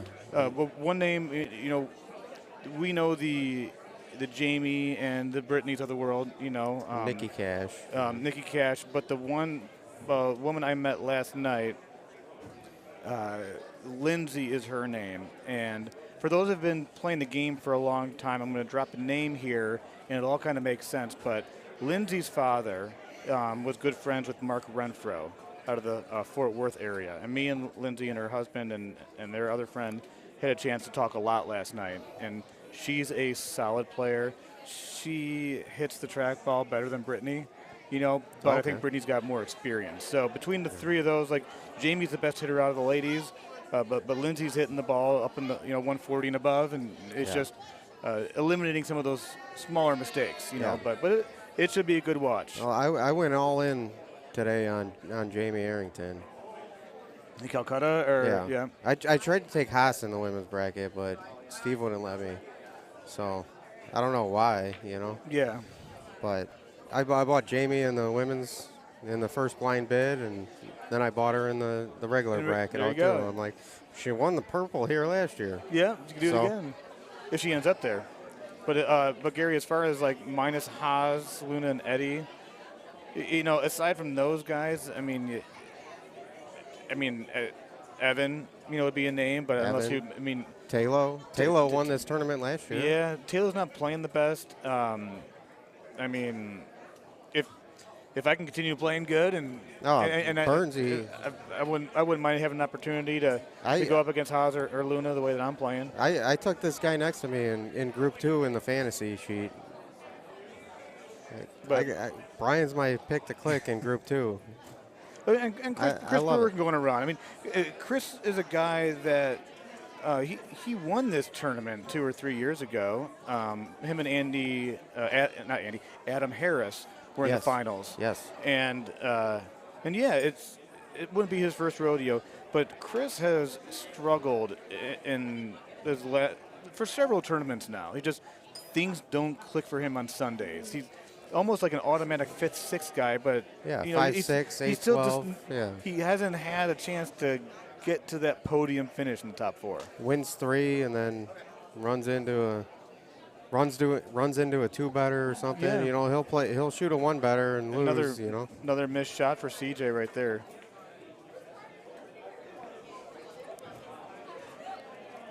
That's a good shot that's okay shot for Chris. That's one of those ones to where I'm sure he would have liked to have been a little closer. But he's on the green. He's dancing. He's going to have a putt for eagle. Tim Boyer with a very conservative shot there. Hey, and Russ is going right at it if he's got backspin. He's got bite. Durkee's routing for you, bud. All right. I'll take it. He's routing for you. Whether you route for me or root for me, I do appreciate it. He's setting up your mail route for Tuesday when you get home. When I get back to work. Yeah. CJ's got one of those little smirks on his face. At least Chris is making this fun for him, but CJ kind of knows. I mean, leading the pack, and he's like 4 off par. You know, Baki's always in a good mood. He's got to be a great one to very soft-spoken guy, yeah. but he always has something funny to say. Oh, he's quick, for sure. As you can tell, all he's trying to do is just make America great again. That's all. Oh yeah. Chris with the little rub down of the track ball. We want this country to stay great. This is an interesting hole. Hole 12 with the new tee box. You really only have one place to go, and it's a very difficult shot to the green. Is that through the tree shot? This is when you go around the trees, and you have to hit it short of the green, and have the bounce. Yeah. I've never tried that, so I'm definitely not trying it in a few minutes when we get back. Now is not the time to do it. On the machine. But with the shot on the right side there, you kind of want to hit the first cut there off the fairway or the rough, and you want it to bounce 1 or 2, maybe 3 times if you got a low enough club, and then it hits the green, and then you want to have the bite in the backspin to kind of spin it back towards the hole, bring it back. But look it's a very at difficult that pin's shot. Way up at the top. There's one. So you needed the 2 or 3 bounces. That one bounce hits the green, it's going to come back, but he's still in the green. But that was still a great shot by Tim right there. Yeah. You know. That was really good. It's not too bad. It should be a left. And the left 6 or something. You know, And the 7 driver right there kind of takes all that out of the way. You can just go underneath that tree there. Yeah, here's CJ going through everything. It looks like he made it a little too far, but that wind, he might be able to go through. Oh, he hit something. He hit the tree. It ball went right at him. Oh, wow. Wow. So as you can see, right idea, trees might be 90% air, but that 10% got him right there. Not in Golden Tee. They're about 25% air in Golden Tee. Or, 25% tree and Every once in a while you can get through it, but it's rare.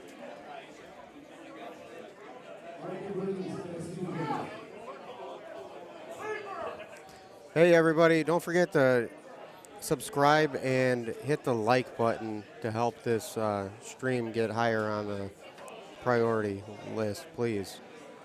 Everybody, you know, that YouTube algorithm's kind of weird, but please hit the like button. Make sure you're subscribed. Help grow the game. Helps grow our stream, help us keep going with all this stuff and bring these free streams to you. And it also it makes it easier for you to find it. You know, come these tournament weekends. They'll let you know when. Yeah, you can subscribe and get the notifications on, and anytime Golden Tee goes live, it'll you'll be right there with us. It'll give you a notification right on your phone. So now, while we would rather have you here with us, playing in this tournament, supporting IT and the Power Events Golden Tee Tour, if you can't be here, it's nice to know that you're watching remotely. Yeah, I know when I'm not here, I'm sitting there watching the stream. I'm like, oh, we gotta go home. We gotta be home so I can watch the finals. We gotta be home so I can watch the stream. Yep. Or if I'm out somewhere, I got my phone going with an earbud in, listening to it. I'm at work, home, you know. And when at work, it's just an earbud in, hopefully listening to me talking about Golden Tee, right? Yeah, Brian B. and Tim Boyer and Jason Lachavo. Well, that's a great shot for Tim right there. Great shot. The soothing voices of Golden Tee. Yes.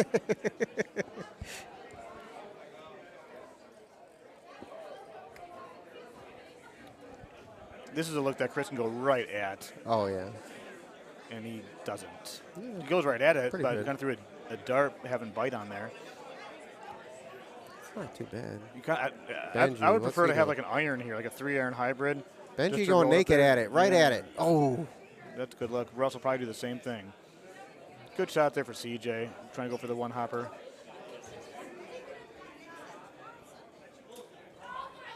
Ooh, Baki's off a couple. He's only 14 under through 12. That's a bad chip for Chris. Ooh, yeah. Came out of the rough really poorly. I don't know. How's Russ playing today? He's, what, 16 under through... Is he 15 under through 10? 16 under through 10? Who's that? Russ. Oh. Russ is playing well right now. Look at CJ with the phone in his hand while he's playing. You can see he's already kind of checked out a little bit from his qualifier. Yeah. He's probably checking out what his 110,000 followers on X, formerly known as Twitter, are saying. He's on Tinder.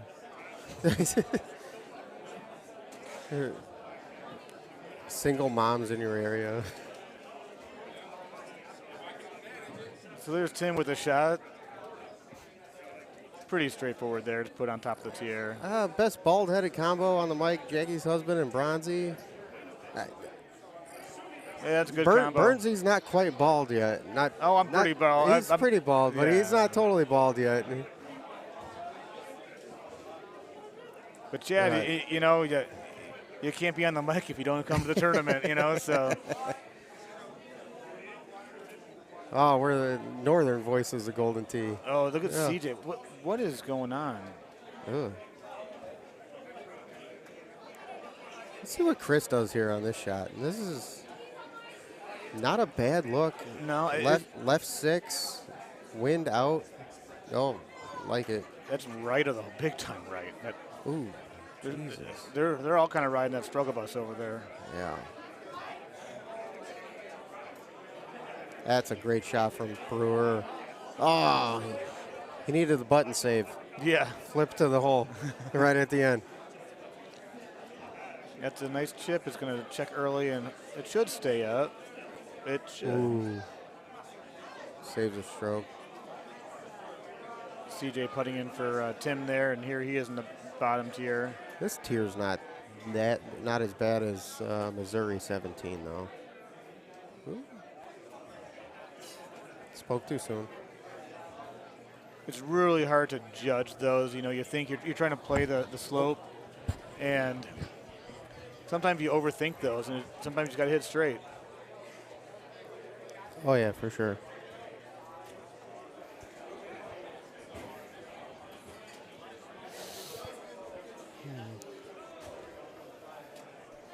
Can't tell what's going on at our machine. There's Tim. Good shot over there going to the left.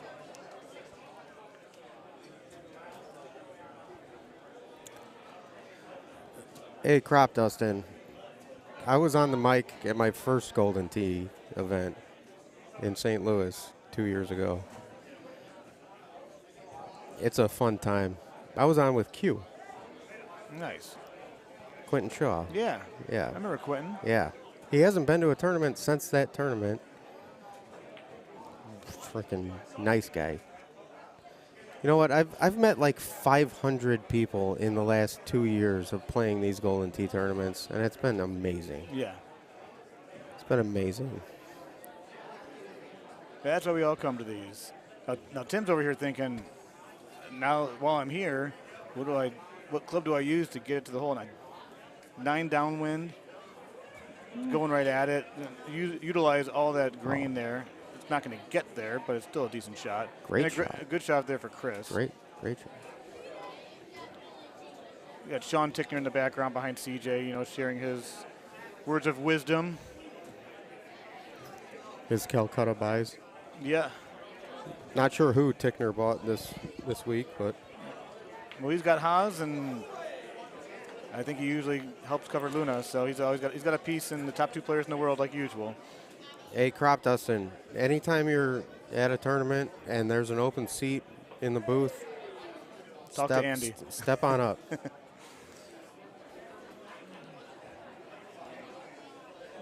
That's absolutely right. If Jay Ware can get on, yes. That is the absolute truth. Oh, Jay and I have had some fun conversations. Great on putt this for stream. Ben right there, 84 feet. Yeah, Big Ben wrestle. That is not an easy putt. And then there's Chris explaining why it went in the hole. The mathematician. He's like, it didn't hit the right or left side like he always does. Now, fun fact about Chris Brewer, he is a math major. Is he? So when it comes to numbers and analytics, and that's probably one of the reasons why he is so successful with the shush shot, and he's a very analytical person, which to be good at this game, you have to be to be great at this game, you have to be extremely analytical. Yes. Well, when the mobile game came out, I started playing that. I'm like, oh, I love Golden Tee. I never really played it much, but I played it every once in a while with my buddies at the bar, and then it was like, oh, the mobile game came out, and that game is 100% math. Yes, it is. It is wind, club, percentage, and I got pretty good at it. I haven't played it much in the last year and a half or so, 2 years, but I'll sign in every once in a while, and I'll play a game or two, and I'm like, man, this math is not coming to me like it used to. Right. Because it's all math, and it's just frustrating, But speaking of frustrating, though, you watch that shot by CJ, and this is a shot with a 9-mile-an-hour downwind, and he hits a wood that hits the green pin high and spins short. He is just off. Like, those are shots that when you've got an up 6 and you got the wind behind your back, you've got to get it past the hole and give an opportunity to spin back. He didn't even get it past the hole. Oh, yeah. Well, CJ's a smart guy. He's pretty analytical, I think, at this game, too. He's got some great, smarts for a millennial mind, just as far as some business things that he does. There's potential there. Yeah. But here we are still waiting for him to kind of break through. I know he did do well in Nashville. I think he got 3rd or 4th. But this is a guy that we thought would be a regular top 4, top 6 finisher. And that's a tough. He's going to be competing in the purple bracket for the second time in a handful of tournaments. Yeah. So I guess the only reason I keep on talking about it is because it's just as surprising to us as it is to him that he's not making much more of an impact on the game. Because 3 years ago when he first started playing, maybe even 4 or 5 years ago, we all thought he was the next up-and-comer, the future of Golden Tee. Yeah. And he's definitely right there. He just... What happened was a guy by the name of Colin Franta just stepped on in and said, you know what? if you're not going to do it, Connor. Okay, sorry, Connor. Colin is the brother. Okay, I think. Yeah. I know there's Craig and Colin and Connor. Yeah. So he steps in and he says, you know what, CJ, if you're not going to do it, let me take it over. And there he was in Dallas. He was number 32 seed, knocking down JoJo and just really making an impact on the game. Oh, Connor's killing it. He had a great showing at Worlds. Yeah. You know? Yeah, he is, and he also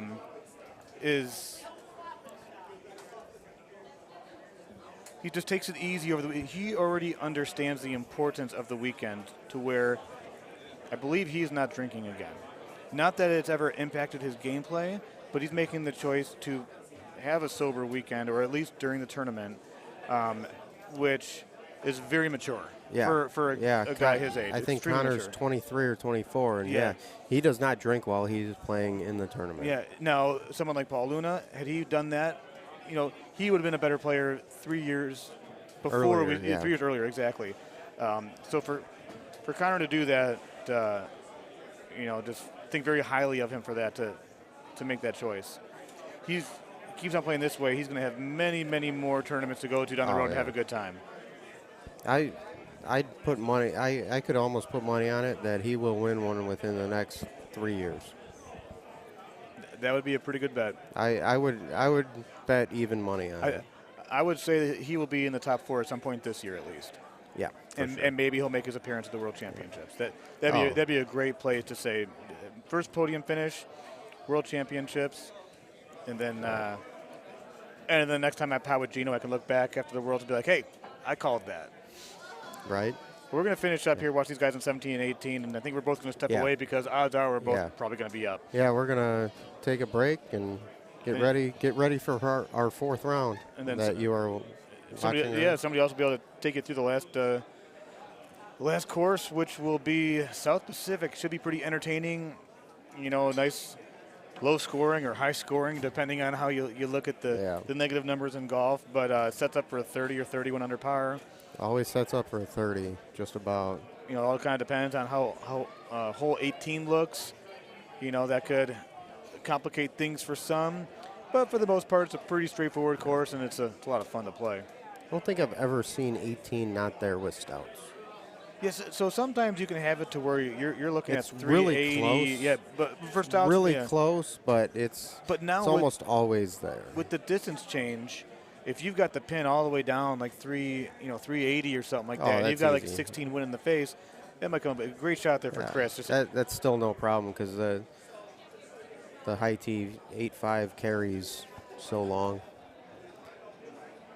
Let's see how CJ approaches this, because as we've been talking about, as we've seen, he's already thinking about where he's going to probably end up in the purple bracket. Did he drop his phone, or do you need a towel? What's going on, CJ?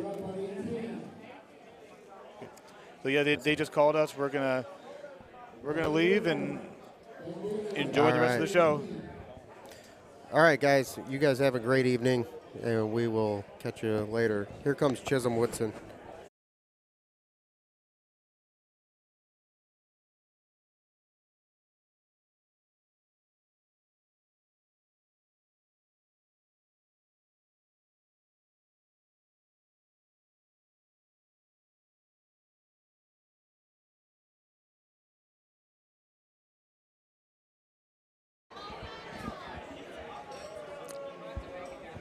Hello, hello, hello. Good people out there. How's it going? This is Chisholm. Sitting here solo right now till someone walks up.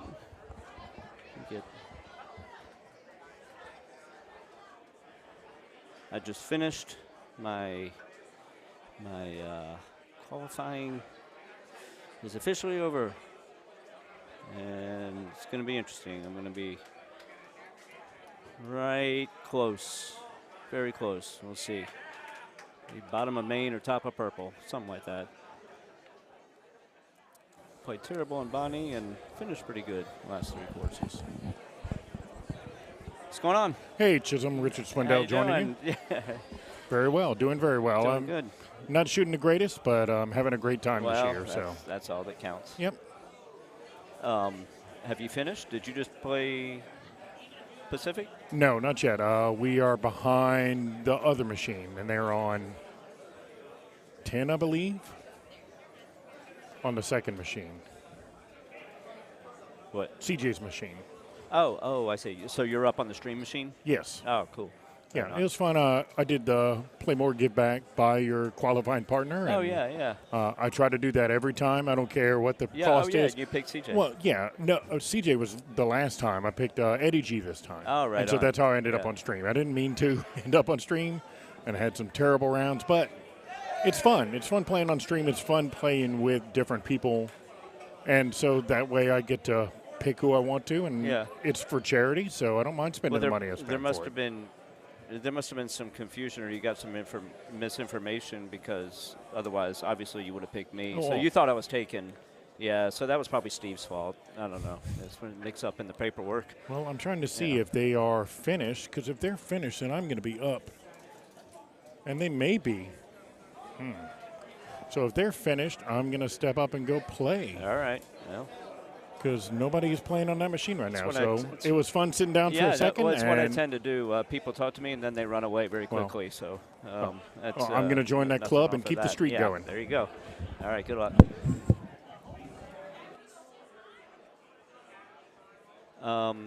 Justin, I believe he said it was a bid. It was like an online auction, and I think he said he got it for one. He told me last night, and I want to say it was 175, I think. And I don't know how many people they bid. How many people did it? I don't know. Like how many winners there were, or how many. You know what I'm saying. Well. So this next hole, I was right where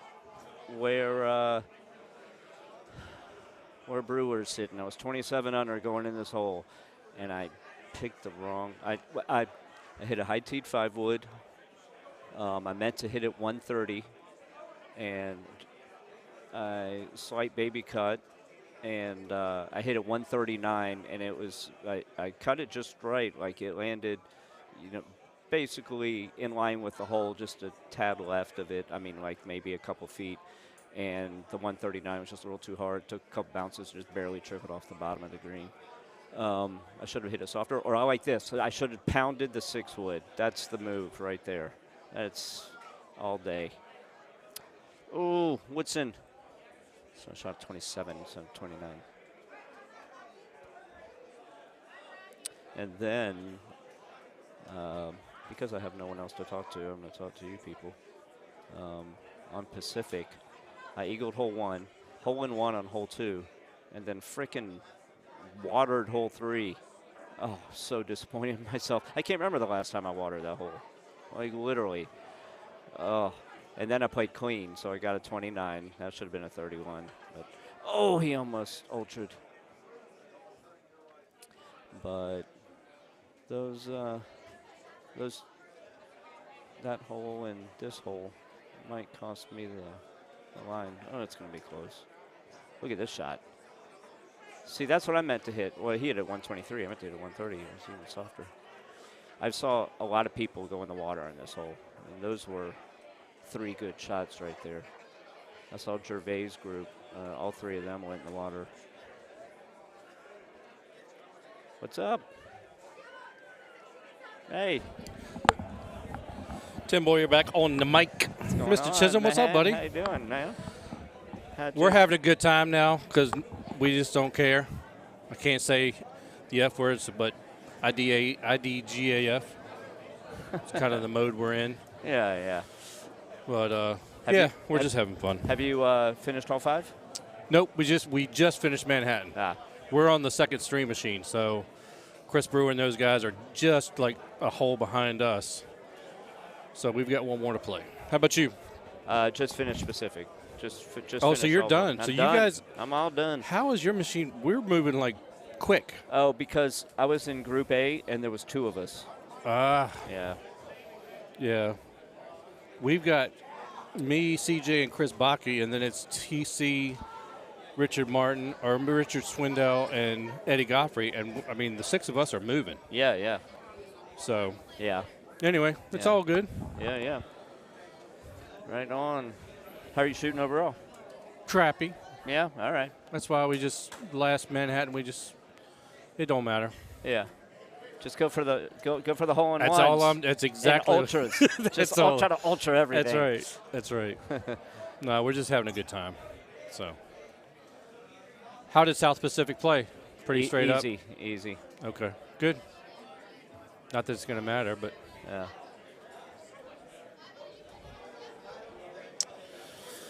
Everything is good. Moving right along. What are we? 6:20. We've got an hour and 10 minutes to possibly play doubles tonight, and we're not even going to be close. I don't think. Close to what? They have to start taking sign-ups at around 7:30 for us to be able to play doubles. Oh, or else I don't they'll think cancel qualifying. it? Yeah, I don't think qualifying is going to be done. Yeah. There's so many machines that are behind. Although if yours Yeah. is open, that means that's there's a second group. the on big it. group. Yeah. But if they're on South Pacific, that's good. Yeah. I know the machine that's behind us, the A group was on South Pacific, so I don't know. Hopefully some machines will start opening up. If you guys are watching the stream, make sure you're sharing, liking, commenting, asking questions if you'd like. Everybody's doing a great job here. I'm watching. It's so funny. I'm watching all these people walk Ryan into B said 130-ish cut line. I wonder what my total is. Let's see. But all these people walking into the bar and then turn around and walking right back out, seeing that the pool tables and everything else is pushed to the side. Let's see. I've got what do I have here? 13, 7. 13, 17, 19, 4, 7, 11, 18. Eddie didn't even need the roll there. He made it easy.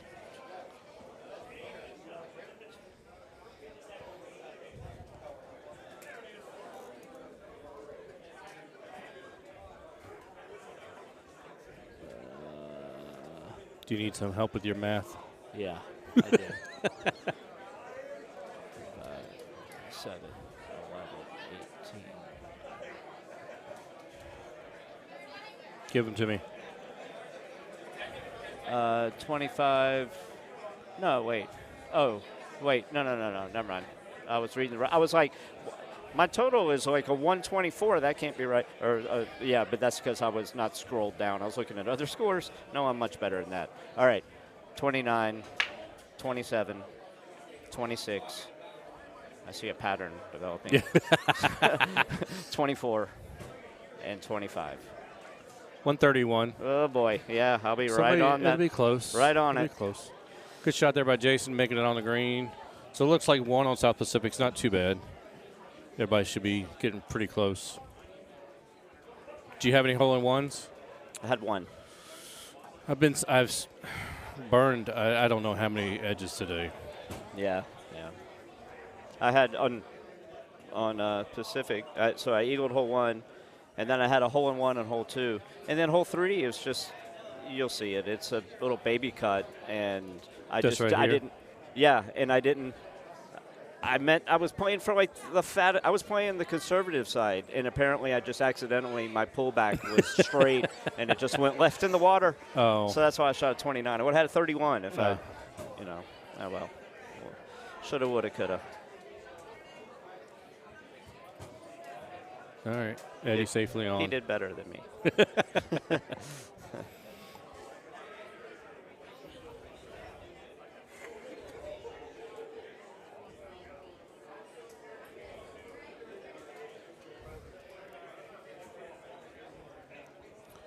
Not bad there by Rich. Puff didn't like his chip very much. I was talking the last earlier when I was chatting with who was it? Oh, Brian, when we were coming. Burnsy, yeah. Yeah, and or Ben. I'm sorry, Ben. Good job, and, Dustin. I was like, yeah, I'm going to be close to the line, and I go, it's like I've been in enough of these where when I've made the main and then made the purple and it's always frustrating to like miss it by a little bit. Mhm. But on the other hand, at least playing in the purple, I usually get more matches in. Yeah. It's more like a more fun day. Right, it could happen. You That's know? absolutely right. Not to say I don't want to be in the main. Of course I do, but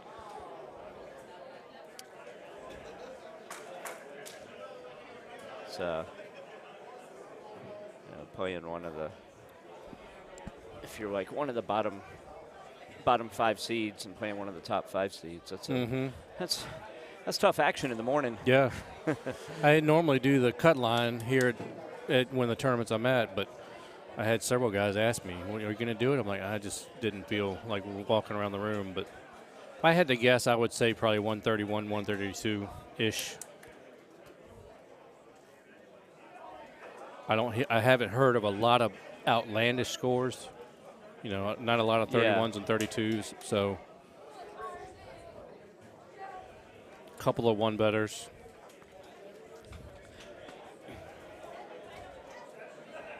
I know Eddie's probably going to be hovering right around 135, 136. What I do sometimes is like I see how many strokes better, or I put par at 32nd place of each course, and then count how many up or down I am on that.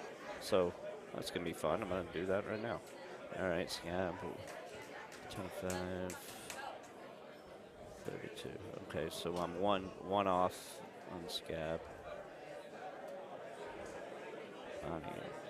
Yeah, Dustin, that's exactly right. And the pool table, they only have 3 pool tables open, and they're only using one of them because 2 of the 3 are basically right behind the stream, and they didn't want to put those out because they didn't want any interference. So they only have 1 pool table open.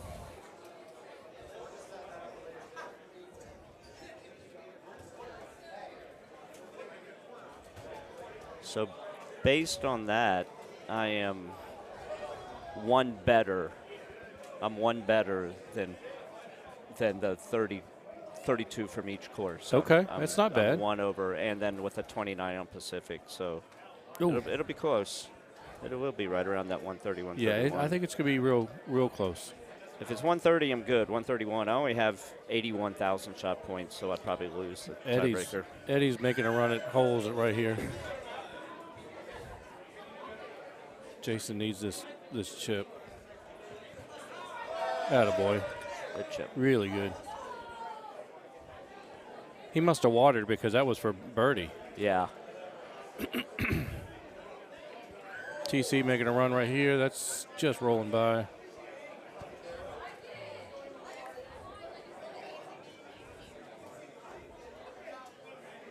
Where are you from? I don't think I ever knew I that. am an hour and 15 minutes southwest of here. Oh, right on. I didn't know that. Yep. I'm very. Obviously. That's this why is I like hometown almost. So I'm up here playing with Lee Chepanik and Jason Lashivo and Mike Payne and Rob Poultry and these guys up here. Yeah, where do the Los Chiavos live? Los Chiavos, yeah. Los Chiavos. Winter Park. So they're just north of Orlando. Ah. Honestly, it's just north of downtown Orlando. So. So they're like they go home at night after this. No, they stay down here because it's about 45 minutes. Oh actually. yeah, you don't want that after you're faded. Yeah. And they have a few adult beverages during the day. Yeah. So. Yeah. But no, they could, but they're responsible. They stay close. That is responsible thinking. Not a bad shot there by Eddie. When I had when I was running the Denver Open, the last 3 years it was in downtown Denver, and it was about like a door-to-door, a 25-minute drive. And but me and Bob Ludwig, who was living in Denver at the time, and then Pat Fake would come out of town. But we just would rent a condo just down the block. Yeah. I mean, it was kind of a dual purpose. One, it was to be safe. I mean, we could have just taken Ubers back home, but it was like, let's take a vacation in our own city. We'll get away from the significant others. That's right. They don't have to deal with us coming home drunk for 4 nights in a row. Yep. That is correct. Yeah, I mean, honestly, if we wanted to slide back home, we could too, but it's just just easier to drive 5 minutes than an hour and 20 minutes. Yeah, yeah. So yeah, it's worth the 300 or whatever for 4 nights. I love watching Eddie putt. The way he touches his hand before. Yeah. It's a. Well, I don't know if anybody's talked about that all day, but he's an ambidextrous player. Oh yeah, I've qualified with him and watched it. Because and it's kind of freaking me out. Yeah. you kind of can't watch Eddie play sometimes because you're like, he'll switch up on hands on you and you don't know what the hell he's doing. Yeah, he's like one of those 3-card money guys, and you're like, what happened? I just lost my money, and I don't know how. Yeah, he'll pull back with his left hand and hit with his right for a lot of his drives, and I'm just watching him going, what are you doing? Yeah. I saw one where he was hitting to A or C, I think to A, and he was hitting, what is he, right-handed or left-handed? He's right. I guess he's right-handed. I don't know. Oh, no, well, whichever hand it is, he grabbed, so let's say he's using his right hand. He put his left hand on his wrist, and it was like a 2-handed backswing. Except he used his non-hitting hand to help pull his hitting hand. That's funny. It was crazy. That's funny.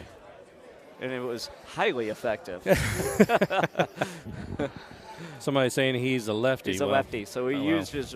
So he was going to C. He used his right hand to help pull his hand over. It's kind of funny. But it's effective. Good shot there. It's effective whatever he's doing. So. Yes.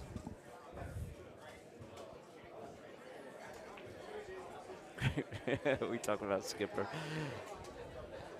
No, we were talking about Eddie G. Nope, Richard hit just a little bit too far. Got to kick off the rocks, but should be okay. Nice putt.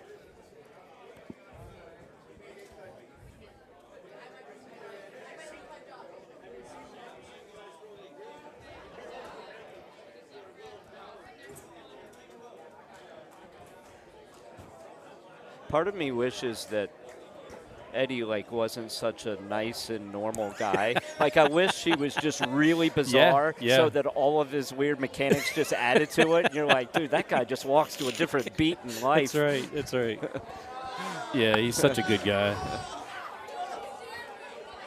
Oh, that was a putt. I thought he could hold something out. That's hitting a bad look right here for this par 3. He's the guy that every father wants his daughter to bring home. Mm-hmm. They're like, yes, you have our blessing.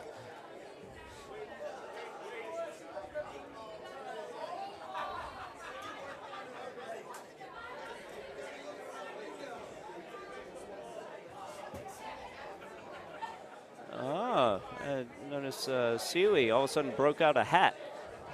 He wasn't wearing a hat earlier today. I wonder where that hat came from. Yeah, he hasn't had a hat on all day. Maybe he won it from someone.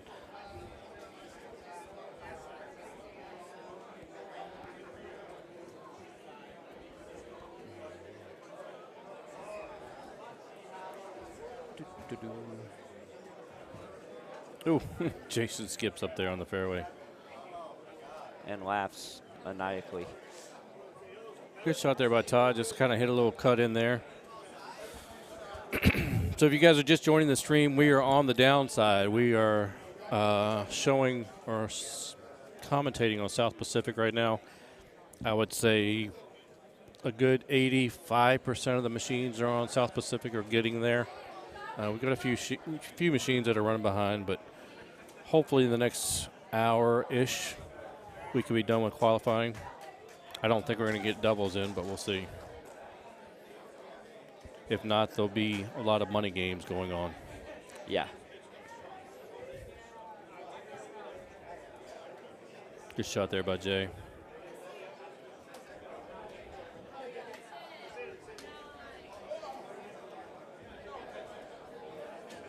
Get in there. All right, here we go. All right, smile. That's a cool picture. That's cool. The reason Good I putt. just yelled out smile is because I I say smile to my phone, and it takes a picture. He was of me talking to hitting the Siri. button. Yeah. Siri, smile. No, Siri. No Siri. It's an Android. I was talking to Siri. Bixby. Oh, yeah. I haven't used that in a long time I with my haven't phone. either. I don't even know if it works anymore. Yeah, it works. I know when it first came out, I used it a lot. And then the next year I got the phone, or the next time I got the phone, it's like, Bixby. I had to basically yell at the phone, and sometimes it would, sometimes it wouldn't. Yeah. I'm getting the new, this is an S10, so I've had this for almost 4 years. Oh, yeah. I'm getting the new one, the 24? Yeah, I'm going to get the Plus, not the Ultra. Yeah. Looking forward to it. We've got the S23s, and they're really good phones. I'm not one of those iPhone guys. Are you? I'm not either. I'm an anti-iPhone. With the whole thing with the different chargers every year, like I just I was anti. Yep. Can't increase the memory. You can't. I loved it when they forced them to have USB-C. Yep. Also, I've never had an iPad or anything, so I my fiance has one and an iPhone and an iPad, and so like whenever I'm using hers for something, I'm like, you're lost, right? I'm like an 85-year-old woman. Yeah. Like, how do you do this? Yeah. One of the somebody I dated a while back had one of the computers, the laptops, whatever they are. Yeah. I could never use it. MacBook. Yeah, I could never use it because I didn't know how. This is retarded. Yeah, I didn't know how to close pages. If something would pop up, I'm like, how do you get rid of this? I'm like, come on.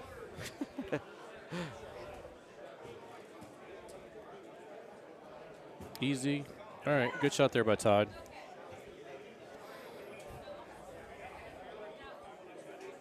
Move right along here on holes 9 and 10. Left side is getting ready to make the turn. Right side just one hole ahead. Uh-oh. That's not the curve you're looking for. What's up, Mouthy? Hope you're doing good, man. What's up, Mouth? Chris Litzinger. Yeah. I'm not even sure who that is, but oh, he was one of the best players. Yeah. Back in the day, mid 2000s. Yeah. That's it was like him and me. Haas. Yeah. Okay.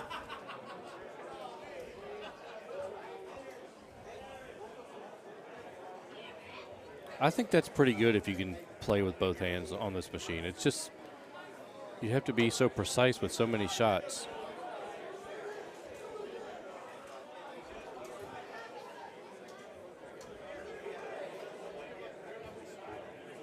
Are you, speaking of iPhone product or any Apple products, are you a Bill Burr fan? Yes. Yeah. Yeah. Have you seen him when he does his rant about Steve Jobs? Yeah.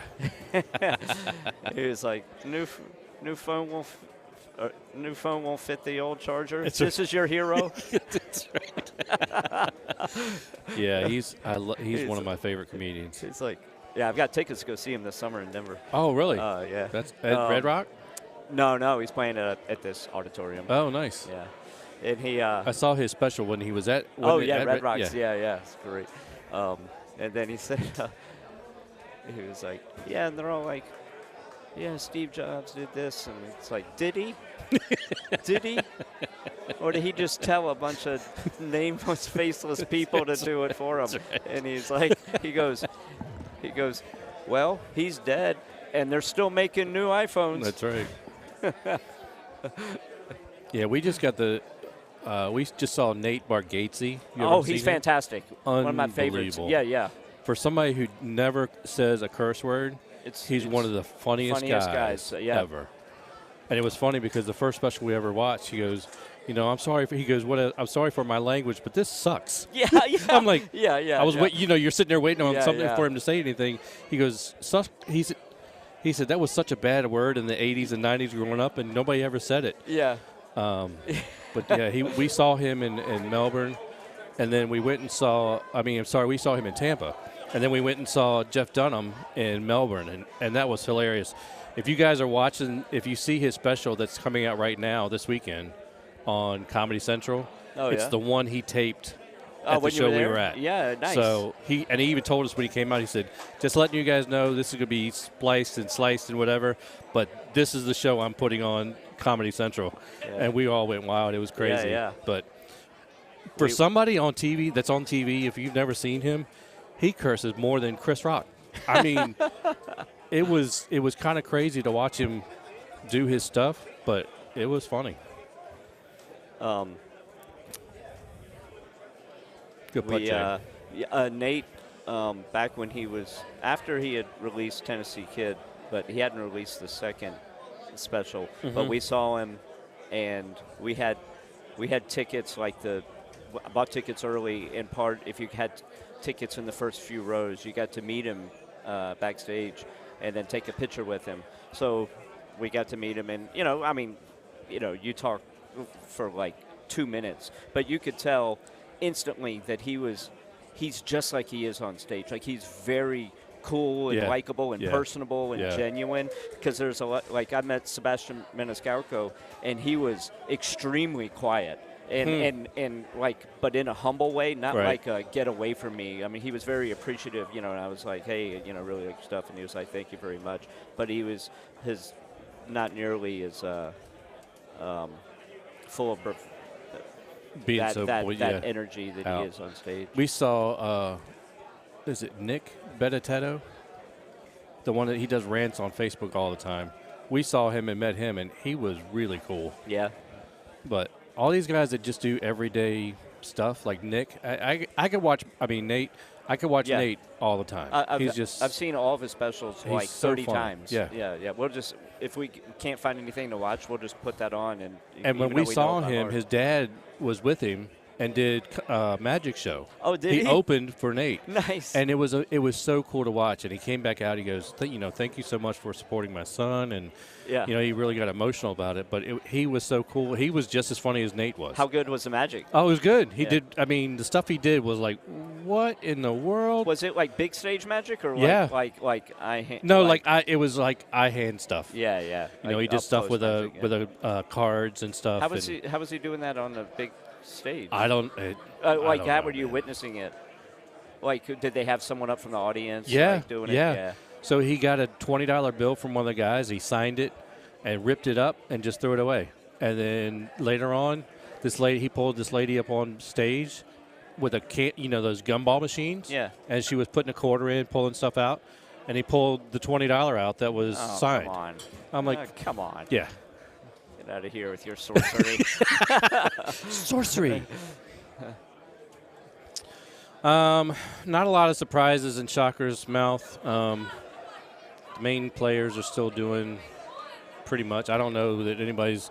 We were talking about a little bit earlier. There's not a lot of high scores.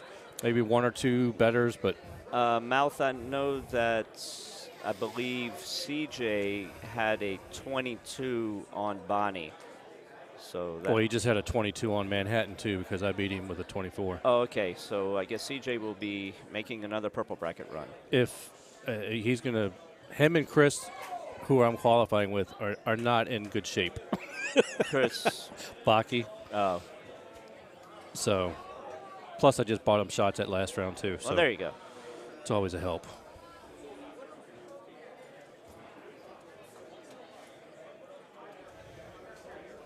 But there were a bunch of not good scores on Bonnie. Yeah. 32nd best score was 25. Yeah.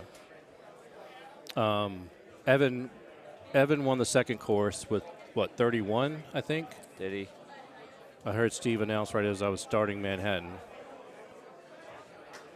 And that's all I know. Well, that's more than most.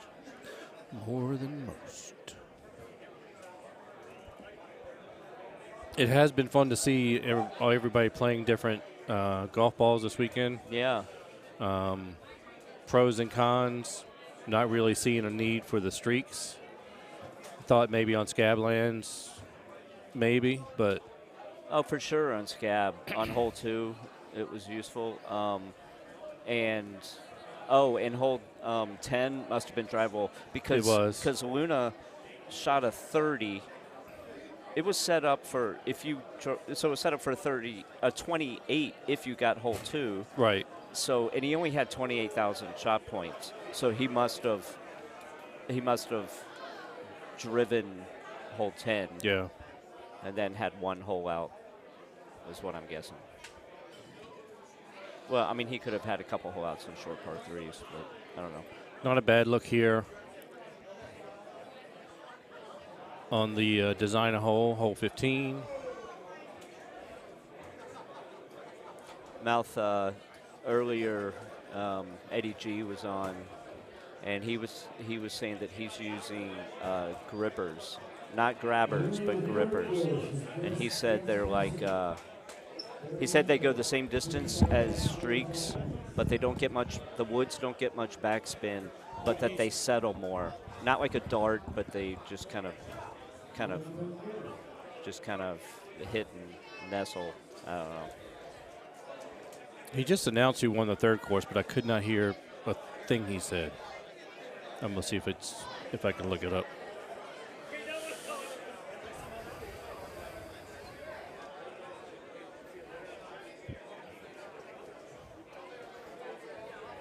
All right, so Eddie's at 25. So That's Jeff Leeper, right? Is it? Yeah.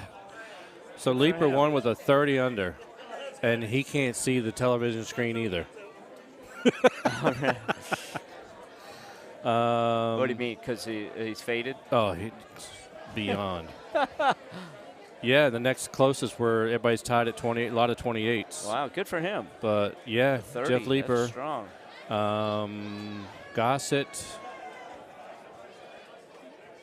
Gossett won the second course. Andy Pope came in second, and then Scablands was Haas, and Luna was in second only because of points. They both shot 30 under. So that's where we're at. Obviously, a lot of players are on Manhattan right now. The two streams are on South Pacific.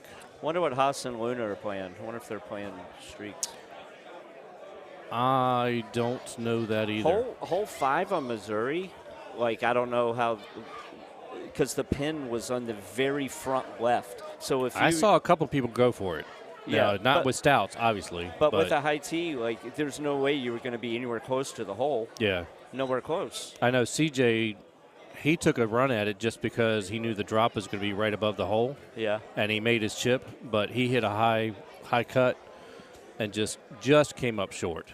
So and he was using stouts? He's using stouts, yeah. So I'm sure I didn't pay attention to these Eddie and those guys if they went for it or not. I didn't do it. I didn't touch it. Our TV just fell over.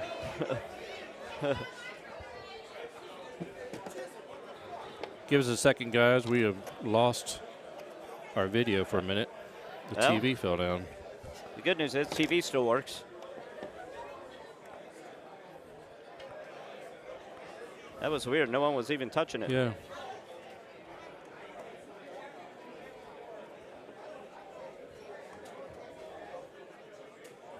That kind of scared me. Just kind of happened I think out of nowhere. my cushion headphones might have saved the screen.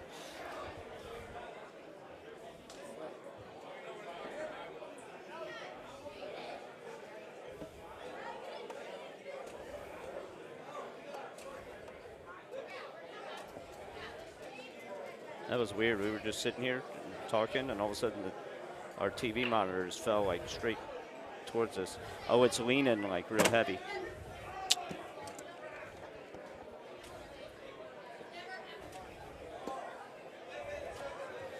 Yeah, and it's not going to set it by itself. I'll hold it for a minute, Andy.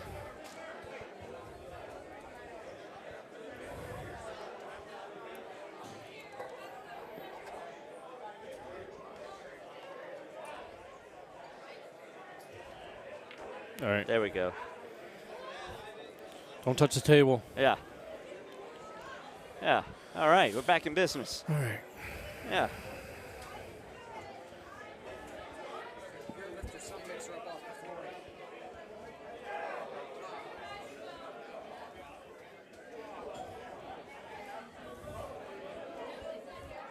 There's a lot of weight here.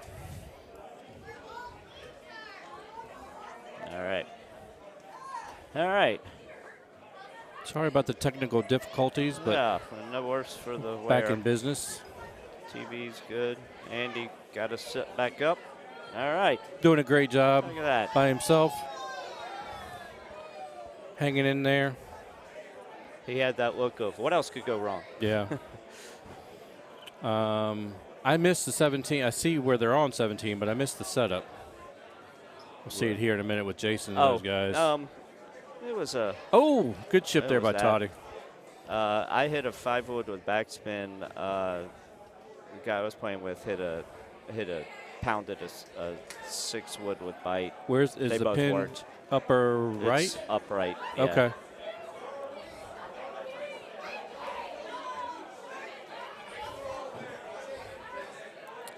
And this one's just, I mean, you got to make a putt here because you can't really fire at the hole on 18. Yeah. I hit a high tee with release. That's 16 in their face, though, here. Yeah. I hit a high tee, and I put release on it, and I got pin high, like, I don't know. And what, right 8, right 9? Yeah. I mean, left 8, left 9? Yeah, like a 25-footer or something. Okay, not bad. 30-foot. Eddie giving it all he's got. Kind of just like this. Okay. That's about the same. That's putt. actually, I mean, that's not too bad. Yeah. You kind of actually want to be, I would think, a little bit more above the hole anyway. Let's see what Richard does. Yeah, I just told myself, don't try to get cute and put it in the lava. Right. Like. That was pretty aggressive line right there. Yeah. But again, all three of these guys are fighting the 16 wind, so.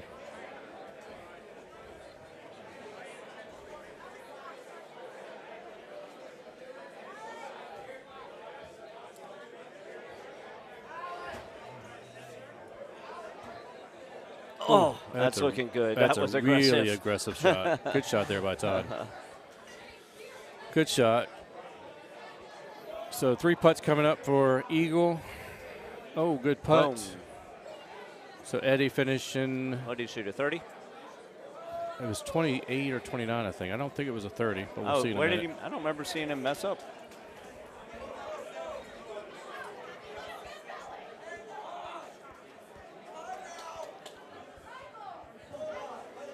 TC with a 25.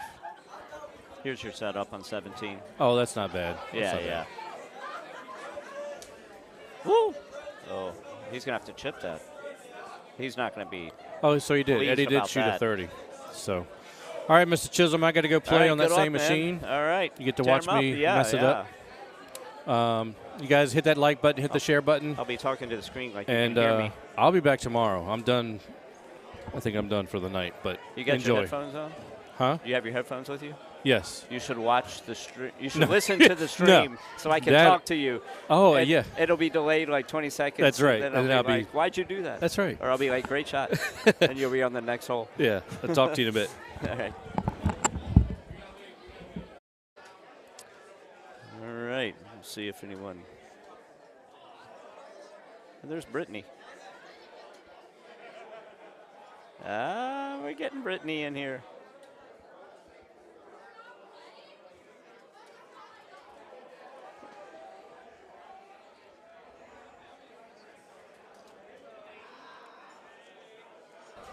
Hello, hello. Hello. Ah, there you are. Here I am, finally.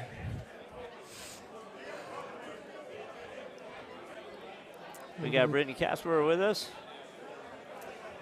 How you shooting today? Pretty well. Yeah. I just finished altogether 114. Yeah, all right. Yeah. Right. Little ups, downs. Yeah. And then there's Bonnie Moore Black.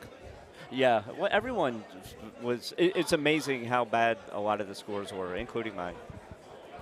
The 32nd, the 32nd best score was only 25. Wow. Yeah. Yeah, it was. I kept telling people I thought I shot 20, and then turns out it was 18. We'll go with 20. 17 was pretty rough. If you got in trouble, like, strokes started adding up quick. I actually, what did I do? I did a high 7-iron, and I didn't even like think about it. I just like bite through it and just right above the hole, so I was able to putt nice. it. Wow, nice. Yeah. Okay. Yeah, these are some good scores so far for Pacific. So when do the ladies tournaments start? He's saying 9:30 in the morning. Yeah, last year it was 10, but by the time Jamie and I got to the finals, I believe it ended after midnight. Was it that late? I mean, I remember watching it, but it was that late? Honestly, I wasn't even looking at my phone at all, you know, Yeah. to see what time it was. Well, also with Jamie winning purple, that probably backed up the matches, I bet, didn't it? Because she finished that before No, you no, guys she finished. played. So we actually did our women's first, and then she did her purples final. I could have sworn, because I thought that she had already gotten the pass, and so, no? Is that not right? Well, I was looking at the website and all the qualifiers, and they put her first, and I was like, no, we finished our women's first. Did you? So technically, I'm the first to get the Okay, pass. all right. Oh, well, she had already had a pass from something else. From the year prior. Oh, the year prior. Oh, Yeah. Okay. She's won so many passes, it's just hard to keep track. This is, I can't tell you how many times, like, me as a person watching the streams from home and now seeing in front of me, like, everything going on. Yeah. I mean, this is Well, pretty amazing. You missed some excitement about 5 minutes ago. Tim and I were just sitting here, and all of a sudden the TV just fell over. No one was touching the table or Oh. anything, and it just went, and nothing broke. I mean, I don't know how, but it was a little alarming. Well, everything seems good. Oh, curious how this is going to turn out. Look at this guy. Oh, That's right. so close.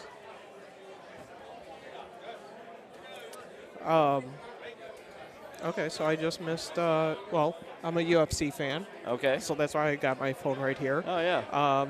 Molly McCann, Molly Meatball, she's been on a decline, and apparently she just got a knockout. So, and I missed it. But that's okay. Yeah. Oh. Okay. Well, I'm going to have to look back later. Where are you from? Michigan. And currently there is only 4 of us here for this tournament. I mean, high horse, whatever. But Michigan, we're some pretty good players. Yeah. And for only 4 of us to be here. Which 4 is that? Me, my boyfriend John Churchill, and Gordy, and Foster. Right on. Yeah. And funny enough, we all got the same flight home. Nice. Monday. Yeah. At 5 a.m. Oh, yeah. There you go. Yeah, get ready for that all-nighter. And who are the other Detroit players? Oh, well. Like So, there's Beatty. Okay, yeah. I just consider all the Midwest guys all in the same group, so I don't really know like where they're all located. Yeah. Oh, like this kid, Wangler. I thought he was Minnesota. Oh yeah, he's Midwest. Oh, okay, yeah. Yeah. We got Beatty. We got Demko. A guy I've never met but would love to is. Wow, I can't even think of his name at the moment. He plays like stock. Oh, yeah, McClellan. Yeah. MC. Yeah. Jeff McClellan. Yeah, we're good buddies. Yeah, I hear he's a trip. I would Yeah, he's a love to cool meet him dude. one day. He's a cool dude. We do Michigan tournaments every well, at least like once a year, and he never shows up to any of them. Yeah, he's a family guy and works a lot, but he never misses a beat when he does come out to play. Wow. I'm sorry? I'm going to have you hop up for Lee. Oh, sure. I got Lee coming in. You can come in a little bit. If you want to sign off before you. We got Lee coming in. This is Chisholm, by the way. And all right, enjoyed it. And we'll catch y'all on the flip side.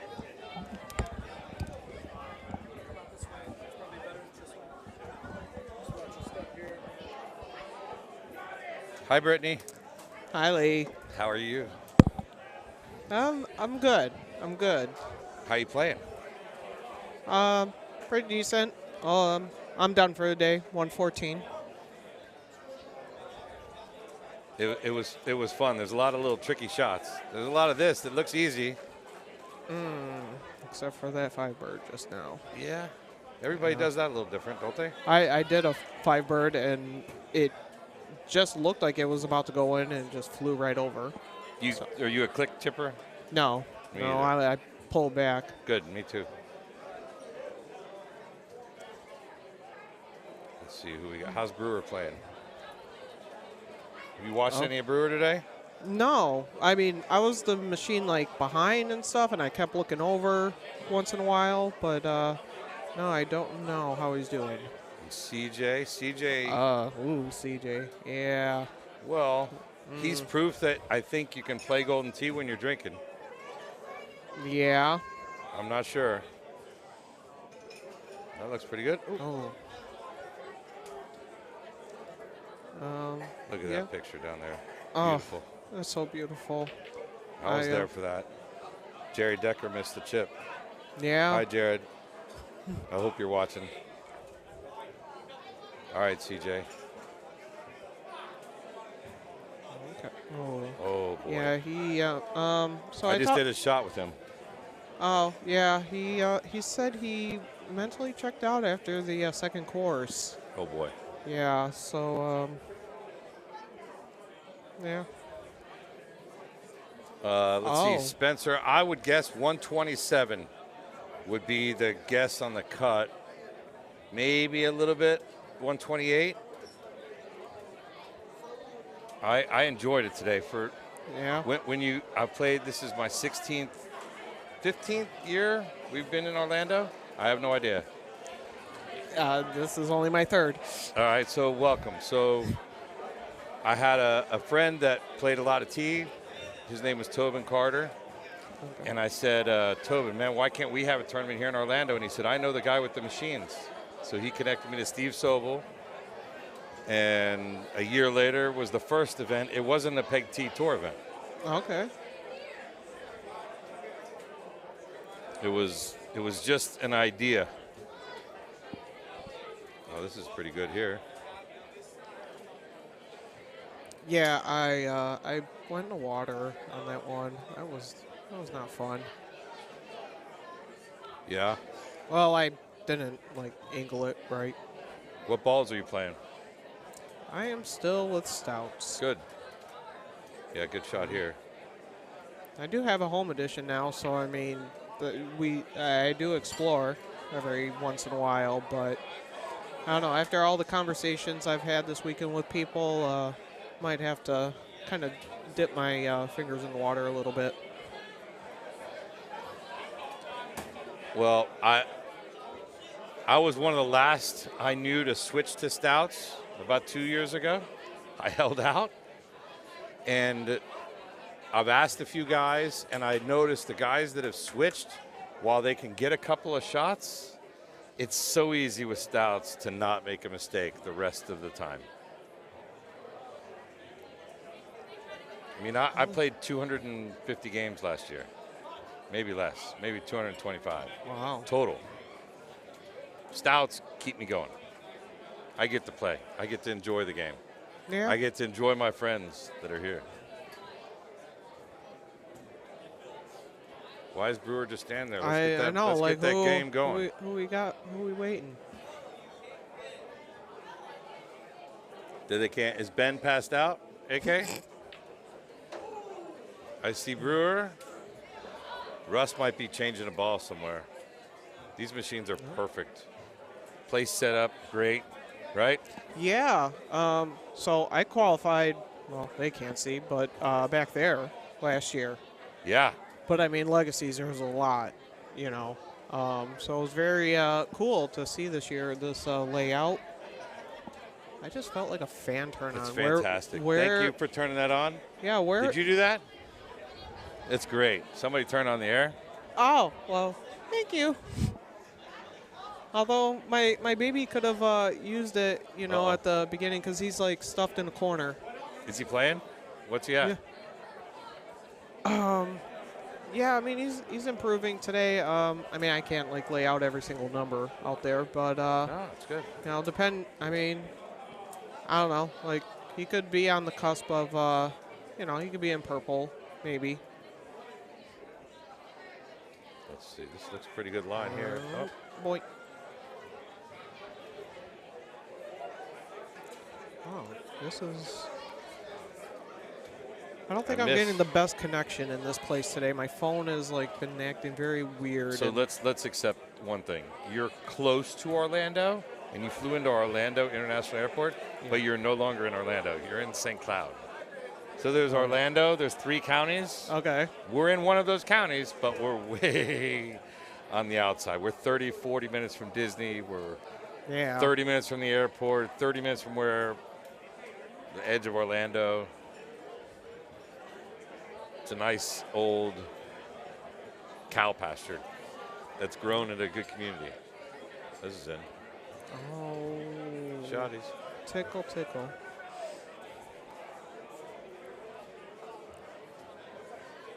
Oh, hey, look at that. There we go. Everyone woke up. Did you drive this green? No. I mean, I was close. And then I tried to do a 5-bird pullback because I don't clip. Yeah. Yeah, and almost got it in, but didn't. He didn't really hit that. I'd like to see Brewer hit that harder, but that I hit stout, straight, right there, and it was no problem. I got it to the fringe. I don't think I putted from the green, but it was less than 400 yards. Oh. This brings I'd in like that lob on the left. I'm very scared of this one. I'm very, okay. I mean, I definitely would have been in lava. Ben can make that. Russ is going to hit it straight. I'm really mad about this one because I actually went in the lava, and What'd you hit? My 8.5 bite, medium, and that's the expectation. That's the 10.5 he just hit. Okay. That was the shot. The 8.5 I think is too much, and if you hit it too hard, it could bounce long.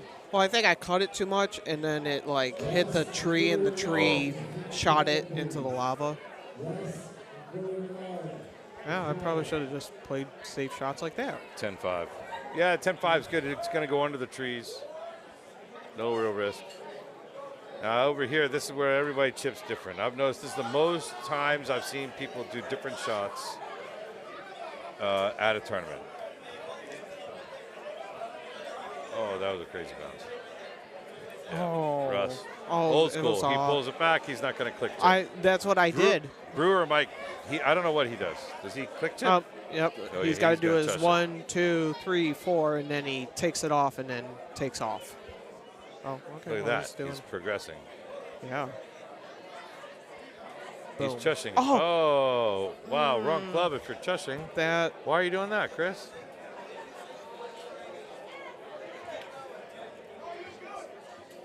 Oh, that was unfortunate. Oh, CJ. Oh, CJ. Yeah, he's.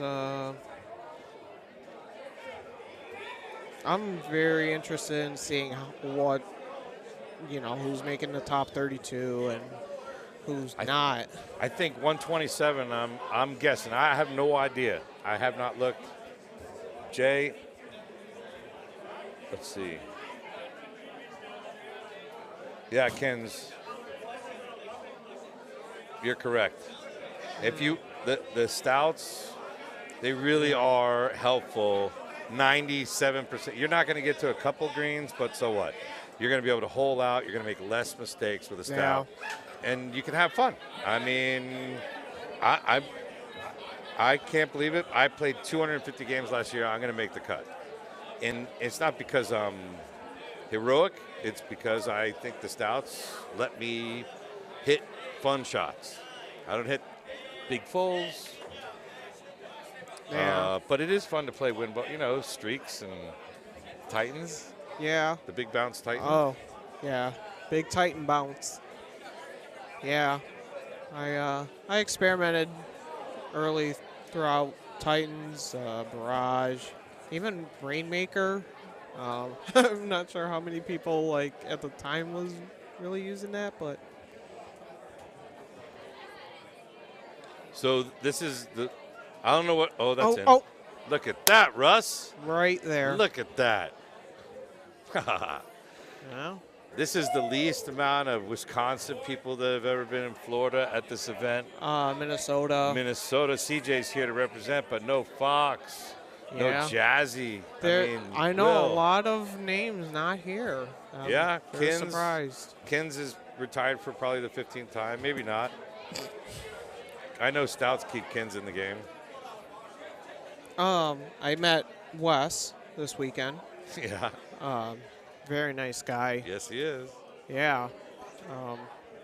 I've been hearing that he hasn't been back in the scene for a couple years. It's been a long time.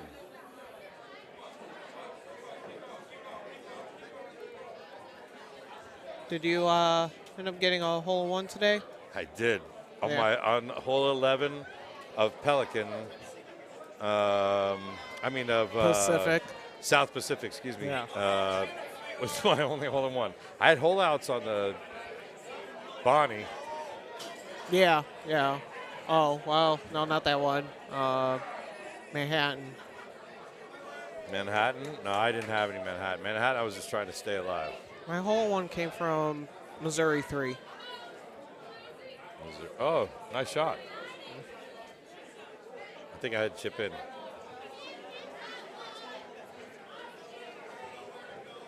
No, wait, 3? 2.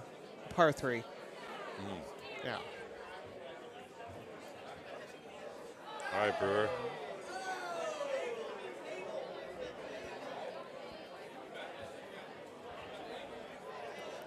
Is there anybody from Michigan here besides, let's see, Gordy and Mark? No McClellan, no Beatty, no Kenny. Just me. There you go. Hole in one by CJ. That's what happens. There we go. Somebody gave him some coffee. Adding on to Gordy and Foster, Love me and my boyfriend, John, we're the 4. We're the Fab 4. Right. Well, Gordy lived here when I met him. Okay. Before he moved up to Michigan.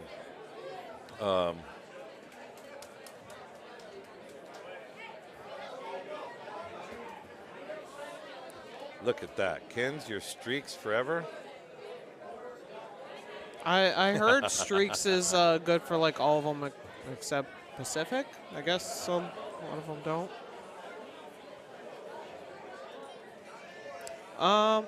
Okay. Well, okay. Nice comment. Thank you. Well, Kins, I'd like to see you here too. My boyfriend of 9 years and I, and his last name is Churchill, and I am Casper. Yeah, he's the one that got me in the game. And we were already dating 3 years before I finally asked to start playing with him. Now you have a machine. Now we have a machine. Yeah, it's very nice. Uh-oh, CJ. Hot and cold.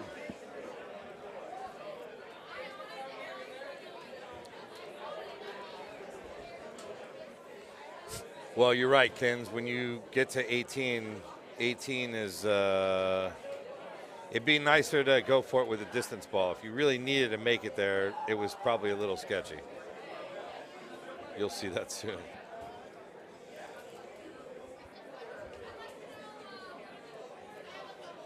How's Ben doing?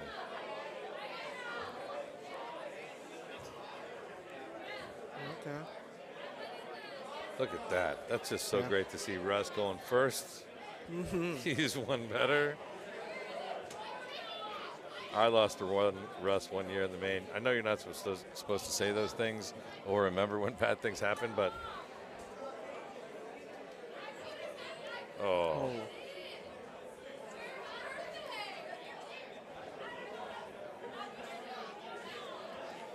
is a lot of guys are chipping this. It's tough to make a long putt there. Tim Boyer has 50 feet. There you go. Oh, nice. That's good to see. Yeah. That could be a better score than CJ. Come on. Okay. Yeah, I love CJ. I want the best for him.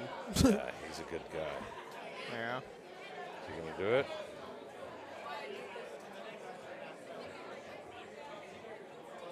Oh. So close.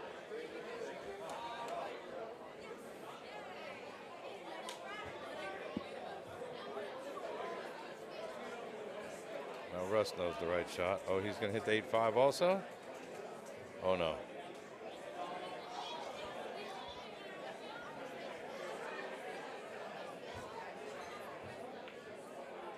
Oh, that's the tree. See, yep, that's the tree.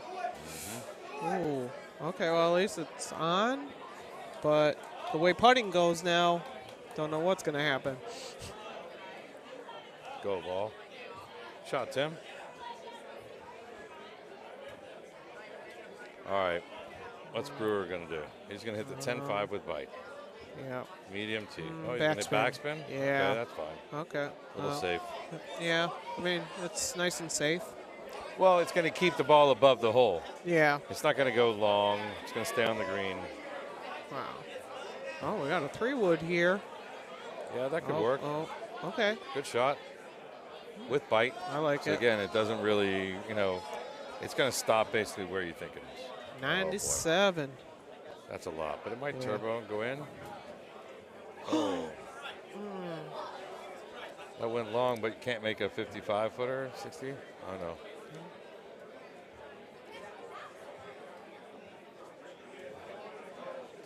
Okay, Chris is still clean.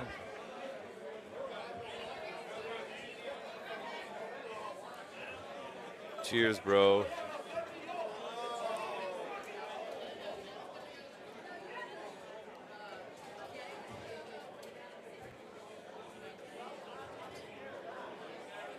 It's fun. This is an interesting shot. I used to like going down to the right because there's a better angle to that flag. But if you go this way, it's shorter, and you can hit something that goes a little higher, and it'll just land on the green. And yeah. Oh, stop. I went down there recently just because the wind direction for the second shot. Yeah, wind direct. Good choice. Wind direction. If I can lay up to a straight wind, I do. Yeah. And I don't care if I hit it to 80 yards or 250. In a qualifier, it's the most amount of points you can make. Yeah. To go along with your score. So if you can get a great shot from 200 yards, it's more points than one from 100 yards. So in a qualifier, get yourself a comfortable number. Make it easy for yourself to hit it just like CJ just did, where you just flicked it, and you're going to get it down near the hole. And if you don't let your head get in the way, this could hit the rock, Russ. Yeah. Then you should be able to make a lot of cuts. You're good enough to make a cut. I know that. Thank you. I don't know. Today was every year there's like out of the 5, there's always that one course that like gets in my head a little bit afterwards, and then maybe I bounce back. But Bonnie Moore really, really pissed me off today. Okay,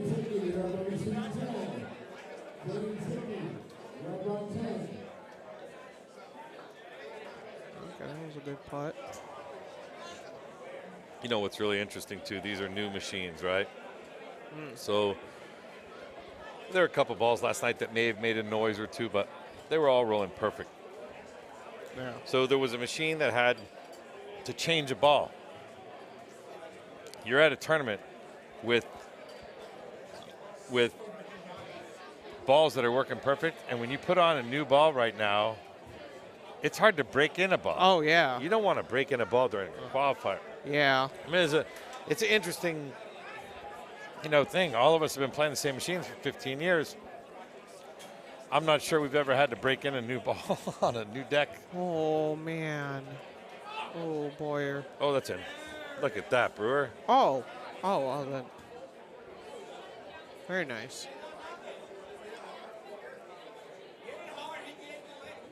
I'm glad Ben's not completely cut off. No, you know, Ben's scores I think were pretty good. I think he shot 26 or 7 on the first course. Okay. 26 again maybe on the second course on Bonnie. I don't know how else, but he seems to be playing pretty good. Good for him. Uh-oh, Russ. Okay. A little deep.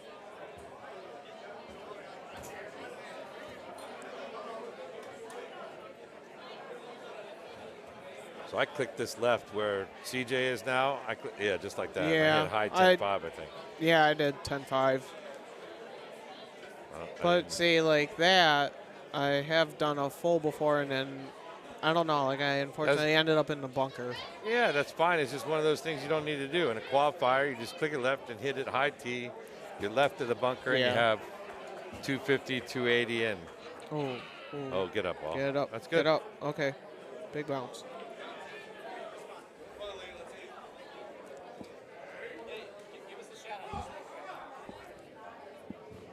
I have some fans over here that want some acknowledgement, but they got to pay their tab.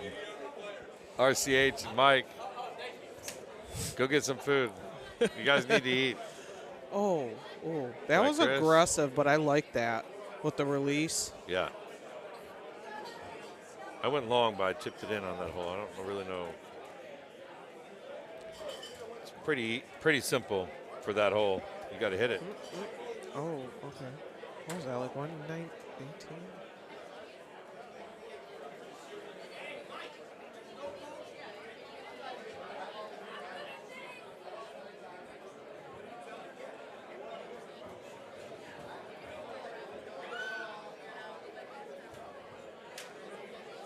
Boy, isn't that interesting, that little grip that CJ's got. Oh. Oh, boy.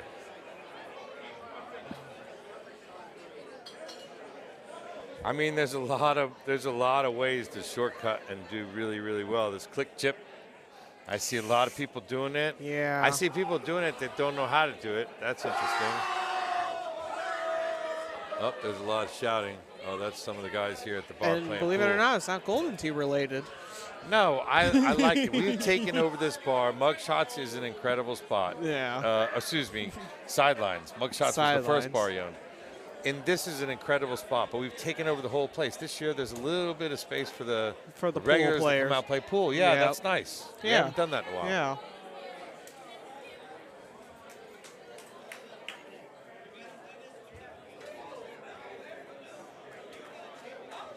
Oh, red ball, yeah. Yeah, well, Mouth made a great point. So we have, you know, for the last couple of years, guys were using stouts. We all know that conversation. And when they made the changes, the balls definitely fly different. I mean, it's significant, but it's playable and it's predictable. And so if you go by, I want to score better, the stouts, no question, help you score better. If you're on some other dimension, other than maybe 15 or 20 people in the world that can hit a Titan or a Streak or a Barrage or some other longer ball, I don't think it's the wisest choice. Really, there's so much predictability with the stouts, and there's so much consistency. With the other balls, a little tiny cut might not get recognized.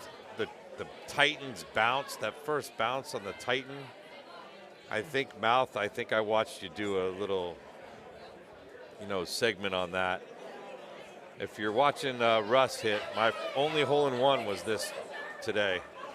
And I pulled it all the way back, about halfway to the left, and I flicked it with nothing. I had about 180. Yeah, that's nice. If I don't need spin, I don't hit it. I think that's the easy shot. But if you want to make it, you probably had to be a little bit more precise. Ben, what's Ben going to do? Oh, yeah, pull back bite. Everybody's going to hit that because there's no reason to go long in the water here or the lava. No reason at all. What did I? But if you want to make it, you kind of got to let it get to the hole. I did a 5-bird low release. Oh. Yeah. Uh-oh. Tim can't miss those. Oh, he missed CJ's putt? He sure did. He missed a 10-footer for CJ. Yeah, well. Shaggy. CJ will still get the shot, I think.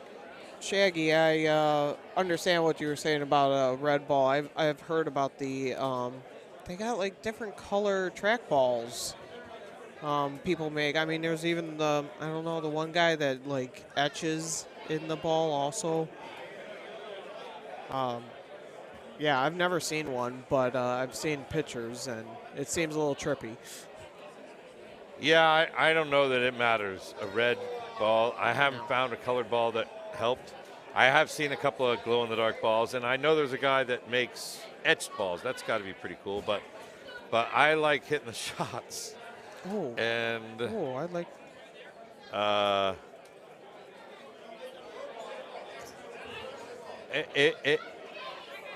There's a lot of fun shots you can do with different balls, but I do agree, Kens.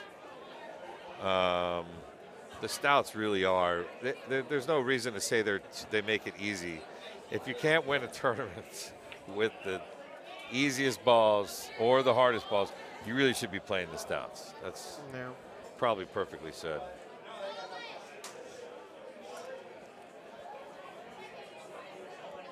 I don't have a laptop here, AK. Does Russ have a chance to make the cut? Any idea? He has made the cut here a lot. And other places. No idea? A lot of the shots here on the South Pacific have been fairly straightforward. I had 190 and what is that, 16, and hit a 5-bird today. That's significantly downhill. Didn't really want to cut an 8-wood. See, here's Brewer hitting a shot. I don't think it was necessary. If you click that left, Russ is probably going to click it left right there and hit a high 10-5 hot. It goes right over and you're fine. I don't know why it's so easy. Oh. Everybody's taking the hardest shot. Oh, this one. What did you just do? 6-wood. Yeah, this is a good one. I actually got this where I made a par on 17. Like, this is really tough shot here, Tim. He's just trying to hit it straight. No, Go. no. Yeah. He teed it back to it. I mean, teeing it back's fine. You're going to have to hit it. I think I cut it and bounced. I did that. I hit it like 125 and got there. Yep, Yeah, like there that. you Oh, not like that. We call that slooped. You're on Yeah. the fringe, but you can't putt that. Yeah.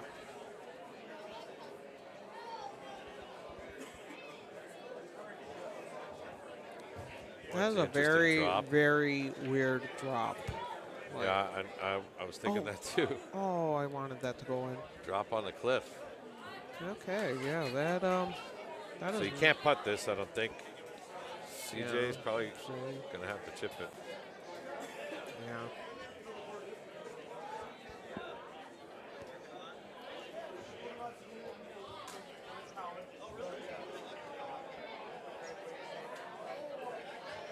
There's those interlocked thumbs. He's just going to predict the pullback.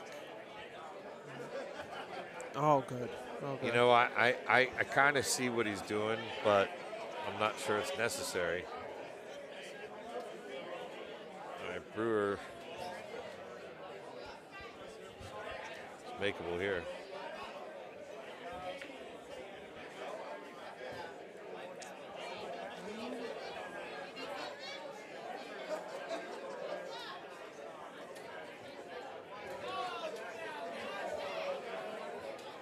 I like that comment from Jake. Yeah, tour machines are they're finicky because especially if you're used to either like maybe playing at home or playing at your home bar or something. Came in here with a clear mind thinking these machines are rather new, you know, so I'm like, okay, they'll be kind of broken in a little bit. And I mean, I feel like I'm still playing the same way I would at home right now, to Jake, be honest. I think the PGA machines are incredible. I think there's a few tiny differences, but overall performance, the lines on the ball. I don't know what kind of putter you are. Making putts is important in this game, and I know I say that, but you really need to learn how to make a putt. I think putting on the PGA GT decks have great targets for people that thumb the ball. The lines are perfect. Oh, Tim Boyer going for it on 18. That's why I said I laid up on 18. Into the wind, 16. Yeah, it was just I laid too up tough. too.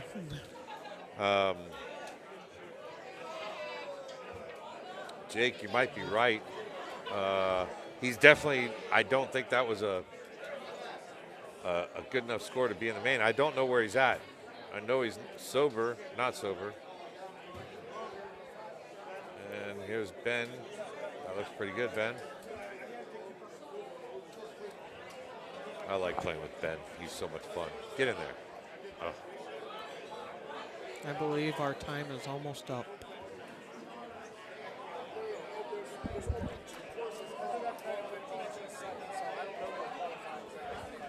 Oh yeah, yeah. Sorry. I mean, what? I mean, the first three. Do we know? We still only have 2 finished. Yeah, you're right. Kyle didn't play the first one yet. Right. All right, Tim.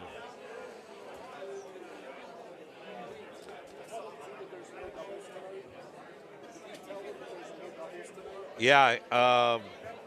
There's no doubles? Tonight there's no doubles. Well, what happened? Look, here's the deal. Shocker. Here's the deal. Shocker In of the Orlando, the more people that come here, the longer the qualifier is a little bit. And so we can't do doubles. But there's a lot of things going on. There's a lot of people that want to play. There's a lot of people that want to learn how to play better. And some of the best in the world are still here and want to play. They want to meet you. And then they want to smash your head in tomorrow. Russ is hanging in there in this round. So I think, unfortunately, after this round, I'm probably going to step back. Jake, I understand, man. I really do. The old machines are comfortable. But these new machines are going to be around.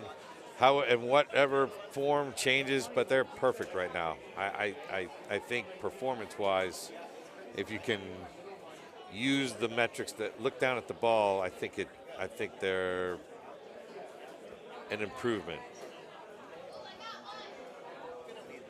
for the average player. I'll leave it there.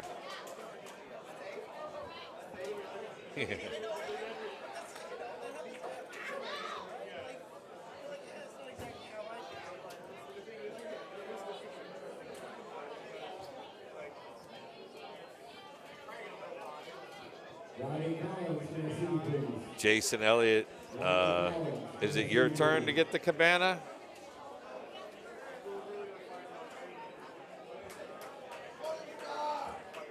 All right. Brewer's on 30 pace. Yeah. It's a pretty good shot. It's a cut 5 for some.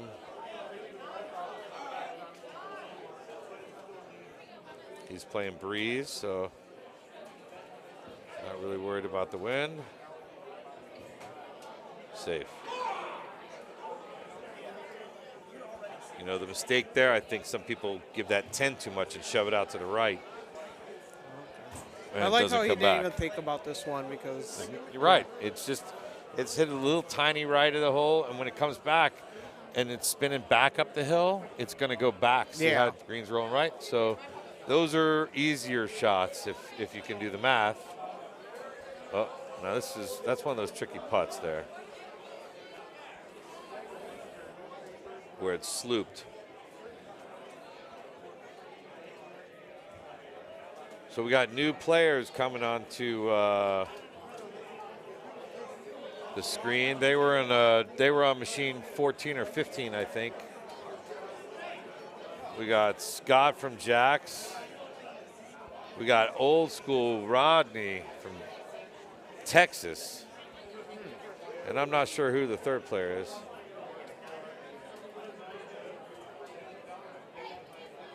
I'm not sure what you mean by crop dust in there. Not many landmarks for your putting angles on the PGA. More feel to it. Look down on the deck. There's lines on the deck. If you putt inside the lines, I use them for left and right fives, left and right threes. It's pretty simple lines, 7. That's how I do it. I think it makes it easy, but if you don't thumb putt, that really won't work too well for you. Burnsy playing good. Hi, Steve. Yeah, Tom Shaw, you're right. The guys that do this for a living, they like to work during the day because they got families. And so during the day, it is rough to try and play Golden Tee for money.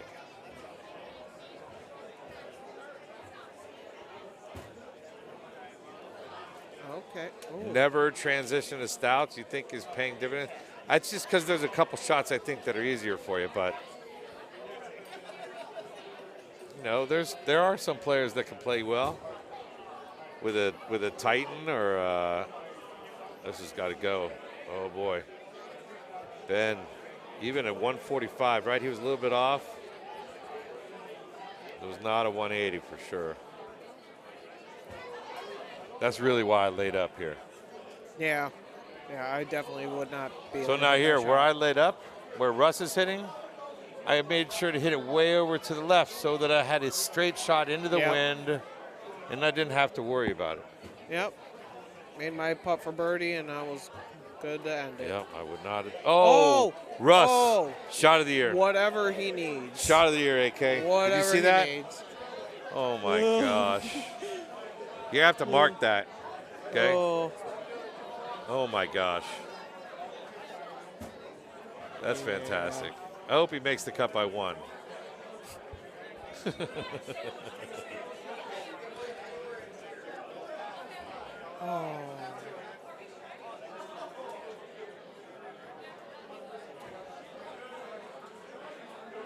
Yeah, crop dusting, man.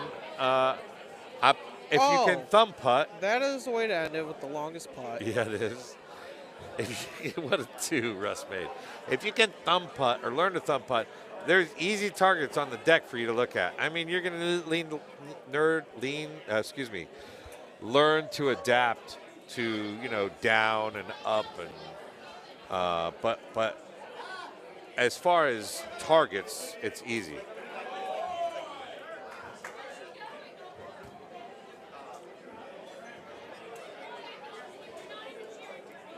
And with that, I bid adieu. Good. Play well. Are you done? Yeah, You're I'm done. done. All right. Well, enjoy yourself. Yeah, you too. Have a great night. Thank you, too. There we go. Old school Rodney. Morpheus. Who else is going to go on the stream? Whoever they feed us. We still got a couple more, right? I think so. Not from the main group, but they're going to give us the new group. Okay.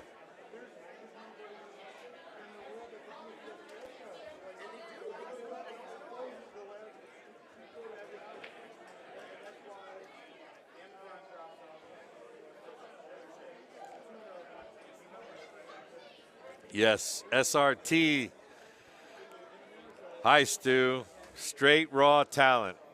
That's always been the right words.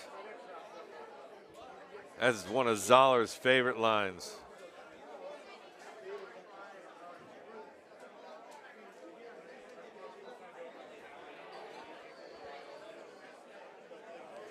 Stu, I miss you. Wish you were here. Here we go. We have one more machine. I think most people probably started the 5th course, I would think.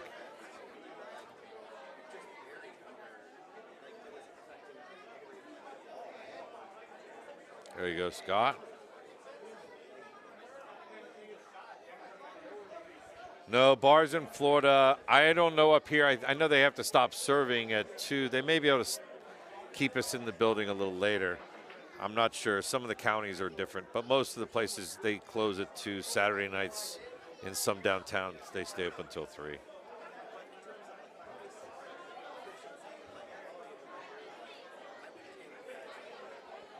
Most guys are just going right through the tree here. Medium 3, medium driver. This is a Titan, so this thing's not going to bounce too well or stop too well. And you definitely want to hit the green. Oh, boy.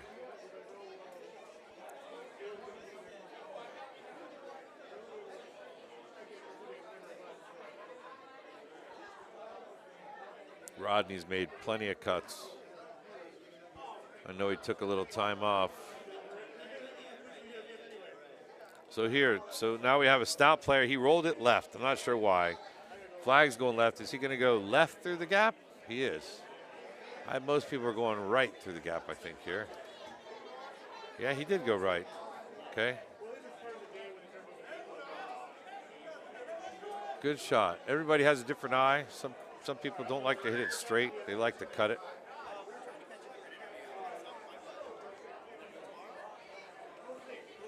I think most people roll this right, hit a 10-5 or depending on the ball. It's a bite, yep. Don't overcomplicate things.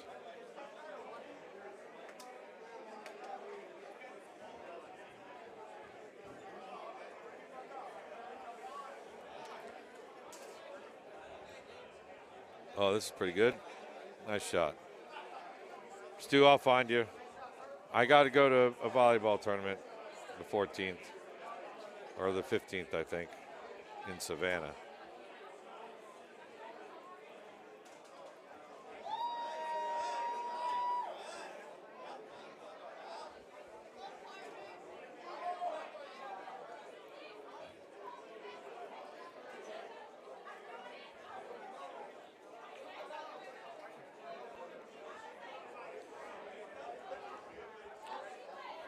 Chip, you're right. Breeze are the same as a stout. That's if you log in and you buy the balls on the PGA machine, they are Breeze. If you buy them in the app, you can still find, I think, customized balls. Set them on reload and move on. This is in. Oh, I get to watch replays of the other machine. I guess we're not going to get that one started, huh? We're not going to get the other machine started?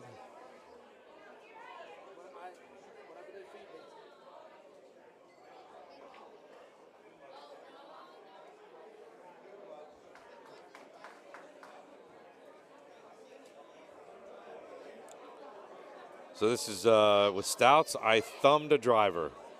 Exact shot, 274. The less things you do, the easier it is to play this game. So he pulled it back. He hit a good shot, but you can see it had a little curve on it, little cut. You know, I don't know if it was necessary to do that. I think it's easier to just, if you can hit it straight, or just flick it, I think you will do better in this game. I think these slight ones that are -3 and -1 or left 1, this is the heart. This is where the bangers are the best.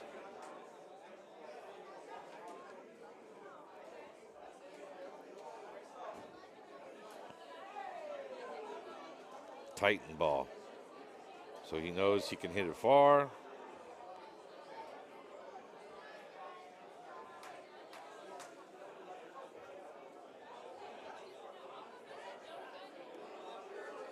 Josh, this is the last course. We went left to right of all the courses that weren't PGA and no classic course this year. So it's the first time I've played a tournament where usually they have to walk around and swipe everybody in with a card. But since there's no swipes anymore, they have a login code for us to log in. And it's easy. And then tomorrow, anybody else, if they want to try it that has a PGA, they'll be able to log in. It's not good if that happens now because people that aren't here will show up in the tournament, and we can't have that.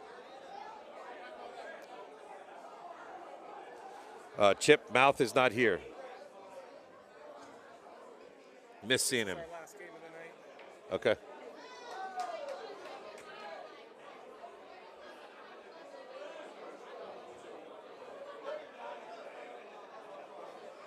Okay, Tom, I agree. I swerve a lot. I do it a whole bunch because it's the right shot too. But it's still easier with stouts. You don't need to swerve sometimes, and you won't make it. You won't make as many mistakes, and eventually you'll hole out a lot more. The need to swerve is still there a lot. It's just simple math. Just take a little bit off.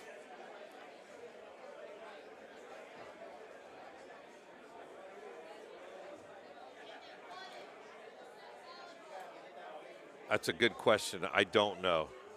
I think they're asking when they get if they want to play the qualifier tomorrow, they can log in that code on a home machine or a commercial. It's probably the same. Yeah, it is.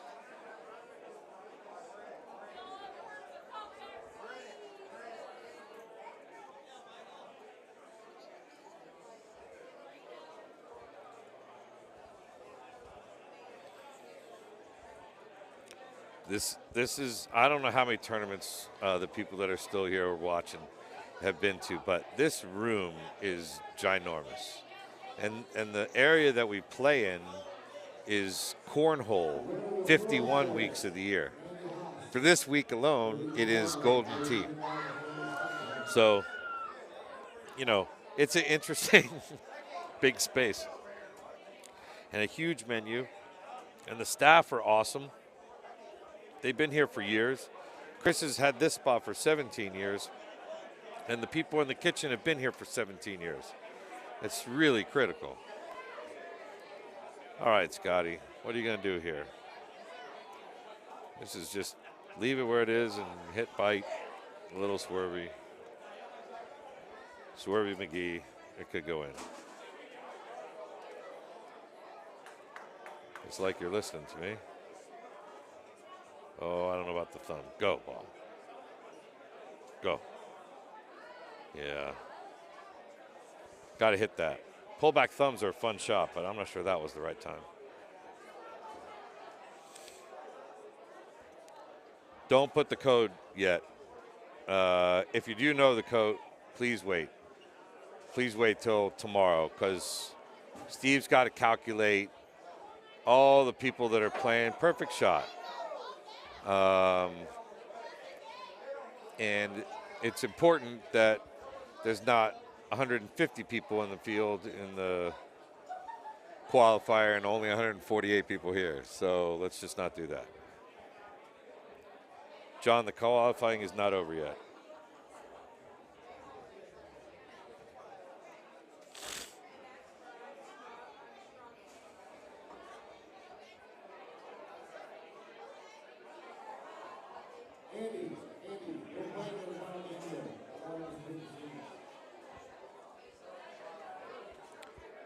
Well,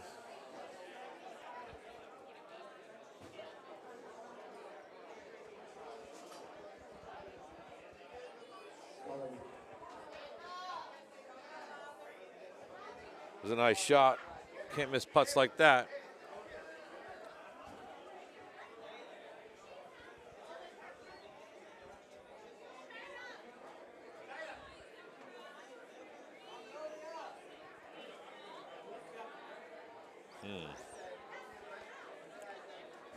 Oh, we got regular play starting on the other live stream.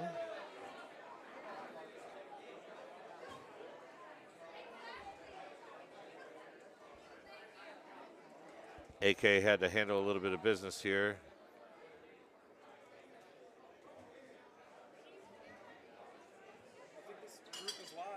They're not playing that. They're not in the tournament unless it's. They're just playing. Yeah.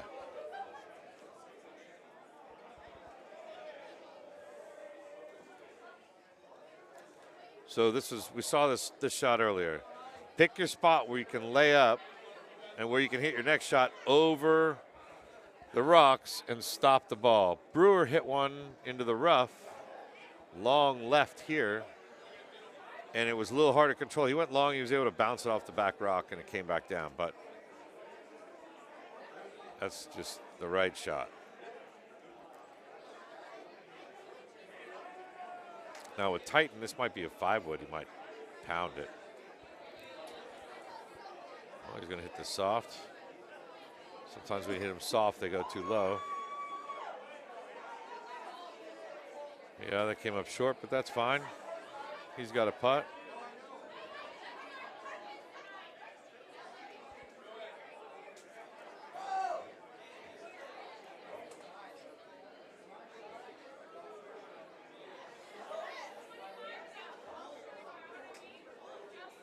Are we going to finish this game? You want to watch this one? We do? This one is qualifying. Yeah. This could be the last qualifying game of the night right here. It is. It is?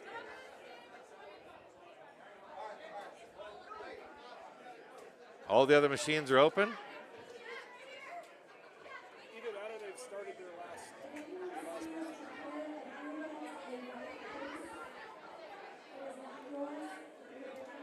I guess the cut was going to be 127 and like 50,000 points. I have no idea. Anybody looking? Yeah, I don't even know if they put the third course up yet.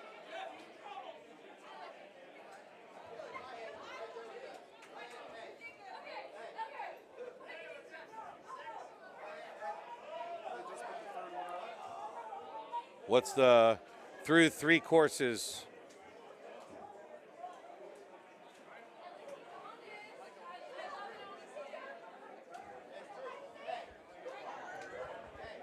It should be like 80. 78? Yeah.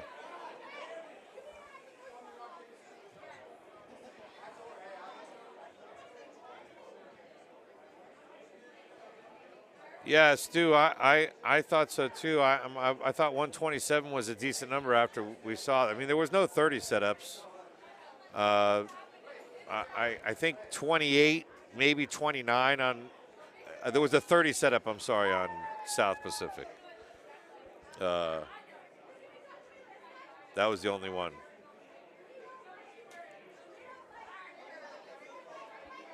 Jeff Stressing shot a 30 on the third course. I've never seen anybody happier. He's been coming here for 15 years. And there are a lot of times when he shows up and doesn't even come back and play on Sunday. He just loves this coming over here and playing Friday and Saturday. And boy, was he excited about his round today. 2 hole-in-ones. As usual, there were a couple of, oh, Scotty, hang in there. Oh, that's makeable. There were a couple guys that did not get in the hole-in-one pot that made hole-in-ones. That's always fun.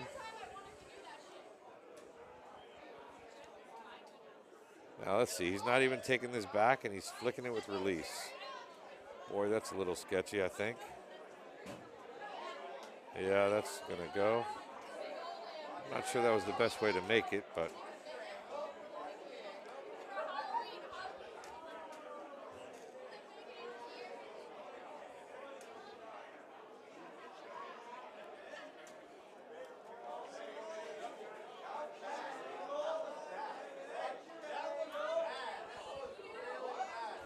I don't know what you mean by no, Robert.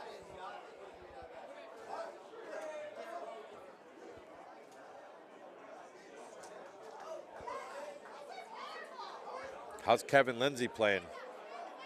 Hey, Kevin, how you playing? How'd you play? No good? What's wrong with your neck? You got a twitch.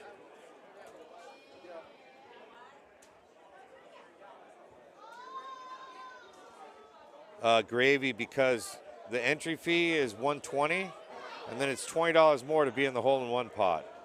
So if you don't pay last night people paid $30 to qualify and they got in. But if they didn't show up and pay $20 for the hole-in-one pot today, or they didn't pay $140 to get in, they were not in the hole-in-one pot.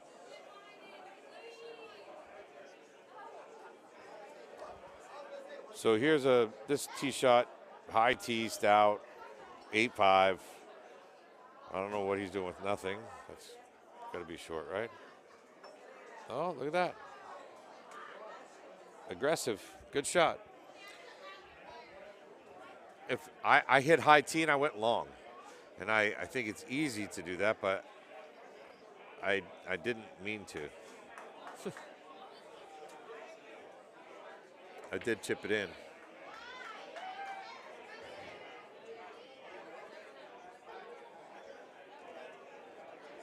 Yep, that's the chip.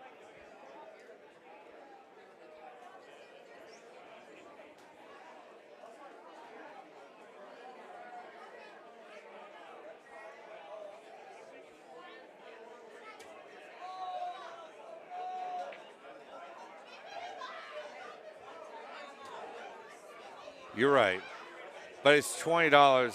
But there's 100 and how many people qualified today? 150? Close. So probably 120 are in the hole-in-one pot. 100 for sure. And then however many hole-in-ones there are, it'll get divided up. It's always about $50, $60.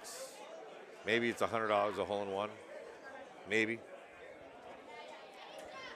I think it's less when they're stouts. Just my personal opinion.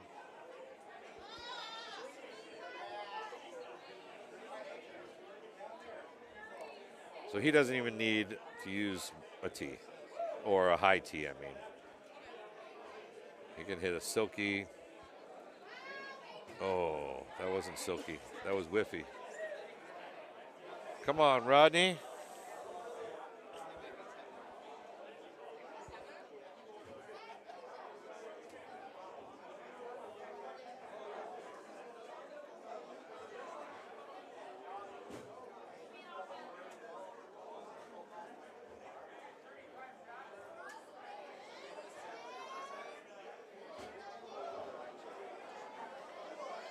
Go right. Well, we got 9 holes left of a stream tonight. I think we go live at 11 tomorrow, maybe 12. 9:30 we go live. First matches. The women's, is at 9:30. Okay. So we start early. I ate a great breakfast place. I had a breakfast arepa today at Suzanne's Cafe. Oh my God. Fantastic. That was a good chip. Look at that. There you go, Rodney. So Scotty's one of those putters. He doesn't take it back. I'm not one of those guys. I will maybe from short distances, but I like taking the putter back. Justin, you can go to pegttour.com and you can click on tournament, and then you'll see qualifying or main bracket, purple bracket. You'll see whatever you wanted to see, and then tomorrow, I don't think they're playing any matches tonight, but tomorrow you'll be able to follow along all the match play.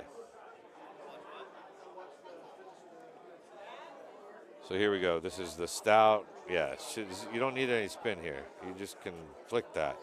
Now, it's safe to pull it back and hit this. This is going to come up short. But it's a safe shot. But if you want to make this, I don't think if you pull this back, you could flick it with nothing. I do not think you could hit it long. It looks like you could, but it's only down 4. So I think this is not really all the way over there, but if he flicks it straight, look at that with nothing. Get to the back fringe, maybe? Yeah, it's fine. Now, can't do that with this ball. This is full wind. Look at that, that's a 7-iron. That's the difference in the golf ball.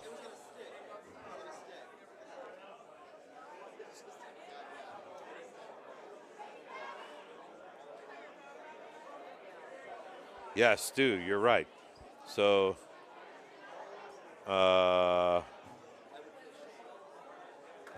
Scab was one of the first 3 courses. Manhattan is 4th. We went left to right. We went, for sure, left to right.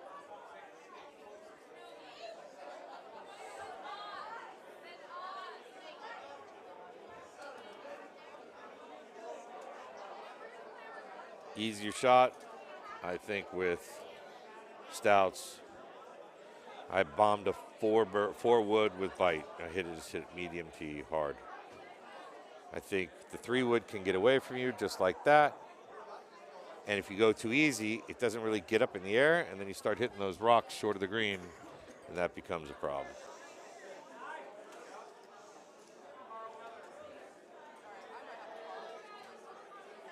Chip thumbs. The thumb as many times as I can in a round. One less factor. I'm not a big fan of this shot. Yeah, trouble. Stop.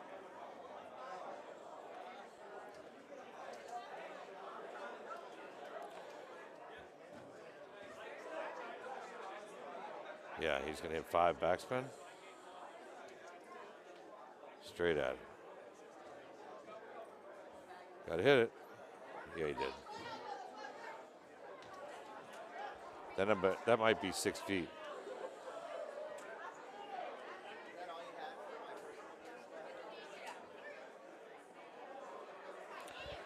Okay, so Stu, that's because there's one person that has not played the first course. So that course will finish in just a few minutes when he plays. There's only one person that hasn't played that course. That's why Scablands hasn't shown yet.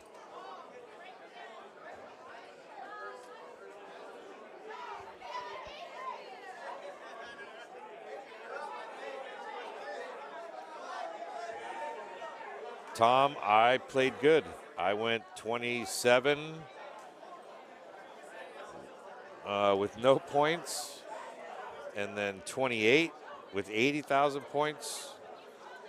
I didn't play well on the middle two. I went 24, 25, and I shot 29 on the last. I probably had 150 or 170,000 points today. Really cool. Now, here we go. I've said it every time. There's no reason to hit this full shot with the wind right to left. Not that it really matters. But you can hit it closer if you just click it left and hit it straight over the. This is fine. But a high tee 10-5 from left of the tree. Let's see if one of these guys is going to do it. Nope. Hit the right shot, guys. This one's dead. Stop. Stop. Take your time, hit the right shot. Can't say that enough. You don't see the top 30 in the world making mistakes like that. Click it left. Nope. The wrong shot. I watched it 3 times.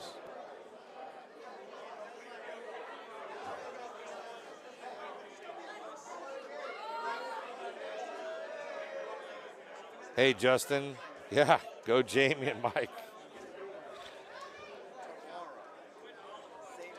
I went up to Mike and said they were looking for one of the Golden Tee wives to help and wondered if he could do it.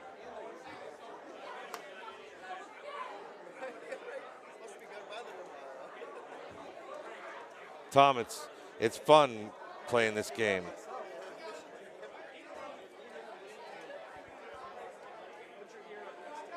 Let's see. Any of these last three, I don't think any of them are clean. I would love to know if there's some excitement, if they had a chance to make a purple or Maine.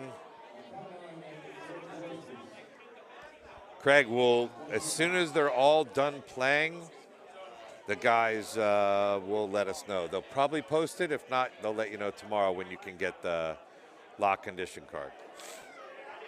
They just really don't want that to happen tonight while they're still qualifying, and the scores got to get in for everybody here. But they will put it out there.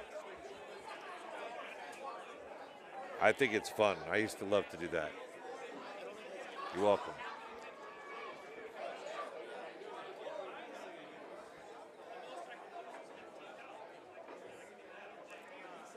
I screwed this up. This just looks like it should go in, doesn't it? Just scoot it a little bit right. That 10's probably 7. Roll it right as far as I could. Backspin, hit it pretty hard, a little bit tiny to the right. When it's coming in left like that on a pop shot, it's going to bounce a little bit more left. Is the only reason I hit it right. See how it bounced left?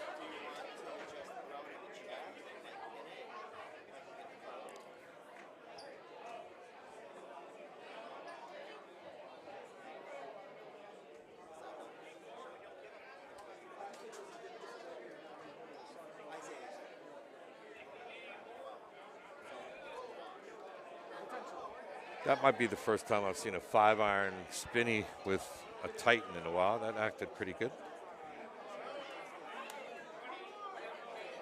Yes, Chip. This is probably the last group. There could be a couple other machines going with a few more guys, but everybody's on the last course.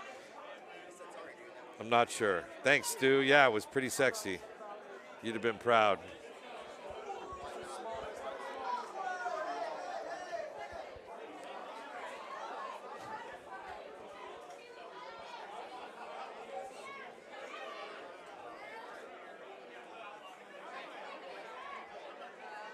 I'm sure you did.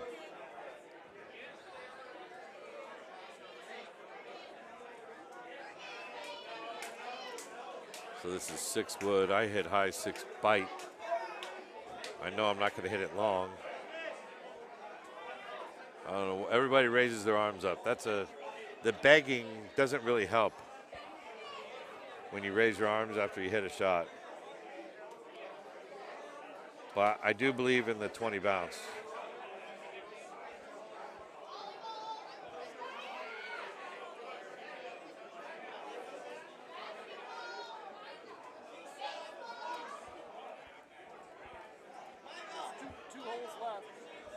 I'm in. Huh? Yeah. Brad, thank you. We got 2 holes left. 2 holes left. Well, we got 3. We're on hole 15. And we've hit a lot of... Who do we have in this group? That was pretty soft. Now this is the only Titan player in the... There's playing Titans here. Yeah, 13 13 out. He doesn't need a tee, probably. He might be a home edition player. I use the tee on every hole. He was at... he's been playing... Rodney's been playing for...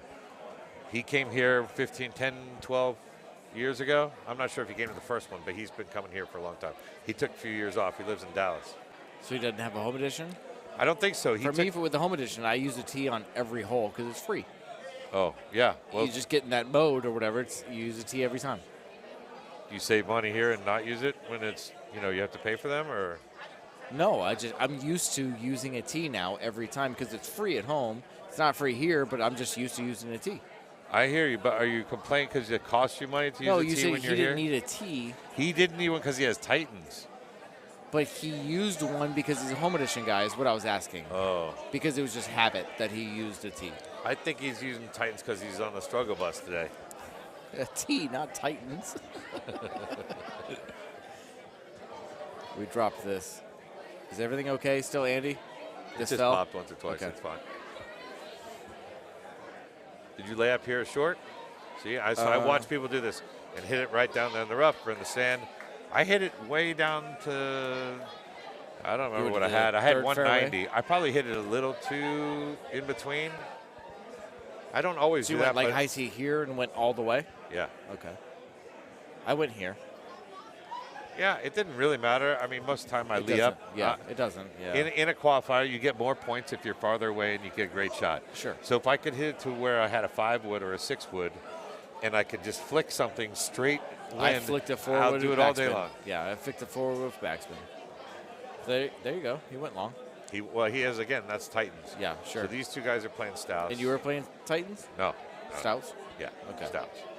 So you still made it to the long fairway with stouts? Yeah, of All course. right. I didn't even look at it. I literally didn't even look at it. I hit a hard 5 bird in from 190. Okay. This is pretty good. Oh! Yeah. Good shot. That was a great shot. This is why it gets a little weird hitting to that little island. You can Sure. get that little bounce because you got lazy. But I also think being the down pin, the far pin, Yeah. you can sort of trickle one down to it. Oh, I agree. So this should be a 5 maybe. See, now he's thumbing it. That's That's not a terrible shot. Down 14. So I was in It's the gonna be fine. fairway, but I hit the same thing. Safe. Yeah. Yeah, of course. I pointed it, Oh, yeah. So now here, this is, okay, so he can't really, he could hit a 9. And with Titans, you're playing that wind now and everything else. Left 4, green. Oh, I'm no. not sure. What was that? He's feeling, oh, It's this could be a putt. It's putt. Yep, do It's it. putt. Oh, yeah. Get it. It's in. Baby. Oh, roll over. No, it didn't. Yes, it did. No, it didn't. Yes, it did. Oh, no. It rolled over. Yeah. Oh, no. I mean, it was on the fringe. It was one of those. Yeah, turboed. Inside 40 yards. I'm not sure that's a turbo. That's just that happens on those. Wow. Off the green putt. Oh, you didn't need to do that. That was just a putt. Wow. So it turbo rolled over and then in the rough. Yeah. Wow. Yeah. Oh, And then, no. Yeah, wow. Insult to injury. That's crazy. I know. Wow. Watch out. Y'all think he can win. I mean, you can beat him tomorrow because you're watching this, but he's good. Wow, that putt was crazy. And then you go down to the rough. Usually you get a rollover and you're still like right there or whatever. What'd you do Then here?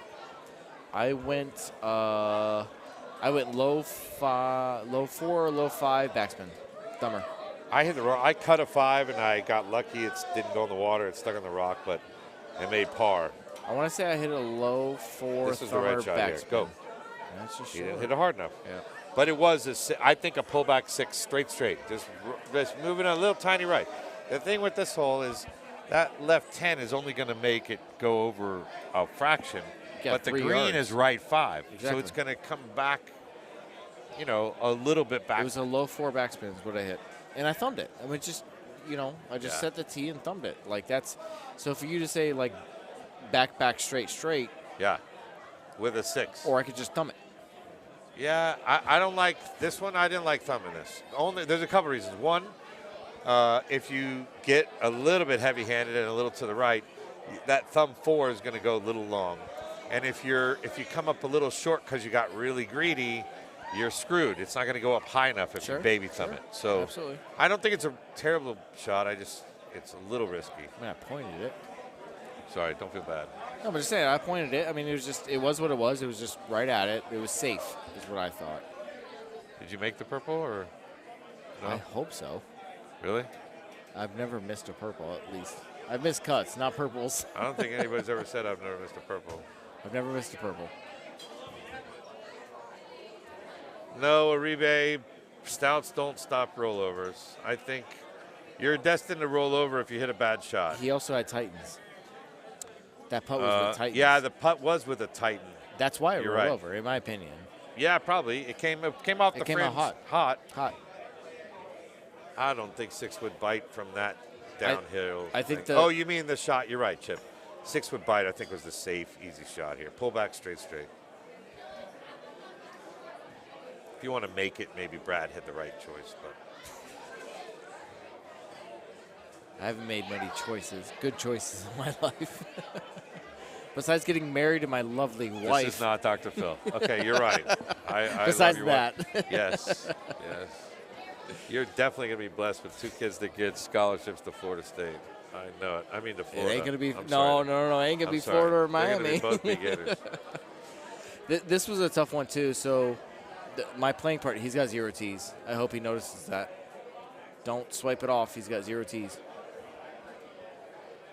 Oh.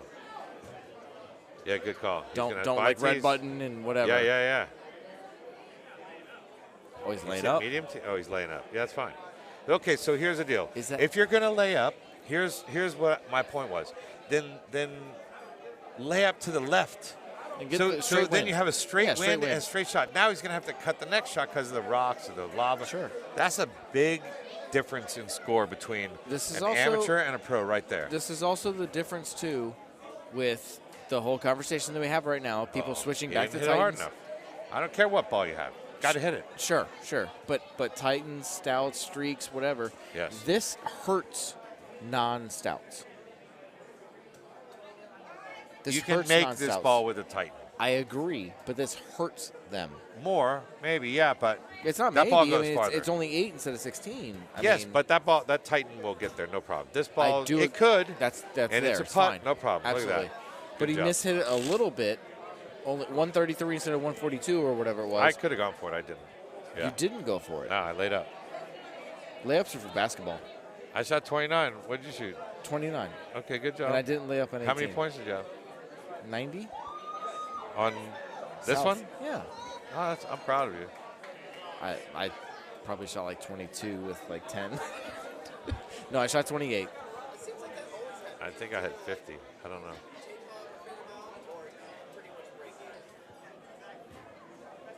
Albino Rhino. Yeah, it's possible there could have been less rollovers with that ball. I think you're right. It might have been more sticky. I would agree with that, yeah. He makes that putt out of the rough, down 7 like that with stouts. I do think it's in. If it's not in, it doesn't go to the rough. It Okay. stays, right? It's got another putt Okay. back if it does roll over. Okay. I think you're right. Well, Scotty. Pro side. High side, pro side. Oh, no. Stop. No. This Yeah, is why you stop. take the ball back. Yeah, stop. Right there. That is one, especially on big 8, 9, 10 break. Take it back. It depends if it's right or left for me. If it's right breaking, I Easier. don't pull it back. If it's left, I soft it and smooth it. I agree. I do that too. Andrew but Fox I taught take me it back. that. I take it back as much as I can. He gets there every time that I laid up. Yes, I laid up because I was playing good and I didn't want to. He made the cut. That's why he laid up. I didn't want to. I didn't want to make that That's Sandstead. mistake.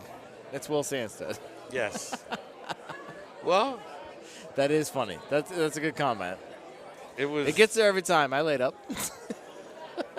I think it does. I just didn't need Oh, to it definitely go for does. It definitely does. We saw Titans get there. I hit it with stouts, so I know it gets there with stouts or whatever.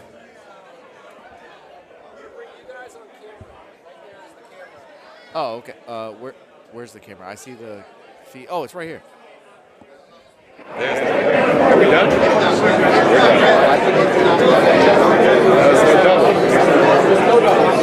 Thank you very much. It was a great.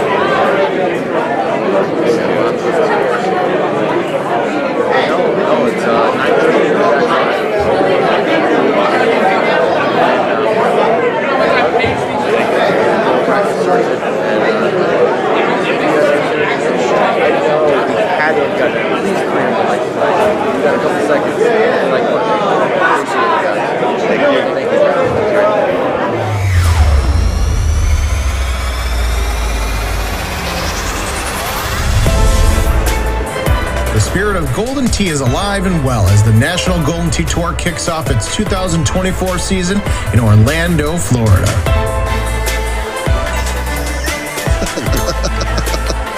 Oh my God! Oh my God! Oh my God! What did he do? Look at Evan. Look at us. Look at my gosh. Oh my God. Oh my gosh. What is it? Click the left chip. 3. Click chip. Up 10. 1, 2. Oh my gosh. 3. He's gonna lose it on this hole? No.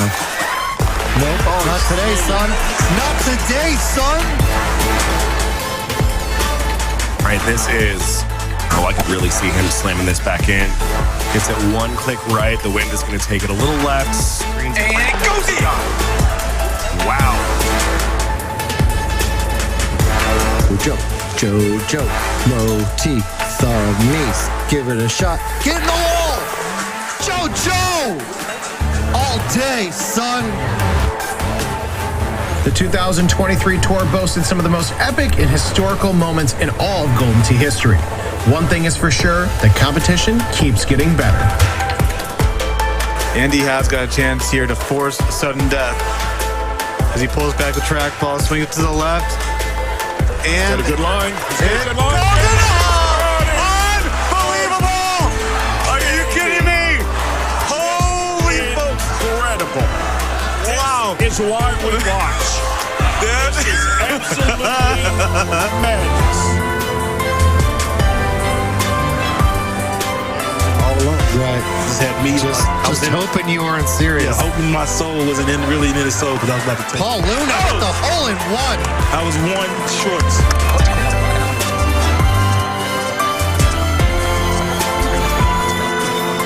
And kept turning. And you know what I said? You got it, friend.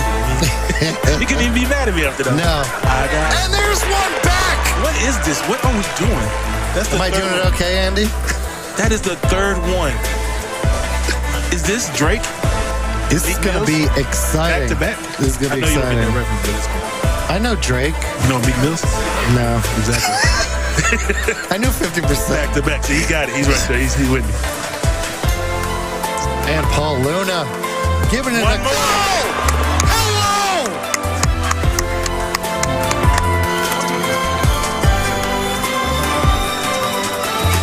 Yeah.